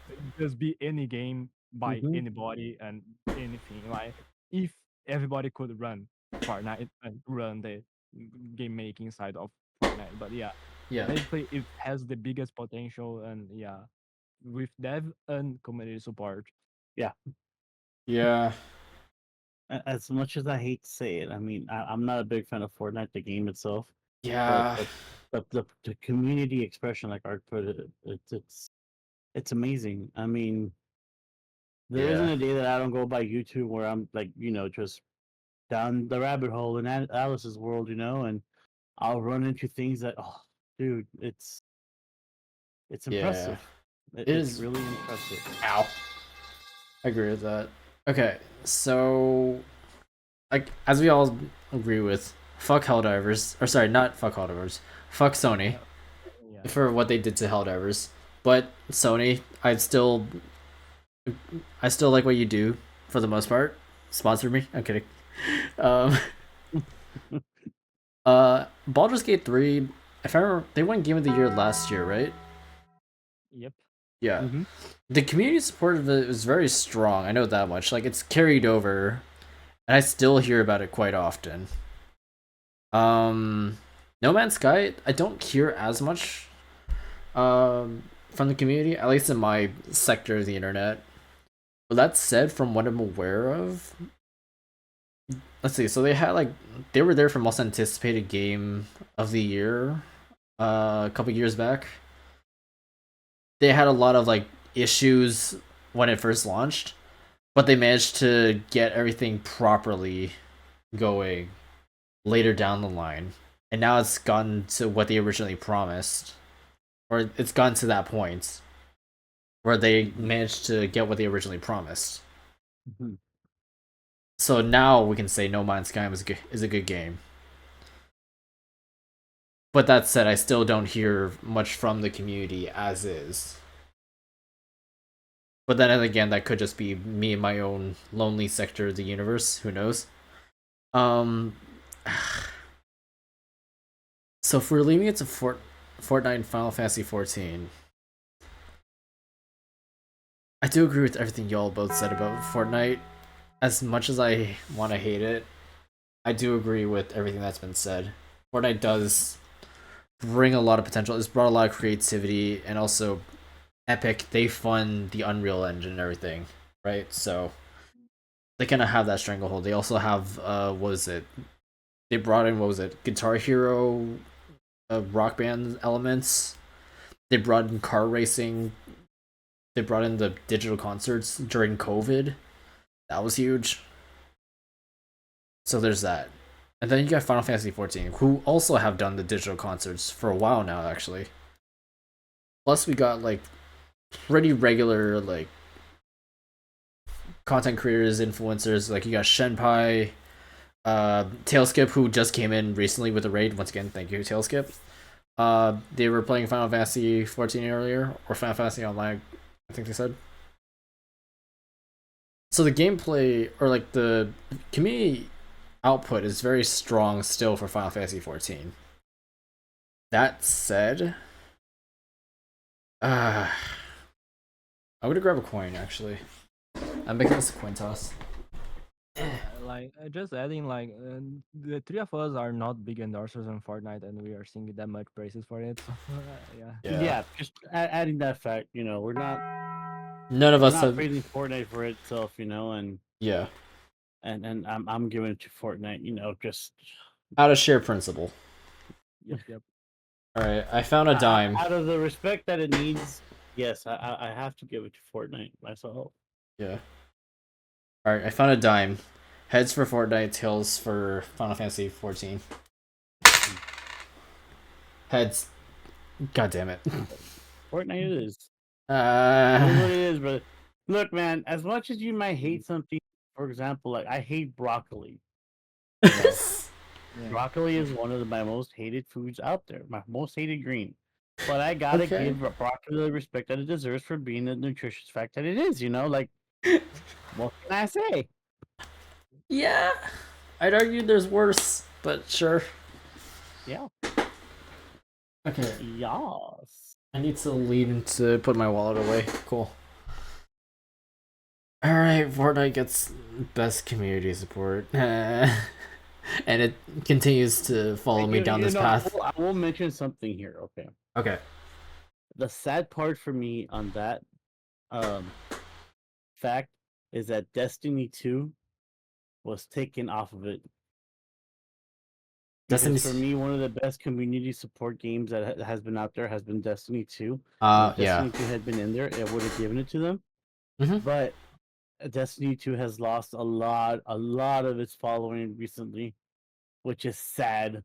Yeah. Ongoing game. Oh yeah, best ongoing game. Awarded to a game for outstanding development of ongoing content that evolves the player experience over time. I'll You're start this one off. All right. I'll start off this one with one simple thing. Fuck Sony. It has a graveyard of a game. I'm sorry. All their live service games. Diablo 4. I do not know if I would consider this an ongoing game. I barely hear about it. Well, I hear about it a lot in my neck of the woods over here. Fair enough. But sooner or later, Diablo 5 is gonna come out. Diablo 6 will come out. Mm-hmm. And it's not technically an ongoing game. It's a series of games, Yes. So So you it's can't. between Destiny 2, Final Fantasy 14, and Fortnite. Okay. Destiny 2, in my opinion, just had one of its biggest DLC releases in a while. Okay. Mhm. With the return of Kate 6, what's his name? Nathan Fillion? Nathan Fillion, yeah. Yeah. Returning to voice Kate 6 was a very big help. Mm-hmm. It was a very good expansion pack, I feel. The story behind it, the culmination to the end of it. It even tugged at the heartstrings again, playing off of, the character Kate 6. Uh-huh. Final Fantasy 14. Honestly, I haven't heard much about it this year, but it's still alive for a reason. Its player base is strong still. A lot of people return to it a couple of months when they're taking a break from stuff or waiting for something to be released. Yep. It's a good buffer place. But Fortnite, I think, is the game that is holding the place of ongoing. Again, we go back to the gamer interface, the liberties that it takes with the players and people able to able to do stuff with it, and Yeah. the new technologies like the Arch said. Uh, I hate to give Fortnite the credit that it's getting, but I think Fortnite might be the best ongoing game at the moment. Hmm. You Arc. know, it's strong. Yeah. Yeah. I can mine will be very summarized. Yes, I think if you consider the whole Fortnite atmosphere with like not only the shooter but like all the custom community modes and everything like the Yeah. tech support that Epic Games gives to it for being a bigger and any game. Hmm. I think Fortnite has to take it. Besides that, Helldivers destroyed by Sony. Not an ongoing game anymore. Uh, Final Nope. Not. Fantasy 14, it's basically only the community. I don't think the developers do that much to keep it. Like they could get good deals, but like that's a like They're very just like in exactly their own corner, sort of deal. yeah, they kind of maintain but not exactly innovating and anything like that. It's They're just not like pushing it. They're not advertising. yeah, they have more of events than anything like a The, dev the, the, side. the the thing I'm hearing is that they're getting Square Enix is getting ready to release another MMORPG. Yeah. Really? Yeah, I Damn. would be interested in seeing how it goes, but yeah, for Yeah. now, it's like interesting. 14th, I would not like sing praises Well, exactly for the developer, more for the community around it, even though the developer did good things to Yeah. reach mhm. this point. Well, I'm sorry to Uh, cut you off on this one, Art. yeah, But I go do ahead, go feel ahead. Art. like Final Fantasy 14 is in a place where it's ready to die, and it sucks to say it, but graphics wise, It's had its time. it's starting to struggle, and Fair, so fair. it's ready to release something new, or they have to find a way to be able to revamp the game, you know. So that's where I'm leaning towards Final Fantasy 14, where it's ready to die, but to be able to continue to something else. Yeah. Yeah, I agree with the idea. I do think it's like it's kind of like I don't say woke classic like Brother, comparison, look but at like that, 14 years. yeah, yeah, 2013. Jesus But Christ. but it seems kind of hypocritical hypocritical for me, because then you have World of Warcraft, Yeah. and for fuck's sakes, that motherfucking game's been around for over half my life almost, I think. And it's still getting sponsors. It's still And getting it's deals. still it's still getting worked on, it's still getting releases, it's still a crappy looking game now. Yeah. yeah. I But do think a new entry to the same type of game by Square Enix could be a huge deal, and Mhm. we mhm, would show more of like the dev involvement and like a Ow. nicer path. Yeah, I do think yeah I would not give my vote for Square Enix here, even though I do think it's a sustained game by like activity of the players basically. mhm. Yeah. Yeah, but I agree with Yeah, a new you. If entry it would be dies great. and we get something new, would be the best scenario. Yeah. Diablo have criticism for Blizzard monetization. Hmm. I don't feel like it's an ongoing game. It has a live servers and it has expansion every 6 months Yeah. with heavily monetization on top of it. It's not Yeah. an ongoing game for me. Destiny, I'm not close to it. From what that told, I feel like it's a huge contender. I feel Mhm. like I it's will say though, bigger. also on Go ahead. Destiny, touching up on Destiny, I'm sorry. Ever since the budget broke free on its own, Mhm. its monetization, it's trying to monetize everything. And a lot of people were like, "Oh no, well it's Activision." Activision. No, Activision. People don't realize that they held Bungie back from monetizing everything. Yeah. And the biggest problem with Destiny right now is that every so often, every couple of months, you do get a fucking update, a new DLC that you're paying 60, 70 to $100 for, and it just doesn't seem fucking right. Yep. Yeah. And yeah. Anyways, Yeah. Yeah. Summarizing, I think Destiny would be the runner-up, but Fortnite still takes it. Hmm. Now here's where I differ, for one reason alone. Yes, I do agree with everything y'all said about Helldivers, Bungie, Diablo, or Bungie, Destiny 2. That said, I do personally I don't feel like Final Fantasy is on its way dead yet. IMO. Like, don't get me wrong, it definitely feels like it's aged a bit, but I think because it's aged a bit, that's the charm that it holds. And I think personally, it'll probably still be community ran to this day, or like for years on end. If not by Square Enix themselves, by fan servers and by the modding community. Final Fantasy 14 players are perhaps probably the more dedicated of the groups that we're seeing here. I mean, hell, this is Helldivers 2's like first year. This was originally a PlayStation portable game. This was a PSP game, mind you. This is their first game on a console, like on a home console, not on a handheld. Make that worth noting. yeah. That said, it's still ongoing, and I think it'll continue to go ongoing. Don't get me wrong, Fortnite still, they do everything right. But that said, if we're going by pure community and such, I'm going by pure community, and I'm going with Final Fantasy 14 on this one. That's my pick. Understandable. You're counter your point there. I'd probably go.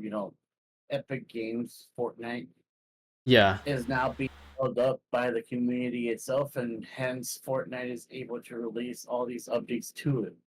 Yes. The thing missing, and like Art pointed it out, the thing missing for Final Fantasy 14, it needs a big release right now. Yeah. I mean, technically, it did have that. What was it? Was it 2014 or something like that? Or no, not something a bit They had a later. recent one, not that many years ago. Yeah, it was like But- award-winning something something Shadow blah blah blah. Yeah, but it needs something big again, Yeah, it And, needs something to inject. Either they need Something, yeah. either Square Enix needs to focus time on it again, or they just need to let it die. Yeah, or potentially leave it to the fans, and then they can focus on the new game and have them run side by side. Yeah. Because who's to say they can't do both? Well, Square Enix. Red handles like the multiple games. They are developing while maintaining the game. So yeah. Yeah, exactly. Okay. Games for Impact, for a thought-provoking game with a pro-social meaning or message. Your nominees are Closer to Distance, Indica, Niva, Life is Strange, Double Exposure, Senua's Saga, Hellblade 2, and Tales of Kenzara, Zao. And before we talk about it, I do want to go back to the indie games a couple slides back. I just realized, where's Thank Goodness You're Here? Didn't that game come up this year? Or am I tripping? Cause that made a huge splash a while back. Cause it was like talk so much about like the style of the game, the art the general like British humor, satirizing everything and whatnot. That was like pretty damn big, very much like a charm game built on charm for the time being. I'm surprised that didn't isn't being nominated at all. It's the same studio, or sorry, it's the same publisher as Untitled Goose Game. If y'all are familiar with that game, so yeah, that's Yeah, just good team. I know it. yeah, that's just my little rant. Anyways, Mhm. how many slides did we go back? Okay, Games for Impact. Sorry, yeah. Any thoughts for Games for Impact? Scroll down. Yep, Scroll down. this is the last one. Tells us Zao. Zao. Yeah. Mm-hmm. Yeah. It's a very interesting game. I like the platform. I've actually played this game. Okay. It runs kind of smoothly. The story behind it. The reason I'm gonna go with it is because the story where it's coming from. Hmm. You know, the message is trying to release the simple fact that a lot of people complained about it, and they said, "Hey, you know what? We just want you guys to play the game, so that we're willing to lower the price of the game." You know, Hmm. Get more eyes on it. again, it's an African story that we don't really hear about that often. You know, here in the Western communities, Hmm. and I think it's a very good breakthrough game. Now, don't get me wrong. Scroll up again, Yep. please. Yep. What's that called? Life is Strange. Yes. Beautiful game. Very good music on it. This is, I believe, the Uh, fourth entry in the I series. think so. Yes. Look, don't get me wrong. Beautiful game. Very, very, very, very good music. You know, Hmm. but it's personally, I think it is a story that's been told already too many times. Hmm. And one way, shape, or form, it's showing the difficulties of a teenager. You know, it's showing the difficulties of one's preferences and things like that. Yeah. Um, Ow. which is it's fine, and it's gonna. And this is me, and it might be my age showing, Hmm. but it's aimed for a young audience, and it's like I said, it's fine. But for me, I think Zao is probably the game that deserves it for being such a unique game. Yeah. The story wise, at least. Yeah. I can see that. Arky, anything you want to add? Uh, Sadly, I did not get the chance to consume the most of these games. I really wanna try Neva at some point because Mm-hmm. the developer knowing and things like that.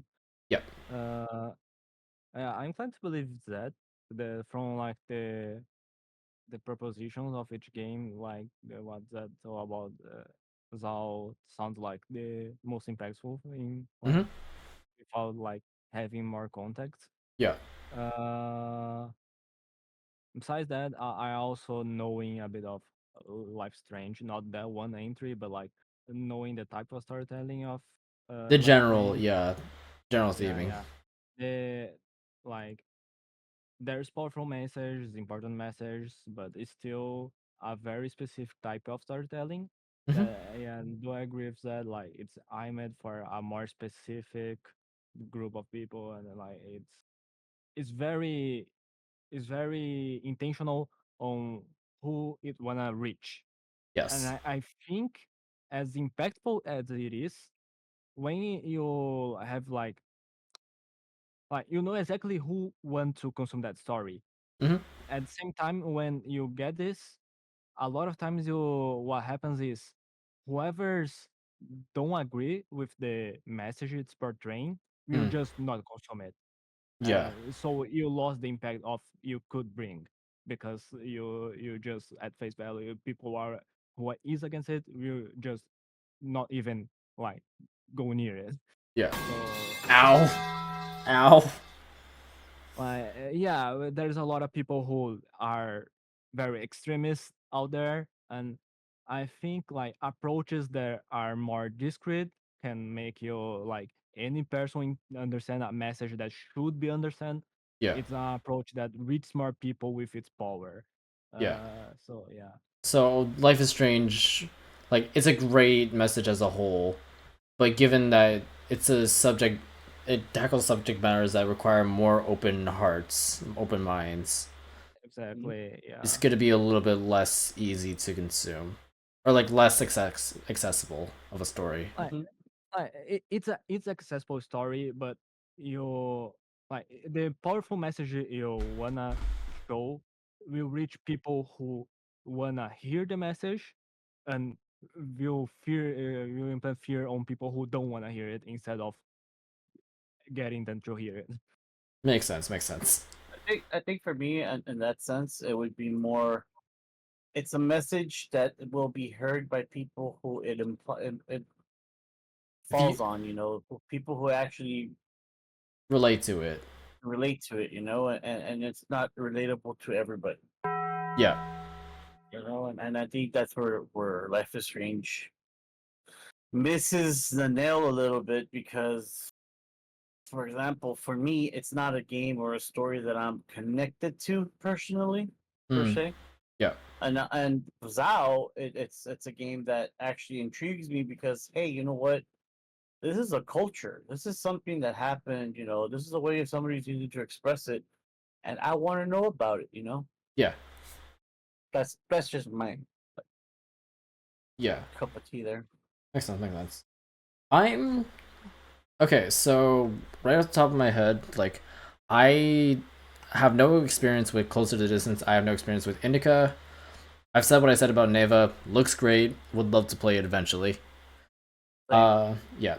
Life is Strange, I do genuinely agree. I do actually somewhat relate to it a bit more. Like it is within my ballpark.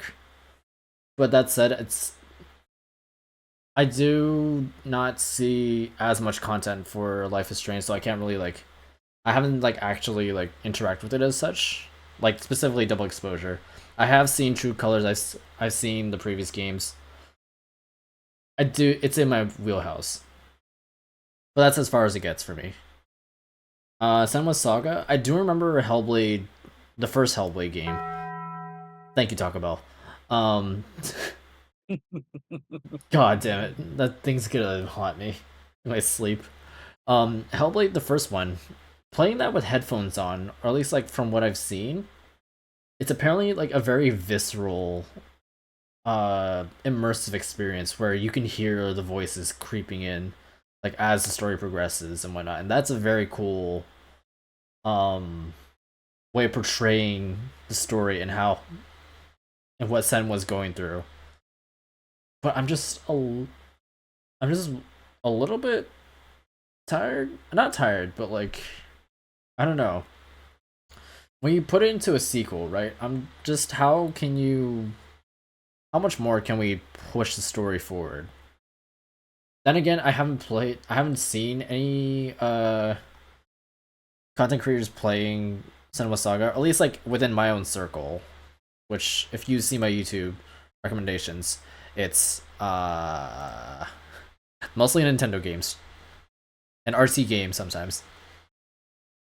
Actually, no, Shenpai is in there too, but mostly mostly within that area.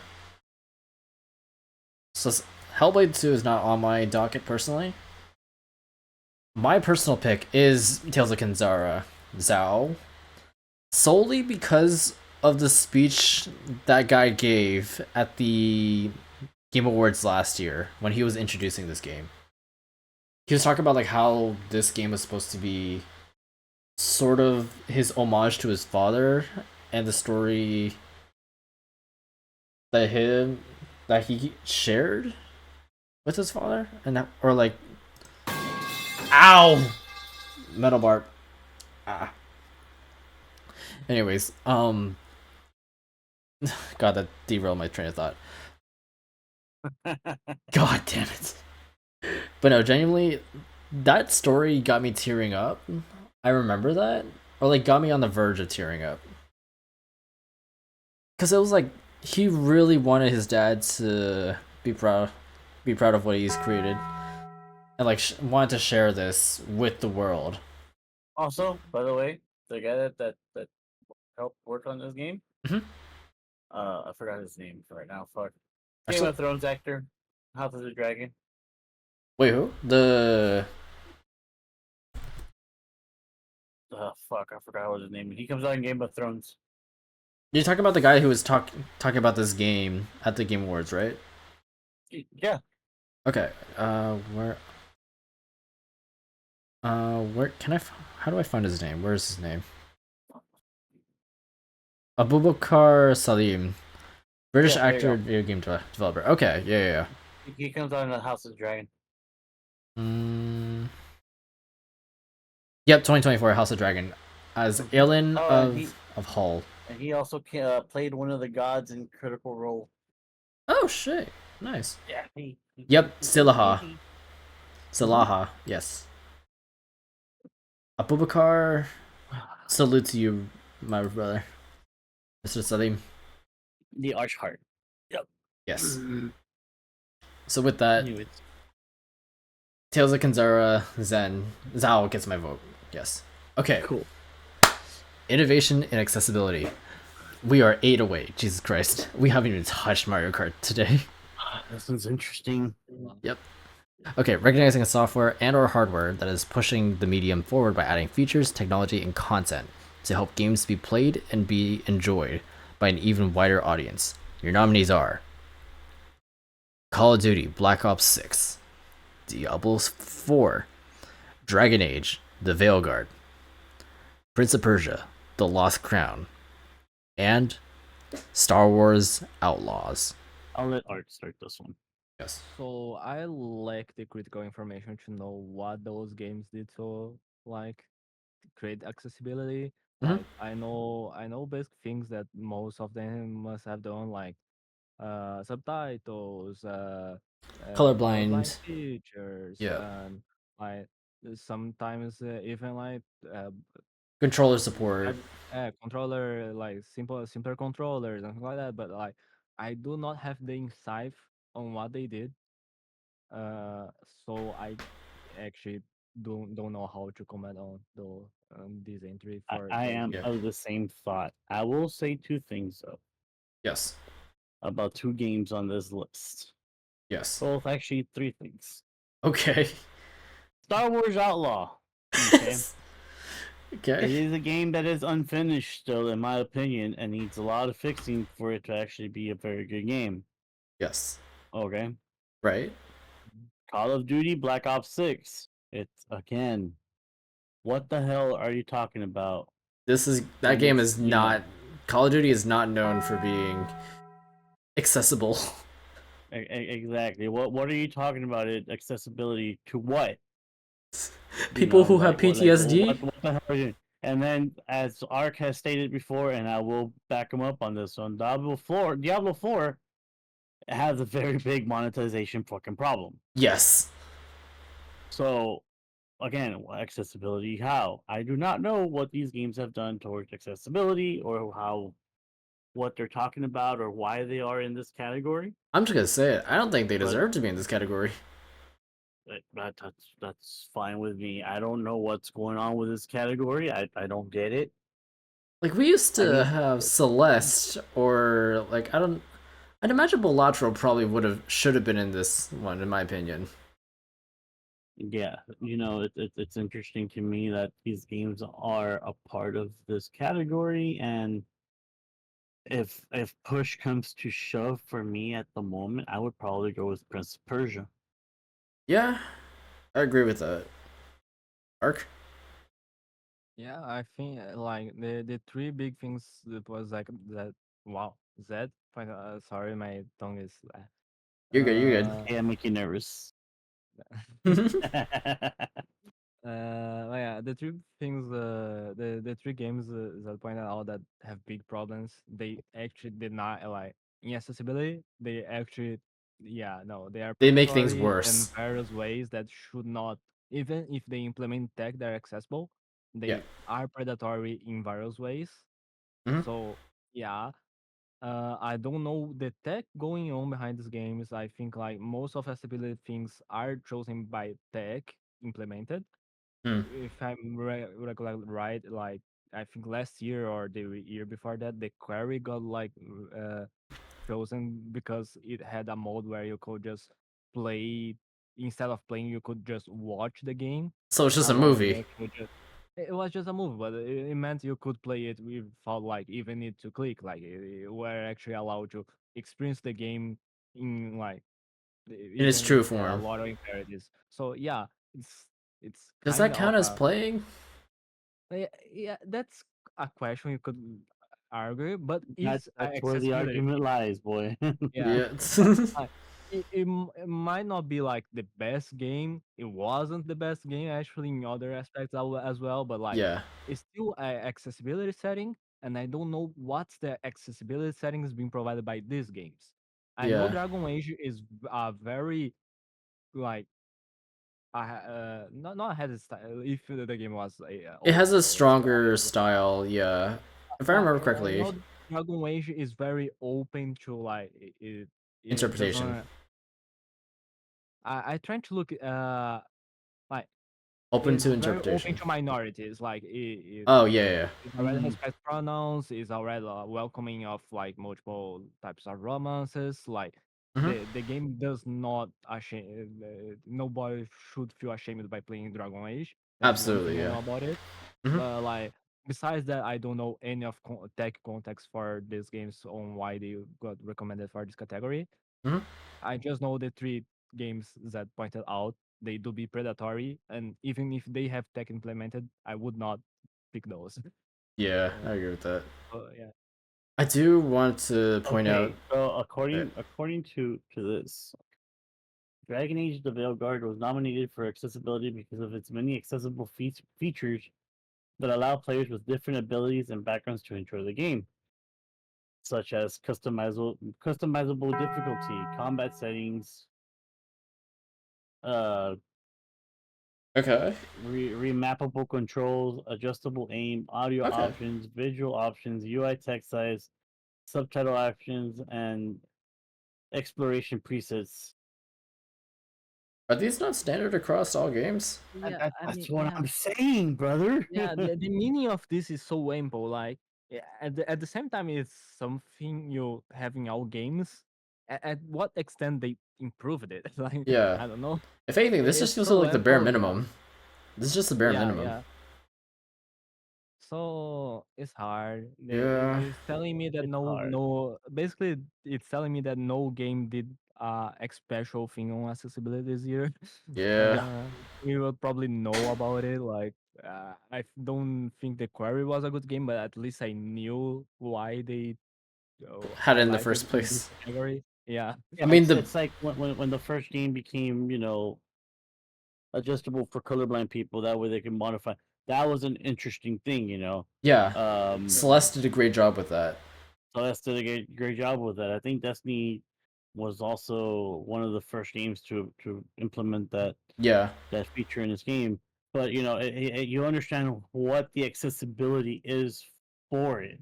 Hmm. But something like, oh, it's because you can remap your control. Like, are you serious? You can do that on the Switch natively.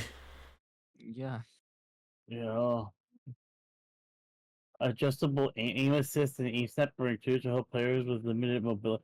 What? I and I also do want to point. Exploration players can modify on-screen guidance such as markings that assist with wayfinding. Oh my goodness Uh, gracious! I also want to point out, right? This is innovation for accessibility. Have we forgotten the voice chat lobbies of Call of Duty? Those are not accessible at all. They Look, will. I am not gonna hold Call of Duty lobbies over its head for the rest of its life. No, no. You I'm just. know I'm just. what happened in the past. It happened in the past, and we are Yeah. in a new generation. And they have done a very good job in implementing new rules Fair for play. Fair play. trolling. Yeah, I haven't played. Um, I haven't been in those lobbies in a very long time, so I don't know what those are like. these are not Xbox 360 lobbies back in the day when I used to make kids cry on the fucking video game because fuck them, Oh, okay. Um, but Yeah. Of all if you want to these, include that as accessibility, then okay, fine. I can understand why you would do that. But yeah, I'd put that as a the real joke. question is the real question here is like Ark said, what the hell are they talking about accessibility? Yeah. EA is not known for its accessibility. In fact, they are worse for accessibility. Anyways, moving on. Okay, yeah. Okay, so of all these, I feel like the most comfortable pick here is Prince of Persia. Alright, yeah. Yeah, it's a single player game, but it's probably the game that probably has more potential to be accessible across different spectrums and whatnot. Mm-hmm. Oh god, okay. So this requires some background. Okay. Best performance. Award to an individual for voiceover acting, motion, and or performance capture. Your nominees are Brianna White from Final Fantasy VII Rebirth, who I believe is Aerith's voice actress. Hannah Tell from Life is Strange Double Exposure. Humberly Gonzalez from Star Wars Outlaws, I believe she's the protagonist. Luke Roberts, Silent Hill 2, also protagonist. Also protagonist. And Melina Jurgens, Senua Saga Hellblade 2. She is the eponymous Senua. I feel like this requires actually listening to their voice work. For me, I'm gonna be biased and I'm gonna go with Brianna White. Yeah. And I think this is fair for me to actually do it like that. Like, don't get me wrong. I think if I'm remembering correctly, all these voice lines, the rest do a good job. But there's something about Aerith's voice for me that just captures my heart. Yeah, okay. Let's listen to. Let's see if I can find. Our Aerith actually speaking? Okay. Yes, this voice line. A pain in the ass. Let's go. Where is Aerith? How long do you intend to keep me waiting, my friend? What the Still hell? playing hard to get, eh? Well, I've got news I for think you, that was young video, man. like the title Season 1 doesn't Aerith have Games. to know. Huh? Me? You come alone? It only takes two to tango, but no need to worry. I found the perfect stage. The city. You got some weird. Okay, that's We not were getting his me anything. prisoners, me and my mom, Ethelna. After all the pain and the horror he put us through, I hate him. I start thinking things so dark and ugly that You are not. And whatever you decide, I'm with you. I appreciate it. No need to worry about the future till it comes. Not until the moment arrives. Just you wait. Okay.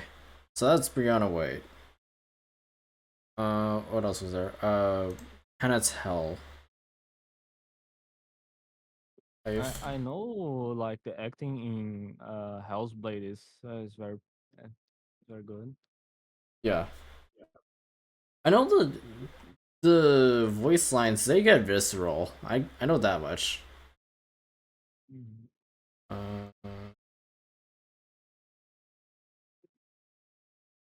I'm guessing it's Max Caulfield is her character. Thanks a ton, Amanda. Hey, you look really good today. You think so? This I yeah. switched shampoos. Oh, not sure about it yet. Thanks a ton, Amanda. Hey, Okay, so really we're good going for a today. more you think so?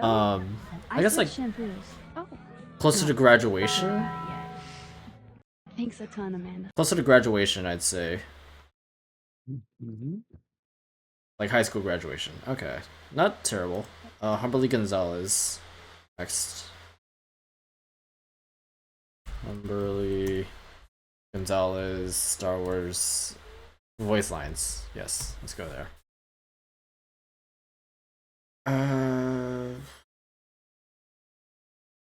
That's okay. Here we go. Maybe. Hi, my name is Umberly Gonzalez, and I play Kay Vess in Star Wars Outlaws. Kay Vess is a thief. She's a scoundrel. She's really good at sneaking around. You know, she's charming and she'll like talk to you, but she's already. Okay. I got that. Thank you. Whose mindless show of force allowed a rebel fleet to escape from Hoth. It is the ISB that. Okay, this requires me skipping through. Oh, D. Bradley Baker's in here. Oh, neat. Mark was at all times. Oh, found her. Him. Whoever built this wanted to know exactly where their mark was at all times. Makes sense. You can't trust someone's always gonna be there. But that's what makes it matter when they are. Okay, that's not terrible. It's not terrible. Putting on a more like reserved, quiet but composed, or not quiet, but like, yeah, composed performance there. I like that. Okay, Luke Roberts, Sanhotsu.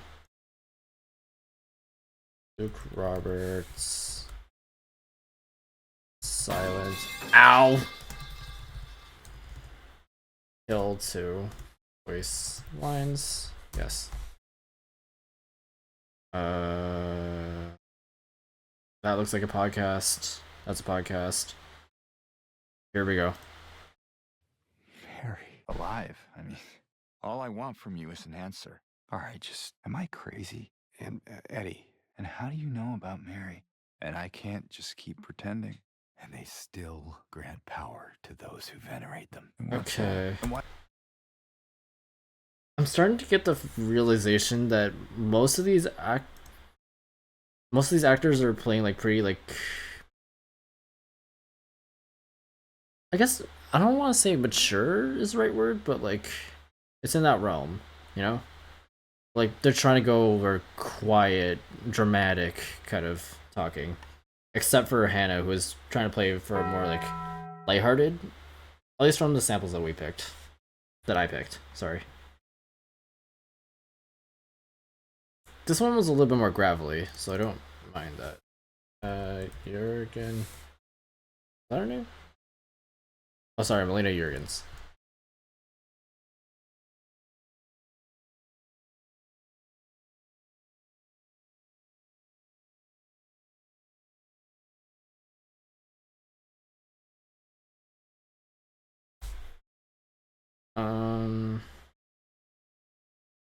Where is it? Where is it?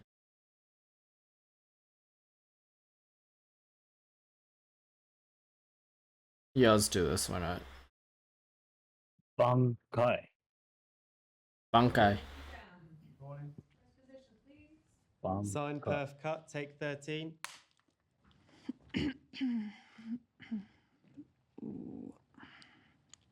Oh, we got some hell of a close up.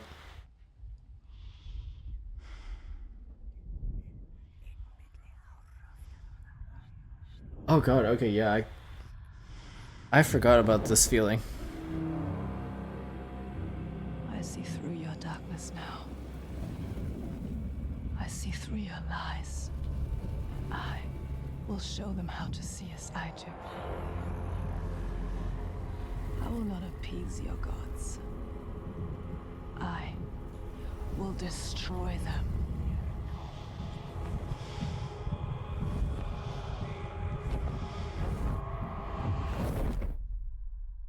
Damn. Okay. Good? You like it? Okay, that did actually like have me holding my breath there, if I'm being real. What are y'all's thoughts?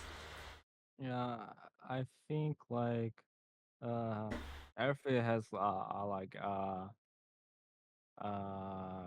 forgot the expression, but yeah, it has a spot in my heart because it's Final Fantasy. But Mhm. I think like Hell's Blade, her acting and her voicing, like is one of the highlights of what Hellblade is. Like Yeah. the character acting is like It's more what dramatic. what immerses you a lot in Hellblade on Hmm. how you connect to like that visceral feeling and yeah.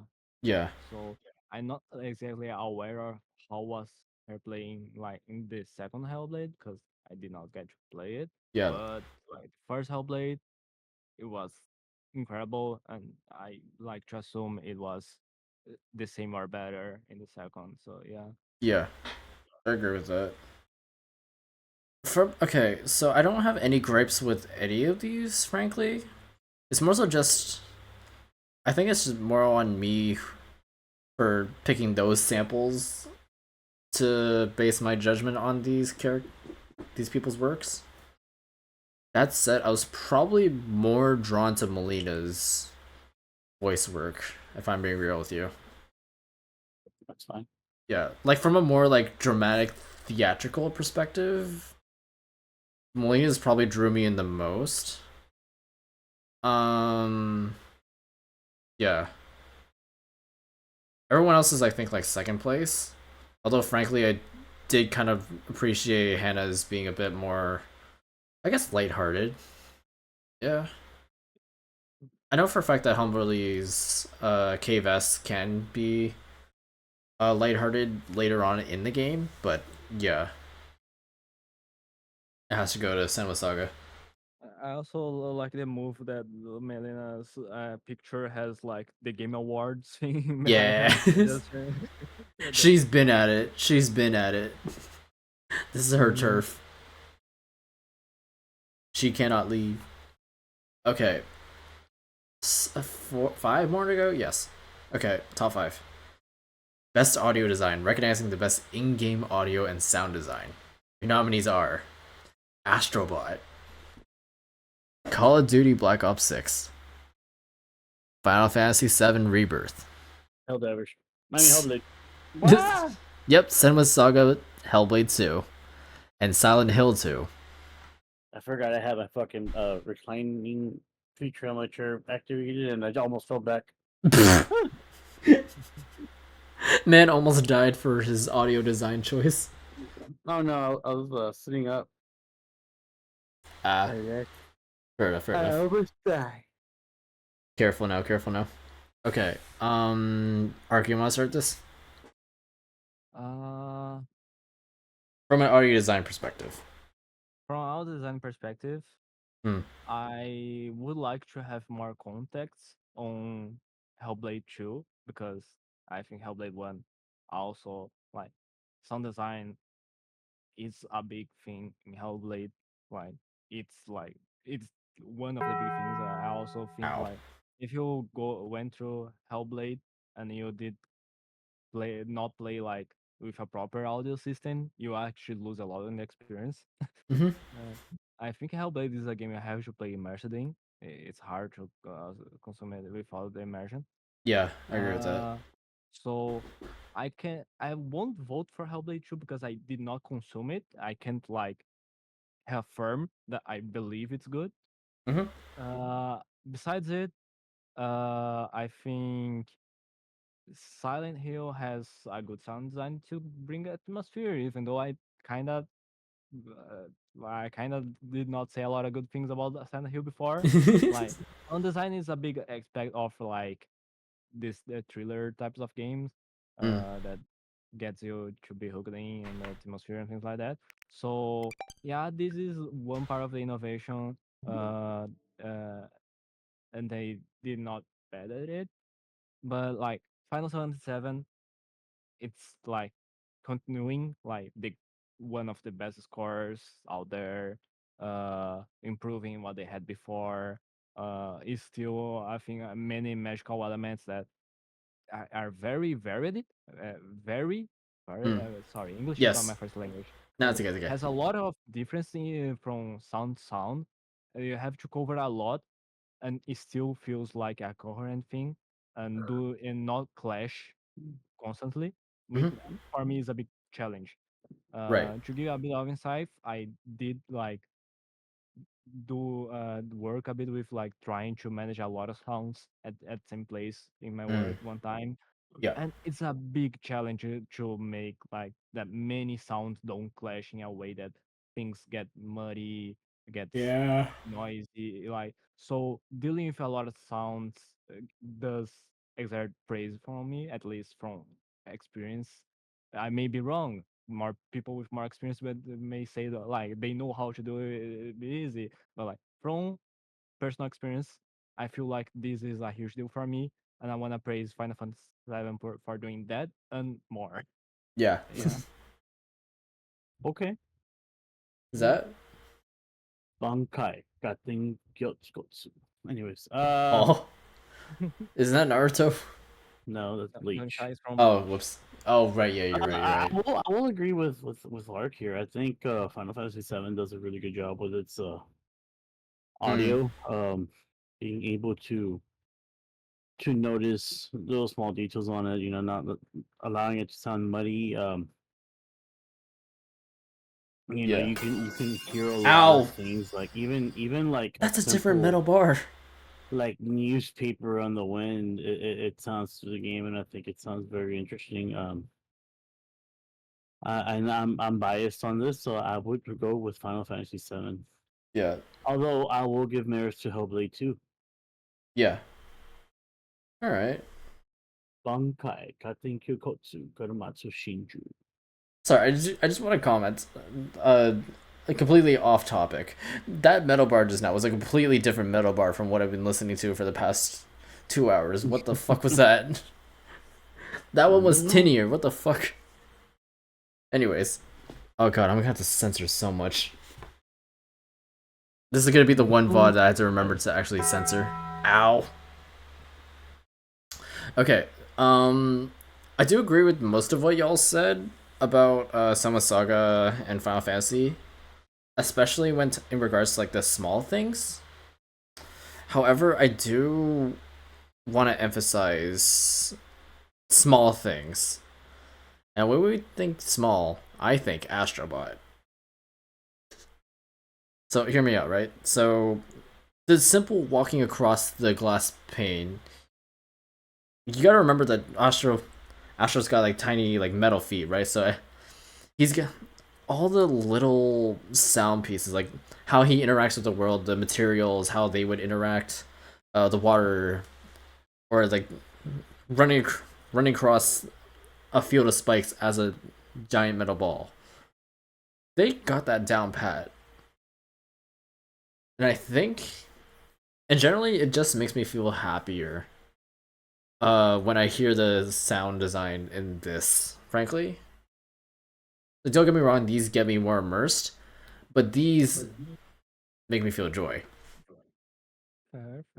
So that's why I'm picking Astrobot as my audio design. Like especially like, if you go like to the end of the levels where they have particle effects everywhere, right? Like you got 1,000 glass beads being dropped down on you. You can hear like each individual piece being collided at per second, if that makes sense. The fact that they're able to get everything crisp while at the same time maintaining cohesiveness. I don't know if this makes sense at all, but yeah, that. Okay? Fair. Yeah. Alright. Best score music for outstanding music inclusive of score, original song, and or licensed soundtrack. Nominees. Damn. Yeah, like it did it once, it did it again, and it's like it's just phenomenal. It brings the old and the new the best way possible. Like Yeah. for Final Fantasy, it always has been like. Anyways, Yeah. I'll let you read the nominees and then I'll say why Final Fantasy VII. Alright.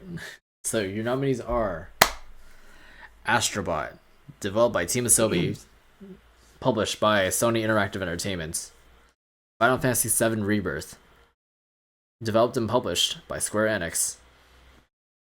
Metaphor ReFantasio, developed by Studio Zero, published by Atlas Sega.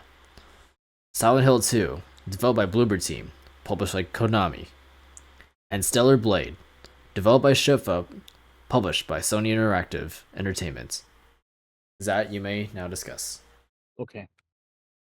The one and only reason that you need for this category is a piece called One Winged Angel, which is the best fucking boss song to exist in the history of video games, and I will die on the hill that it's gonna be a cold day in hell when there is something that surpasses that fucking song. Okay? All One right. Winged Angel is by far a fucking based ass. It's amazing. It's I a mean, banger. it's a banger. You know, just the Sephiroth part. Whenever you will run into Sephiroth and that song comes in, it's like holy shit. Yes. You know, It's his it adds walkout music. it adds an aura to the character. You know, and that's just one example to it. Mm-hmm. You know, just there's so many different songs to Final Fantasy and 7. Yes. And old and new, and it did a very great job in bringing back some of the old pieces that it had, and the music does help it set the tone to things, and Yeah. like I said, the only thing that you need to know is One Winged Angel. Fair enough. Fair enough. Ark, anything you want to add? No, I think that's great. Yeah, that's Yeah. right. And yeah, said a little bit before. Yeah, the Final Fantasy takes it. There is no way. Like Yeah. they will get it a third time soon. But, yeah, but for now it's kind of unfair. Yeah, but it's a true unfair. Like there's Yeah. a reason, and yeah. Fair enough. Fair enough. I will say though, by the way, okay, I have gone and like worked out to like video game music and stuff like that. Mm-hmm. And I remember I was bench pressing. Okay. And the fucking pump that I got from One Winged Angel, like I said, top tier, bro. League of its own, in my opinion. Dang. That's some high praise right there. And don't get me wrong, though. I mean, I'm going to travel a little bit back in time. But Ocarina of Time, the moment that you walk into the room with Ganondorf at the end as a one of the final boss fights, and he's playing the organ, and he's like, you know, jamming out, I think that is one of the best music moments in gaming history as well. Mm-hmm. But I think One Winged Angel is one of the best. I mean, it is a league of its own. Fair enough. Fair enough.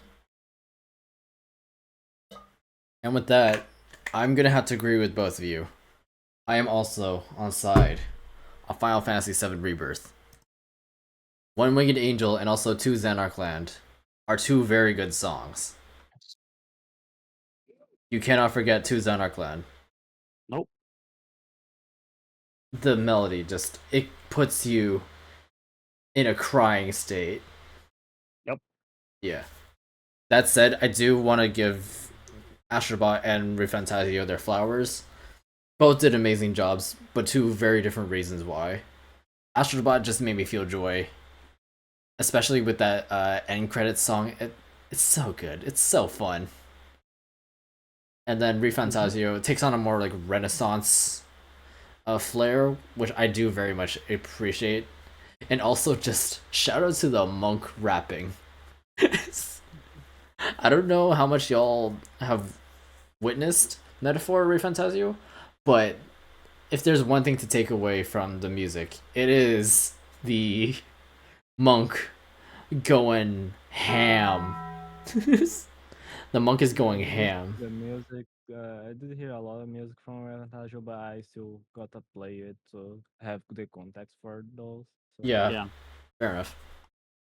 Same. I mainly lived through it vicariously through Crystal's gameplay.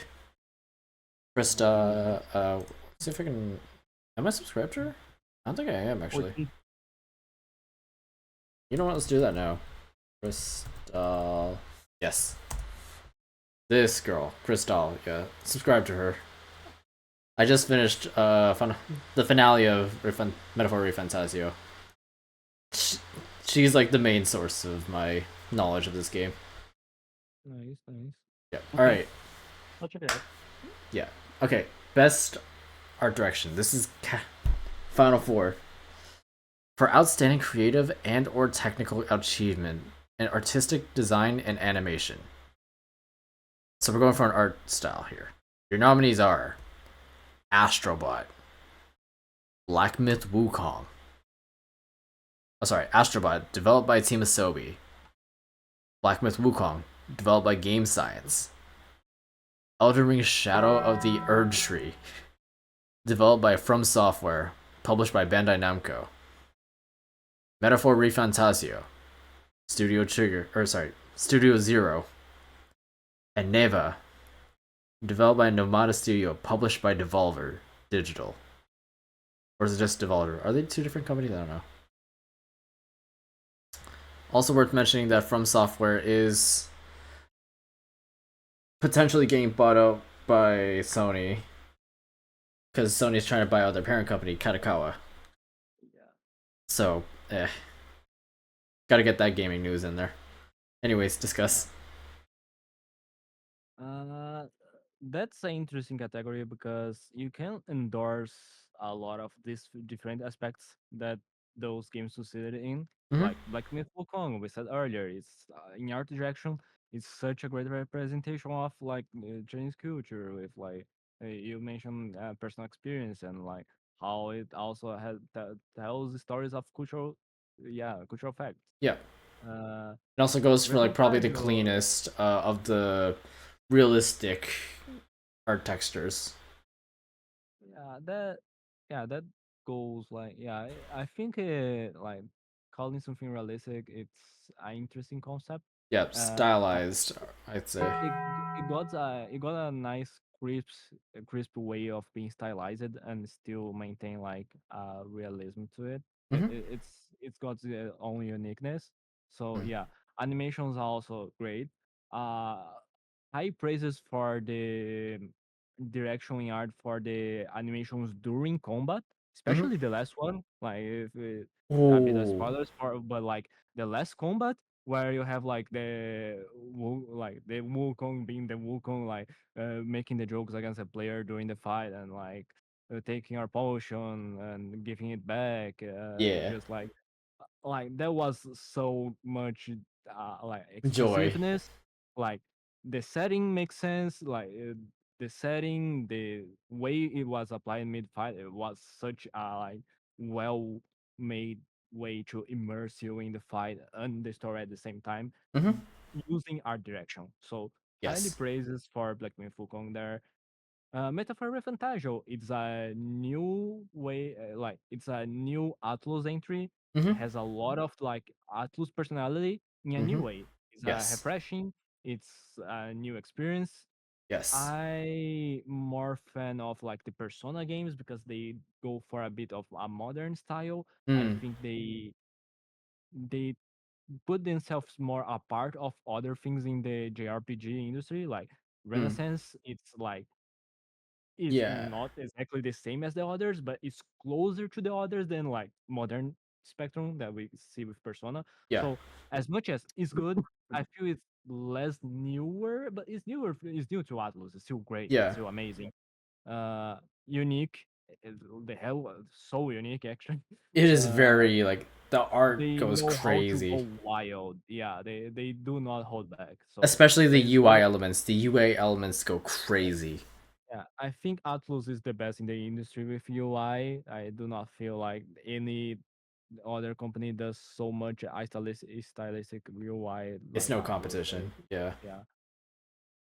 Neva, I still wanna play it. As I said many times before, Yeah. recommended. I feel like it was like implementation of like the storytelling through the artwork. It probably will be one of the show up the most in those. Like it probably it's a tale show through visuals from what I know from Greece. No voice acting, you just see things you see tells a story all the time. So Yeah.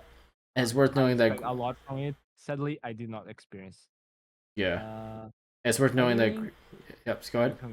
No, go ahead. Go ahead. Okay. I just wanted to point out that yeah, Greece, the predecessor to Neva, it was very like a lot of the gameplay was dependent on the art style and the art direction that it went for because it was trying to convey the emotions of depression anxieties and whatnot, grief.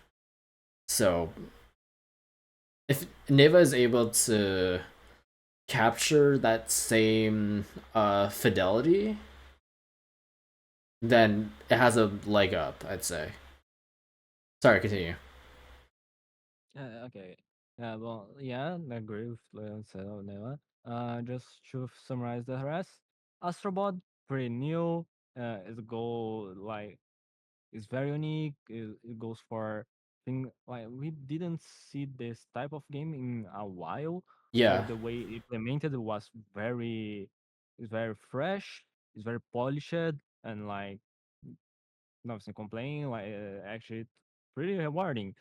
I do feel like the others kind of mentioned before kind of shines a bit more in for me in uniqueness. Like Yeah. when you like Astrobot is unique, but at the Yes. same time when you think of what Astrobot is a unique that makes a lot of sense.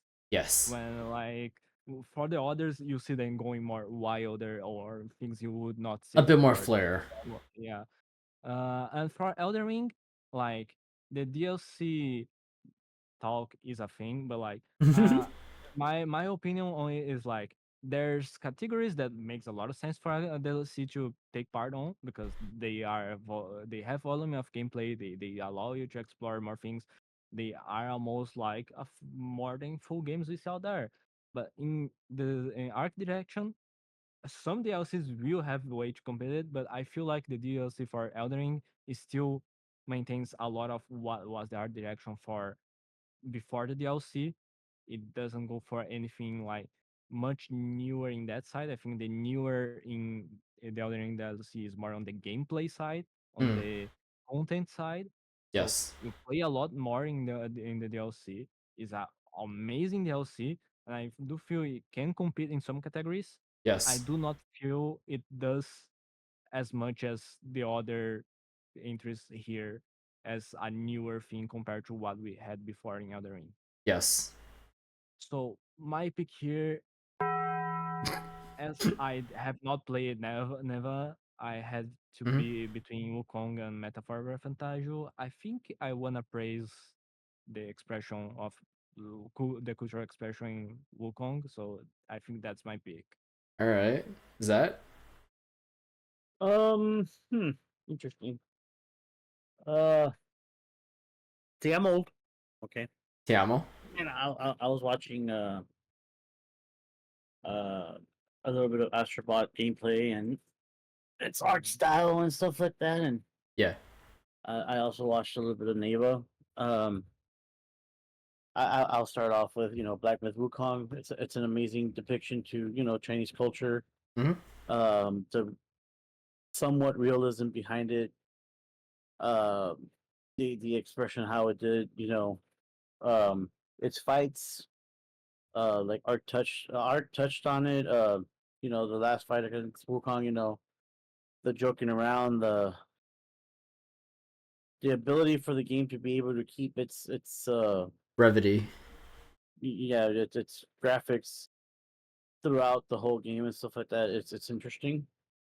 Neva has a very very beautiful fantasy watercolor style to it, in my opinion. Yes. I could agree Where with that. it gives you this storybook feeling to it as you're walking through it. Like it gives a sense of familiarity as if you were turning the pages in a book, a fantasy book, and it's interesting and it's lovely. Mhm. Um, Astrobot for me, and again, like I'm saying, I'm a little old, Yeah. but it feels like it's a revamped Super Mario game. Yeah. Takes heavily influence. Yeah, heavily influenced by the Nintendo, and it is a breath of fresh air by the little bits I've seen of it. Yes. It is polished. It is a lot more slicker than the Mario game that I'm comparing it to. Mhm. The little games wise to it and stuff like that is pop, but I wouldn't give it. I'll just say it, I wouldn't give it like, oh my god, it's stand out in art. Yeah. It's not. It looks good, Um, but it's not artsy. yeah.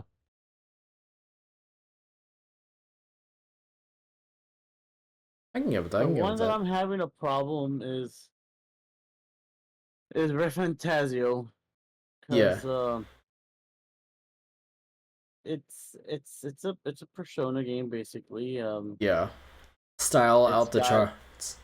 yeah, it's real. For me, it's a real basic thing at this moment. It is beautiful. Don't get me wrong. It does Mhm. look a lot more polished than a lot of other games that have tried to mimic this style. Renaissance. Yeah, Yeah, Renaissance. yeah. And especially because of the time since it Ow. is in, Yep. it's beautiful. Uh, 2 metal bars. Elden Ring. Shadow of the Erd Tree.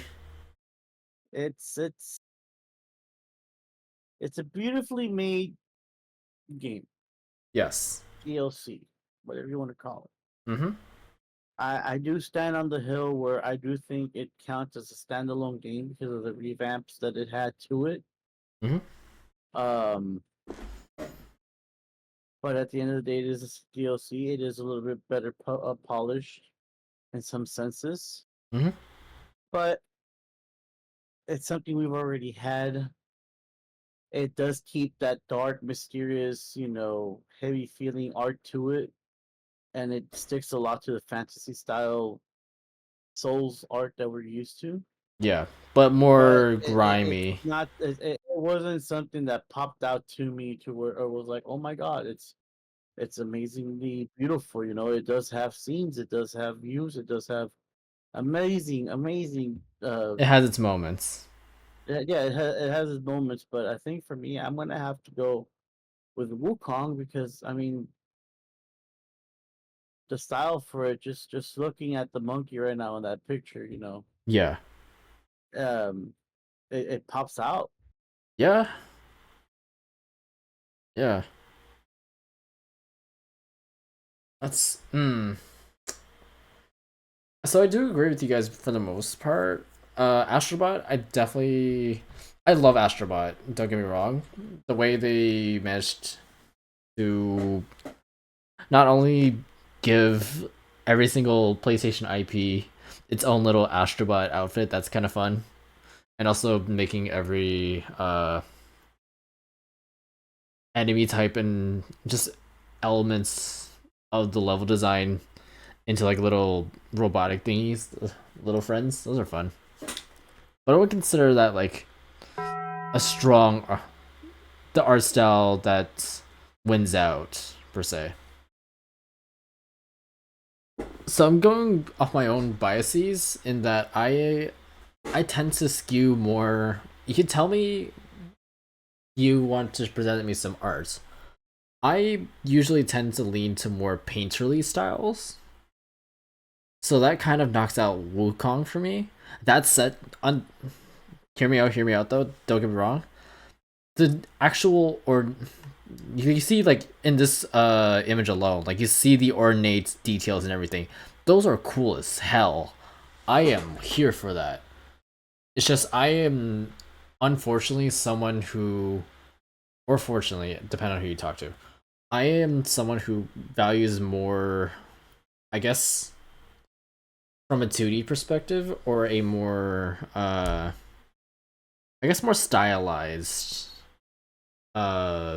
appearance rather than like realism personally. Shadow of the Erd Tree, again, it's worth noting you can't have that without Elden Ring, but it does hold up on its own. I'll give it that. That said though, as I said earlier, I am not big on sort of the dark grimy era of like early to late 2000s games, like your Call of Duties, your Battlefields, or whatnot. I was just kind of tired of that era where all the games were dark gray or like brown or whatnot, what have you. So that's my take personally. So for me, it comes down to either Refantasio or Neva. And Zat, thank you for putting it into words. I couldn't figure out how to describe Neva's art style, watercolor is what I was looking for. Yes. So it's between these two for me, either watercolor or Renaissance. Metaphor's whole thing, it's so strong. It wears its heart on its sleeve. It goes boldly into the night and will go down kicking and screaming to let you know that it will go down as it is, unchanged. And I solemnly salute that. Neva's a lot more like peaceful and a lot, or not peaceful, but it feels more pleasing to the heart. IMO, my opinion. God damn it, am I going to coin toss this again? Okay, yeah, I'm coin tossing this. Coin toss. Sure, let's do this. Heads for Refantazio, tails for Neva. Neva it is. Neva gets their first vote from me. Dang. Impressive. But yeah, these could go either way for me personally. Alright. We're almost done here. I don't think I'm gonna get to Mario Kart today. Maybe later today. Maybe later today I'll do it in stream, yeah. Okay, best narrative. For outstanding storytelling and narrative development in a game. Your nominees are Final Fantasy VII Rebirth by Square Enix, Like a Dragon, Infinite Wealth, developed by Ryuga Gotoku Studio, published by Sega, Metaphor Refantazio, Studio Zero, published by Atlas Sega, Senwa Saga Hellblade 2, developed by Ninja Theory, published by Xbox Game Studios, and Silent Hill 2, Bloober Team, and Konami. Take it away.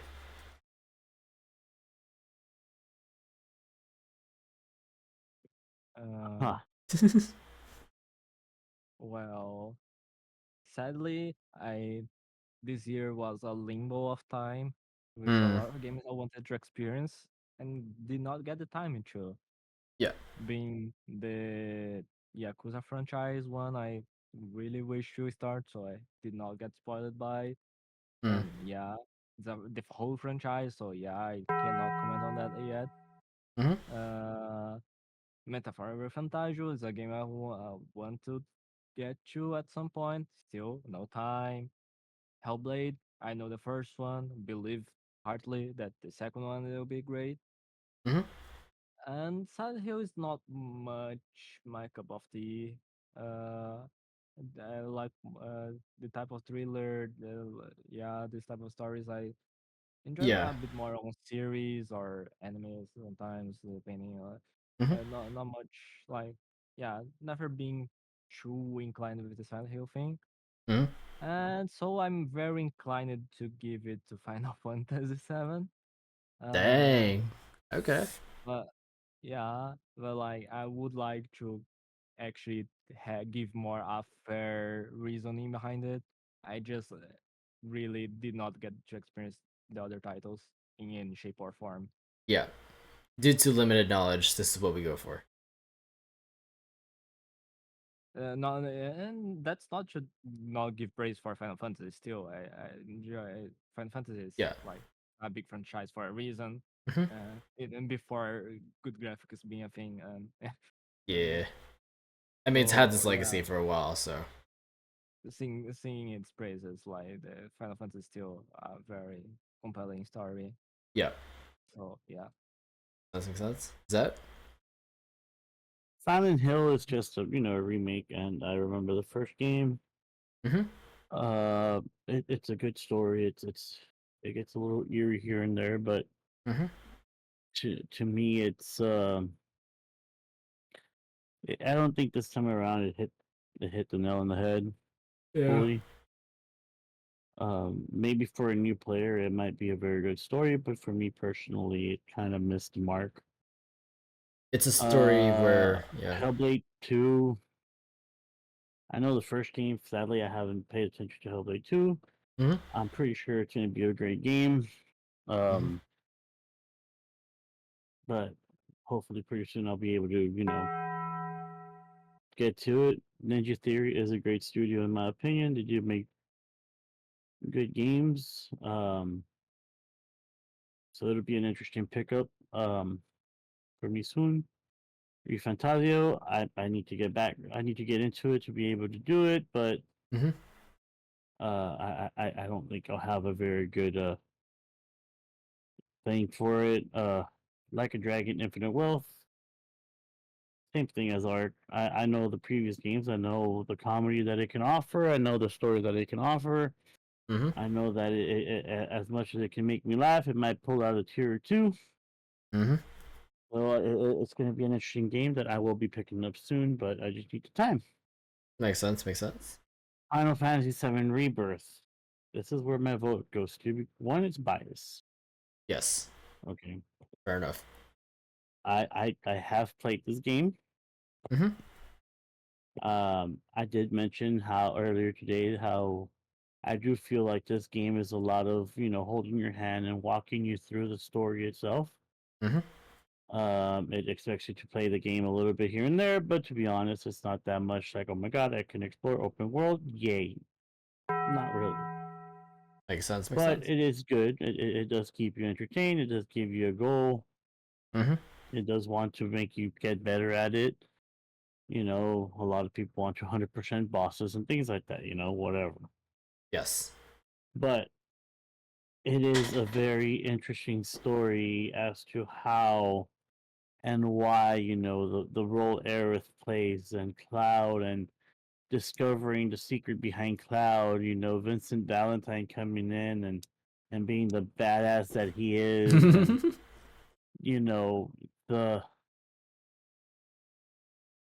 the new touches that they add to like Tifa and Cloud from the original story to now where you're kind of like, oh, okay, hold on. It's no longer being left to So, interpretation anymore. Yeah, it's no longer left to interpretation, the explorations to Sephiroth and why you're where you're at now and Shinra being explored more and meanings actually being showed and explained a lot better. I think the narrative behind this game has been good.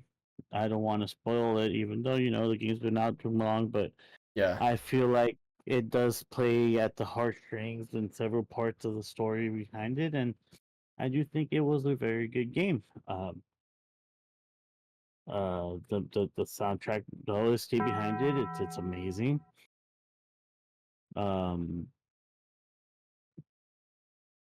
the dialogue, Sephiroth offers at the pivotal scene and the way he speaks and its voice actor, I think Final Fantasy is my vote here, out of bias and me knowing and being able to say, hey, you know what, this is a great game. Fair enough. I do agree with most of y'all's takes. That said, I'm not as attached to Final Fantasy VII as I'd like to believe. I'd like to be. It feels like a great time. I definitely feel like if I'd been around for when it was Final Fantasy VII was its heyday. I will preface this. I will preface this also. Yeah. I do not think Final Fantasy VII is the best Final Fantasy game to exist. Which one is that then? I will keep that opinion to myself. Dang. See what say 6. Huh? Ark said You Final want me Fantasy to say 6. 6? You want me to say 6? Pick 10. Pick 10. 10 No. was a hit or miss for me. Interesting story behind it. Don't get me wrong. That's the Zodiac one, right? Yeah. Yeah. I think so. Yeah. Or do you prefer Gunblade? Gunblade was good. Interesting. It was a little when they revealed Gunblade, I was like, oh my god. But Yeah. I think I might have to say 6. Yes, actually. Let's go. Dang, fair enough. Wait, another one. Strange Origins Final Fantasy 1.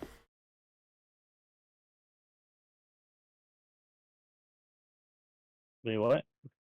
Strange Origins Final Fantasy 1. Strange Origins Final Fantasy 1. That was released, I think, a couple of years ago from today. Yeah. Stranger of Paradise Final Fantasy Origin, yeah. Basically, it talks about is a retelling of the first Final Fantasy and how all the villains came to be, so to speak. Yeah. But yeah, I agree with most of y'all's takes. Silent Hill, it's very much like a rehash of the original, just with better graphics and everything. I'm not gonna knock that, but yes, I am. No, I'm not really. It's great, but not what I'm looking for right now. Not Final Fantasy. Senua Saga of Hellblade 2. They do a great job with the first one. I can get with that. I just don't have enough experience with second to give like a fully informed opinion. Final Fantasy VII Rebirth. They do a solid job of containing everything it can as like a second part of the trilogy per se, so to speak. That still feels complete, if that makes sense. That said, I'm still just like holding out, I guess. I mean, bear in mind, I am a Switch user. I don't have a PlayStation on hand right now. I have a PlayStation 2 at home, but I need to hook that up to be able to get to that. And even then, I don't even know if Final Fantasy can. Oh? I don't even know if Final Fantasy 7 can play on PS2. Is there like a remaster or anything? PS2? No. Wait, you mean the original one? PS2 Slim. I think, is it PS2 backwards compatible? I don't remember. I'm bad with dates. Final Fantasy 7, the original one is pretty easy to read. Like even like What was that whisper? Yeah. The answer is overwhelmingly yes. The PS2 is backwards compatible with most PS1 games. Oh, okay. Oh, I think it might just be the yellow discs that aren't gonna be easy to read, if memory serves me correctly. Or no, that's PS2, never mind. PS1 games, I don't remember off the top of my head.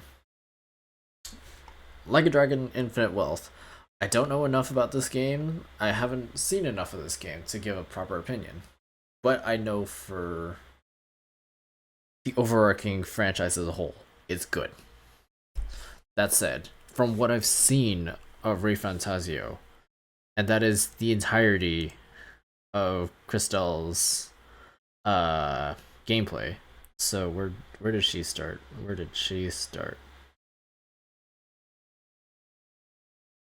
Okay, she started like here for like a month ago. I've been keeping up with that.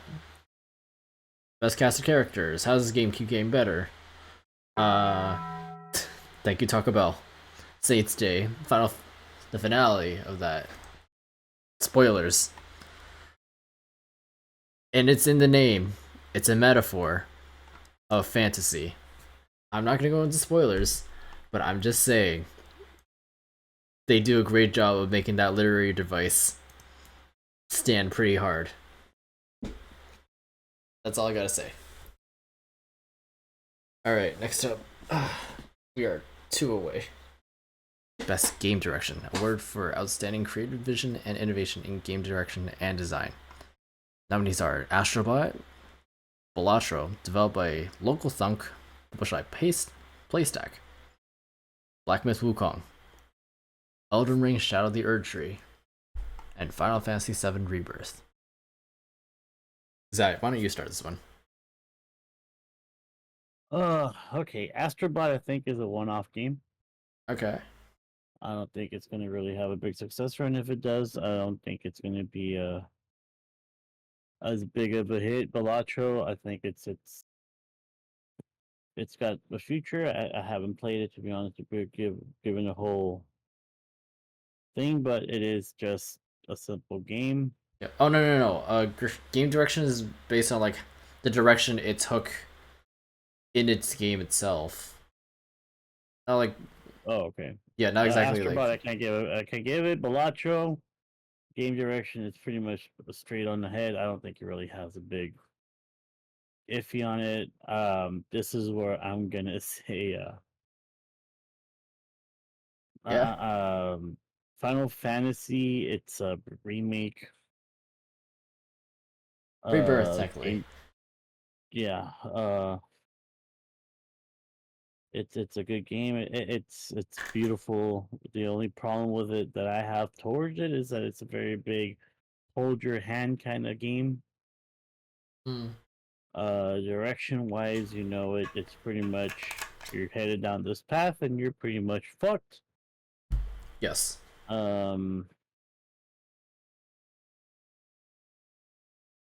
Elden Ring, Shadow of the Erdtree, I think still has more to it.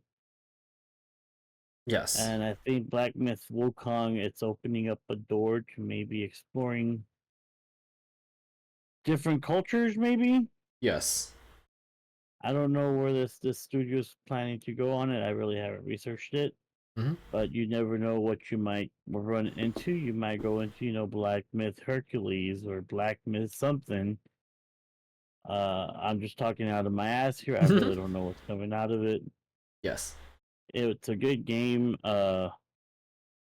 It didn't feel big like a Souls game, like a lot of people were trying to make it seem.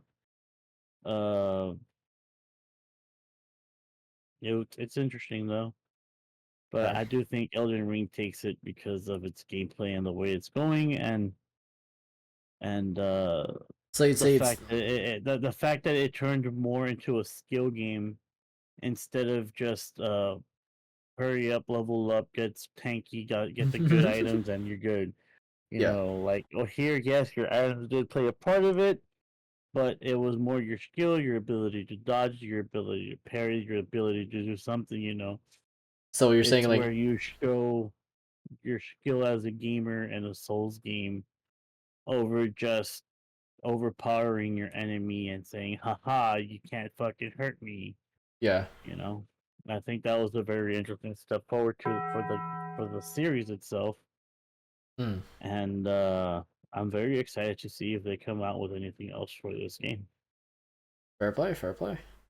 So you're saying that Shadow of the Erdtree, like, on top of being like a side, like an aside for Elden Ring, it it holds its own vision strong in the midst of it all. Okay. Yeah. Arc. Well, that's a very difficult category to go for because like direction is such a powerful thing that defines so much of the game, and like it's hard to like if you're recommended for direction, like it implies a lot. Like it's hard to be recommended without Oh having wait, it. So shoot, I like, forgot. There's one more. Refantasio. oh well, that's also adds a lot of respect for Ontario. Well, that makes it harder. Like for Balatro, I think it's in its direction. It knows what it's doing. One of the cases where gameplay loop was almost perfected. Mhm. Like it is a game that people can continue playing a lot, and like it's hard. Like even as a roguelike, as a genre, having that as a goal, I feel like Balatro like went further than much people expected. So much Mhm. praise on that. Yeah. It's still he borrows mechanics we know to improve it and create new things with game direction as well. Like Myth Wukong, uh, very fulfilling. It's amazing in storytelling. It accomplishes its goals with storytelling and like how Wow. to make it the gameplay feel expressive. I'm not the biggest fan of the type of gameplay. I'm more compelled to the art direction and the storytelling. Uh, uh, but it was a great game. Uh, Elden Ring. I've been enjoying a lot the DLC. I plan to finish it. I in the last boss. I agree with that. They had a clear intention of like making the gap between levels and items be lessened, and people can really be challenged in a way that made sense for them instead of us just like leveling up or things like that, and also introducing different synergies for the mechanics so you interact with things differently. The bosses are way more dynamic. Like they incentivize you go through the game in a different way than before, and it is very innovative. So praises on that. Mm. Uh, being enjoyed a lot. I also did find frustrations on some bosses, but like it's part of Souls games sometimes. Yeah. Great DLC. I do think it's a lot of new content and it accomplishes what it has the goal, and also awards a lot of things that was left behind from the other game. Like it really adds up on it, like without eh, without spoiling. Like actually, I don't know if I can say it without spoiling, so whatever. It should Just be not alright. saying it. Yeah. It was a good finale. Yeah, the last boss, very rewarding for anybody that paid more attention to the lore. Fair enough, fair enough. Final Fantasy, same gripe as Zed. I do think it's a very handhold game. I'm there more for the storytelling, the art direction, the basically, I'm very much more with the artistic side of Final Fantasy than the gameplay itself. Mhm. Even though I do enjoy a bit of like the combat system, I'm not much like not so fond of how the exploration is done and things like that. Makes sense. Reventajio, still yet to experience. Knowing Atlas, I do believe you accomplished everything it wants. Uh, Yeah. and Astrobot is a new entry where our direction, our no, the full direction came from a lot of inspirations we know from Mario, from other platformers, Yes. and it's so innovative, doing the things we know in a new way, and being a Yes. new IP Mhm. with like, I just wish like, I think Astrobot is still. I feel like we said before in the art direction. I do feel like there's more uniqueness in art direction in others, Yes. and this often show like your gameplay also syncs to your art direction, even if like we have different categories for it. Yeah. uh I do feel like is the part on Astrobot that you have the great sync. If you have even more interesting art direction, you it will highlight itself more. Mm. uh I think I will pick Black Myth Wukong here, but I'm very unsure of my pick in this one. Yeah. I do also would like to pick maybe Astrobot, and I wish I had played Metaphor Reventajio to say more on it. Yeah. Makes sense, makes sense. I'm okay, so I'm also torn. For me, it's between Astrobot, Balatro, and Refantasio. Don't get me wrong, all the games have their merit and definitely deserve to be here. On my own preferences alone, if we're going by like the vision that the directors all had, they're all pretty damn solid, I'd say. Um, that said, Astrobot, Balatro, and Metaphor Refantasio are the only ones I can actually talk on. The only ones I can actually speak on, in fact, because I've witnessed their content. And so Astrobot is, first off, it's Sony's first E-rated, or at least E10 plus, first party IP in a very long time, since Sackboy, I'd imagine. Thank you, Taco Bell. And with that, it's used as a celebration of everything that PlayStation has done. and I think that's where it shines the most. As ow, different metal pipe. Cool, thanks. Um,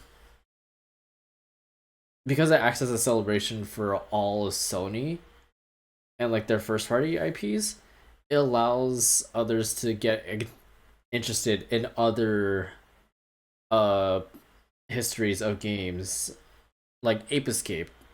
That was the first game they referenced, or like not the first game they referenced, but their first like major level. It allowed you to play a level like Ape Escape, if that makes sense. Same thing. Same thing goes as you go forward. You get Aloy and Horizon Zero Dawn. You get Uncharted 3 with Nathan Drake. So on and so forth. And it's got a really solid like level structure, and it works out so well. Like it's not so hard that you are bashing your ears out, but it is enough of a difficulty where you're having a good time.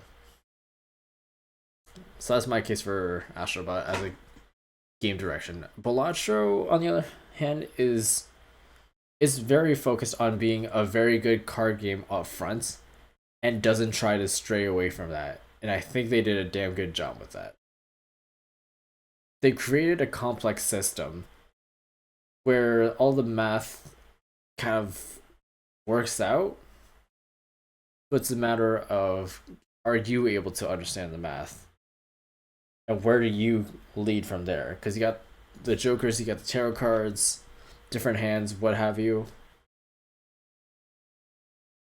The fact that they're able to get a working IRL, that casinos are considering bringing Balatro to like be implemented into their games, and the dev had to say no, we're not doing that.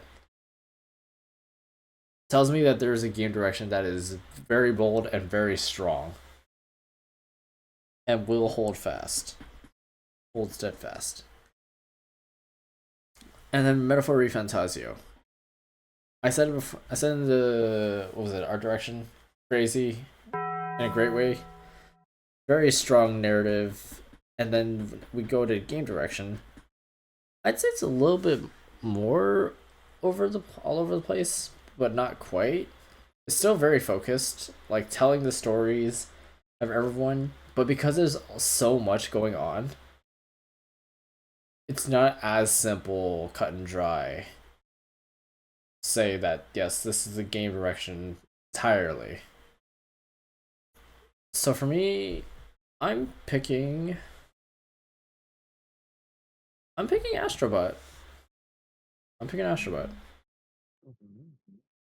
But Balatro would take my second place. It's a toss up between the two. Oh boy. Alright. Last category, y'all. Game of the year. Recognizing Game of the year. Yes. Recognizing a game that delivers the absolute best experience across all creative and technical fields. All the nominees from the last category are here, so I'm not gonna re-announce them. Discuss. Okay. Interesting. I have to think this one through. Alright. Ark, you wanna go first? Well, I can go. I will go for a bit of elimination, in some aspects. Yes. Like just to make my choice a bit easier, using things we talked about. Like, I do think Elden Ring kind of deserves to dispute in some case. Like, I think he earns the reason to dispute because the DLC did change a lot of the game. Mhm. You approach it differently. It does add a lot of content. It's Hmm. arguable that you can think of other games that does enough to like Elden Ring not be a top 6. But I do think it's enough of a new things and a change for the game that should at least like be considered to be in the category, even being a DLC. Right. Still, I do think looking to the other games and its strengths, I do think in art direction, it's still the same art direction of the previous game. So I'm not giving a lot of praise on that aspect. It's not so yeah. I do have some like as much as I really like the DLC, I do think uh it did some rights and in some things I didn't like so much. There's some bosses designs that are kind of frustrating for the wrong reasons, aside the technical standpoint. So yeah, it's not gonna be my pick. It's the first elimination I do. Final Fantasy VII, as we said before, Hmm. very handheld game. The exploration is not something I'm really fond of in how in its approach. Mhm. I really enjoy the art direction, the sound score, the score, sound direction. I I feel artistic and storytelling in Final Fantasy VII. It's amazing, great game. Not much in gameplay, so also not gonna be my pick here. Right. And Metaphor still gotta play. I do not want to make the pick for the main the main praise to be for something I haven't played yet, as much as believe I will like it. Hmm. So Balatro, Astrobot, and Wukong. Black Myth Wukong. Yes. I think Balatro deserves a lot of praise to be here, being in the game, Hmm. being like the between the three, being the one that got the least resources, being like smelting, It's a is one-person mag, yeah. getting yeah. I would like a lot of praises. Is one of the reasons I love to give it the like the award for him. It's still uh is a game in a smaller scale. It's banks a lot in its gameplay loop with a good variety. Mhm. But it's very consolidated in how the player engages with it. And if you do not engage with it, you are out of the spectrum of people who will enjoy it. Mhm. So it's an interesting case. A lot of praises. Astrobot, a lot of new things. And Black Myth Wukong, the genre of gameplay is not my favorite one of combat. It's still it's Hmm. well executed, Hmm. and I do think Black Myth Wukong has the stronger art direction than Astrobot, in my opinion. Hmm. So Black Myth Wukong will be my pick. Interesting. Okay, okay. So above all else, despite it not being your usual style of combat and everything, it's the one that stands heads and shoulders above the rest. Yes, I think I have a lot of reasons I wanna give praises for him. Mhm. I think it's consistent all around. Even in the aspects I don't personally like, I think it's strong on them for the people who will like those aspects. So yeah, I think it's a strong entry all around, and yeah. Fair enough. Fair enough. Oh, okay. All right. Is that it's your go? Okay, so Refantasio, Astrobot, and Balatro. Astrobot and Refantasio, they're a niche game. They pretty much fall into a certain aspect of gamer, in my opinion. Mhm. Um, to be honest, I haven't heard about Refantasio till today, or till I did my voting for this, Hmm. Okay. and it seems like an interesting game. You know, it does touch some certain aspects to it, but um, I don't think it's game of the year material. Really? Astrobot, I think it's PS5 aspect to it. You know, it became a very big just game for a PS5. It was a exclusive game, and I think it missed the mark on that. Hmm. It seems like a fun, nice little game. You know, you can enjoy. but I think it's not up to par either. Balatro, good game. By what I've been seeing about it, it hit what the dev wanted it to be. Exceeded that, in fact. Yeah, it exceeded, I guess, but I don't think it's got the hype as the top three on my list are. Final Fantasy VII for being a remake. I think it's very good. Again, art direction, sound, editing behind it, the OST behind it. It's great. It's amazing. But it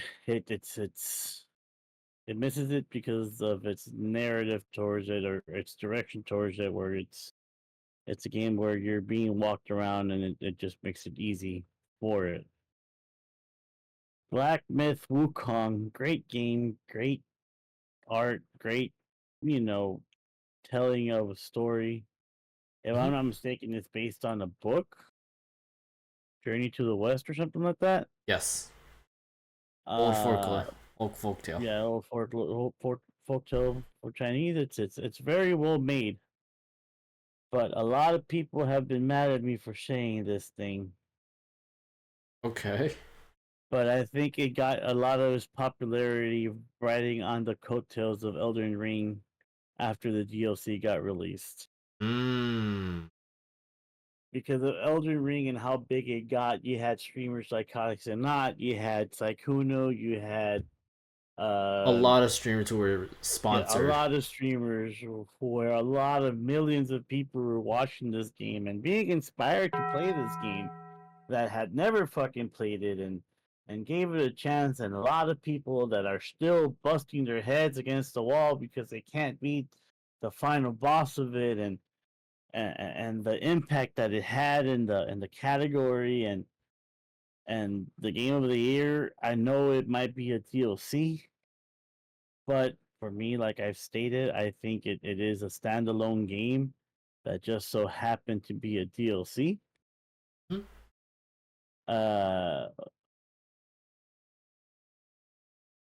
I think Elden Ring is the game of the year for having gotten as big as it was.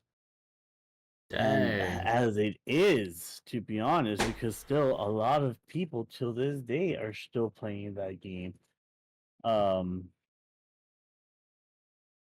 If you just go on Steam, I think, or not even Steam. I myself still have to finish it. I'm in the final boss recently. Elden Ring itself right now has 4.6 viewers. Dang. And you know that's. I mean, to be fair, it is like almost 8 a.m. EST. DLC. You know, it has been released for a while.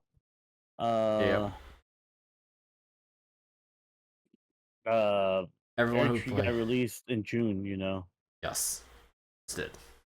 And if I'm not mistaken, right now, Tree.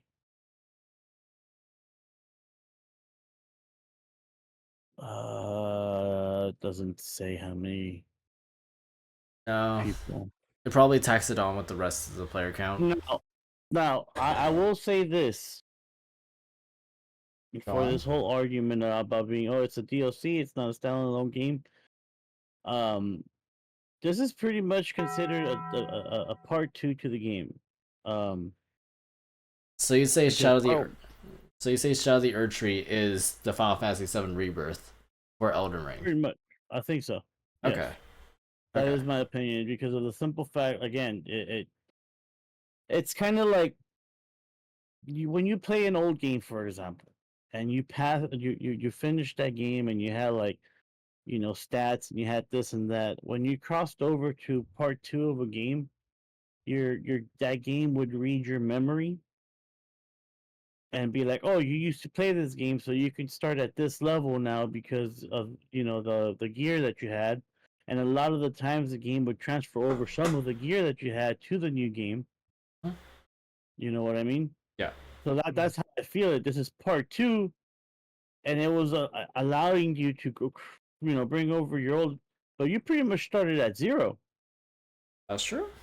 Because your gear didn't really have a big impact in the new bosses. It's a whole reset. It was pretty much a reset to things. So that's why I'm saying this was like Act 2 to the game. You want to say? Yeah, makes sense. Makes sense. And I think Wukong enjoyed a lot of easy fame, Call to Fame, because it rode on the coattails of Tree. And I think Elden Ring should be the game of the year for having been as big as it was. All right, all right.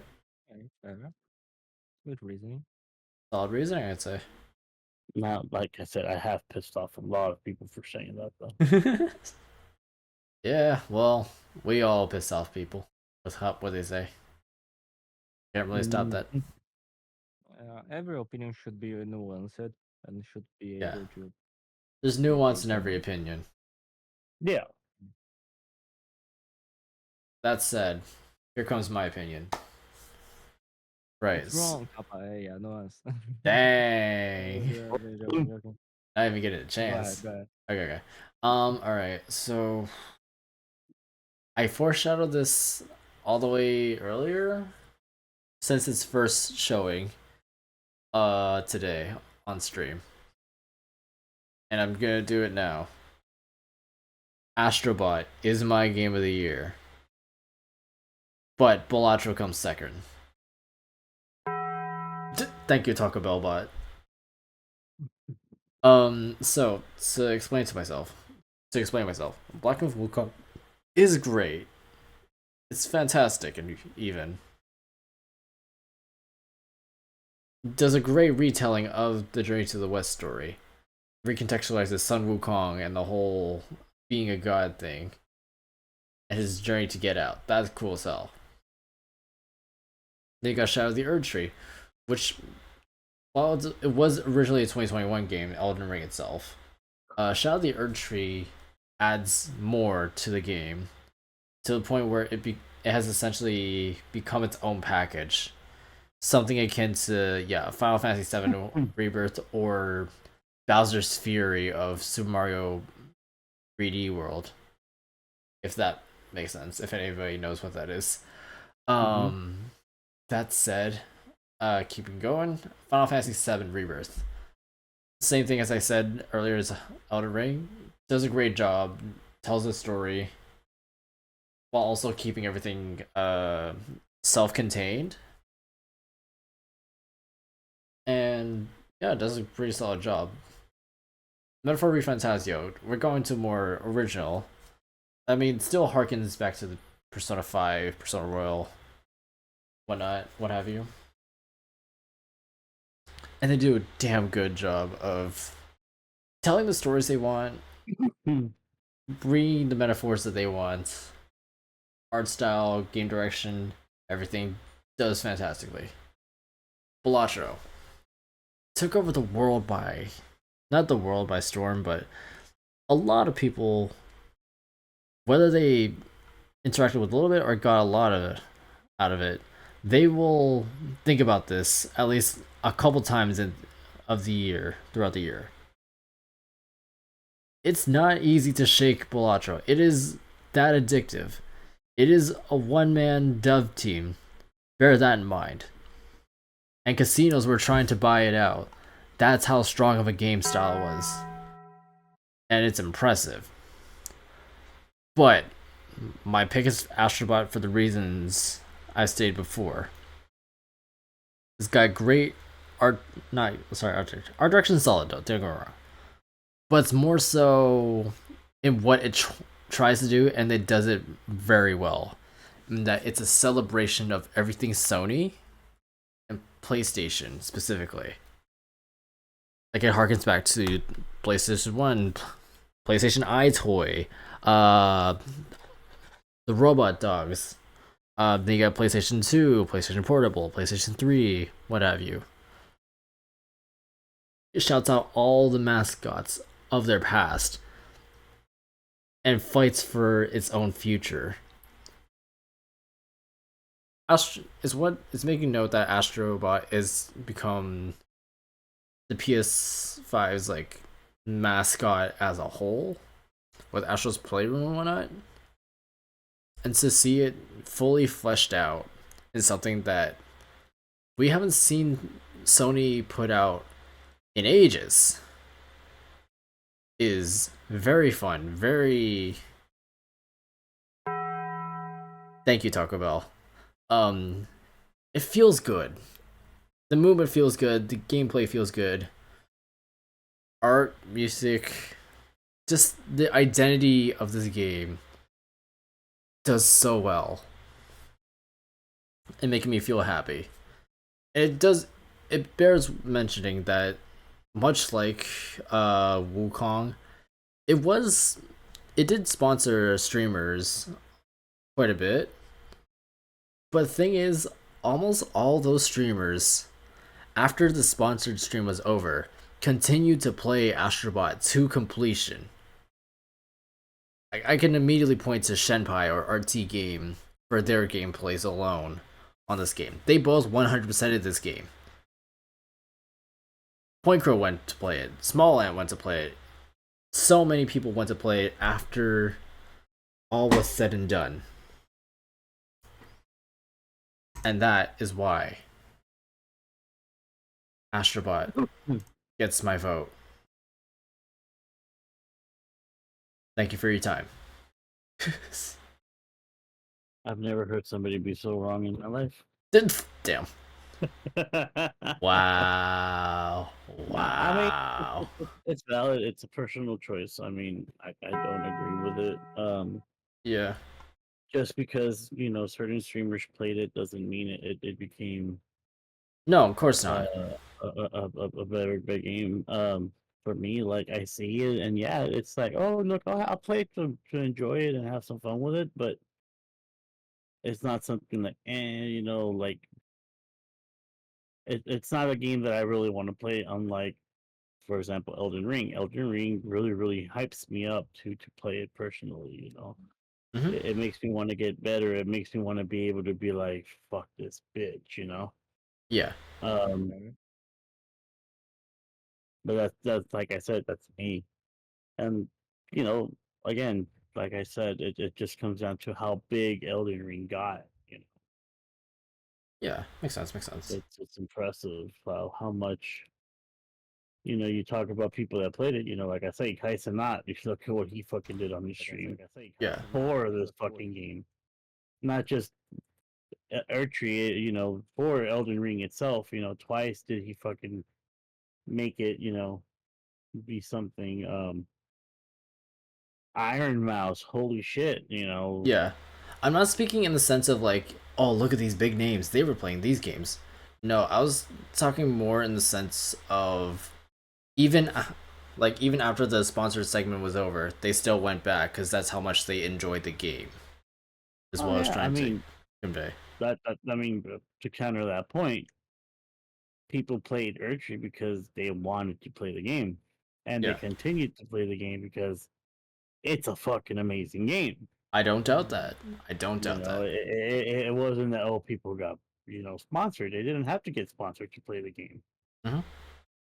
Yeah.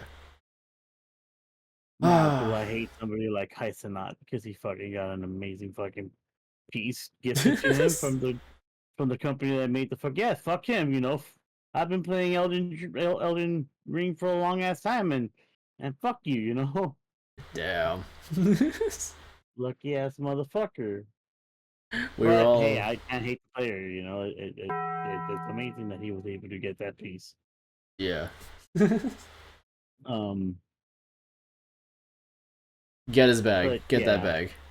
Yeah, get the bag. I mean, I'm not gonna hate him for it. It sucks.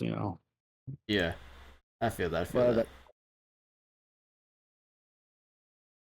I do feel like Elden Ring deserves the game of the year this year. Fair enough. I can't fault you on that. Ark, anything you want to add? No. One like yeah. Okay. No, I said no, but it started talking.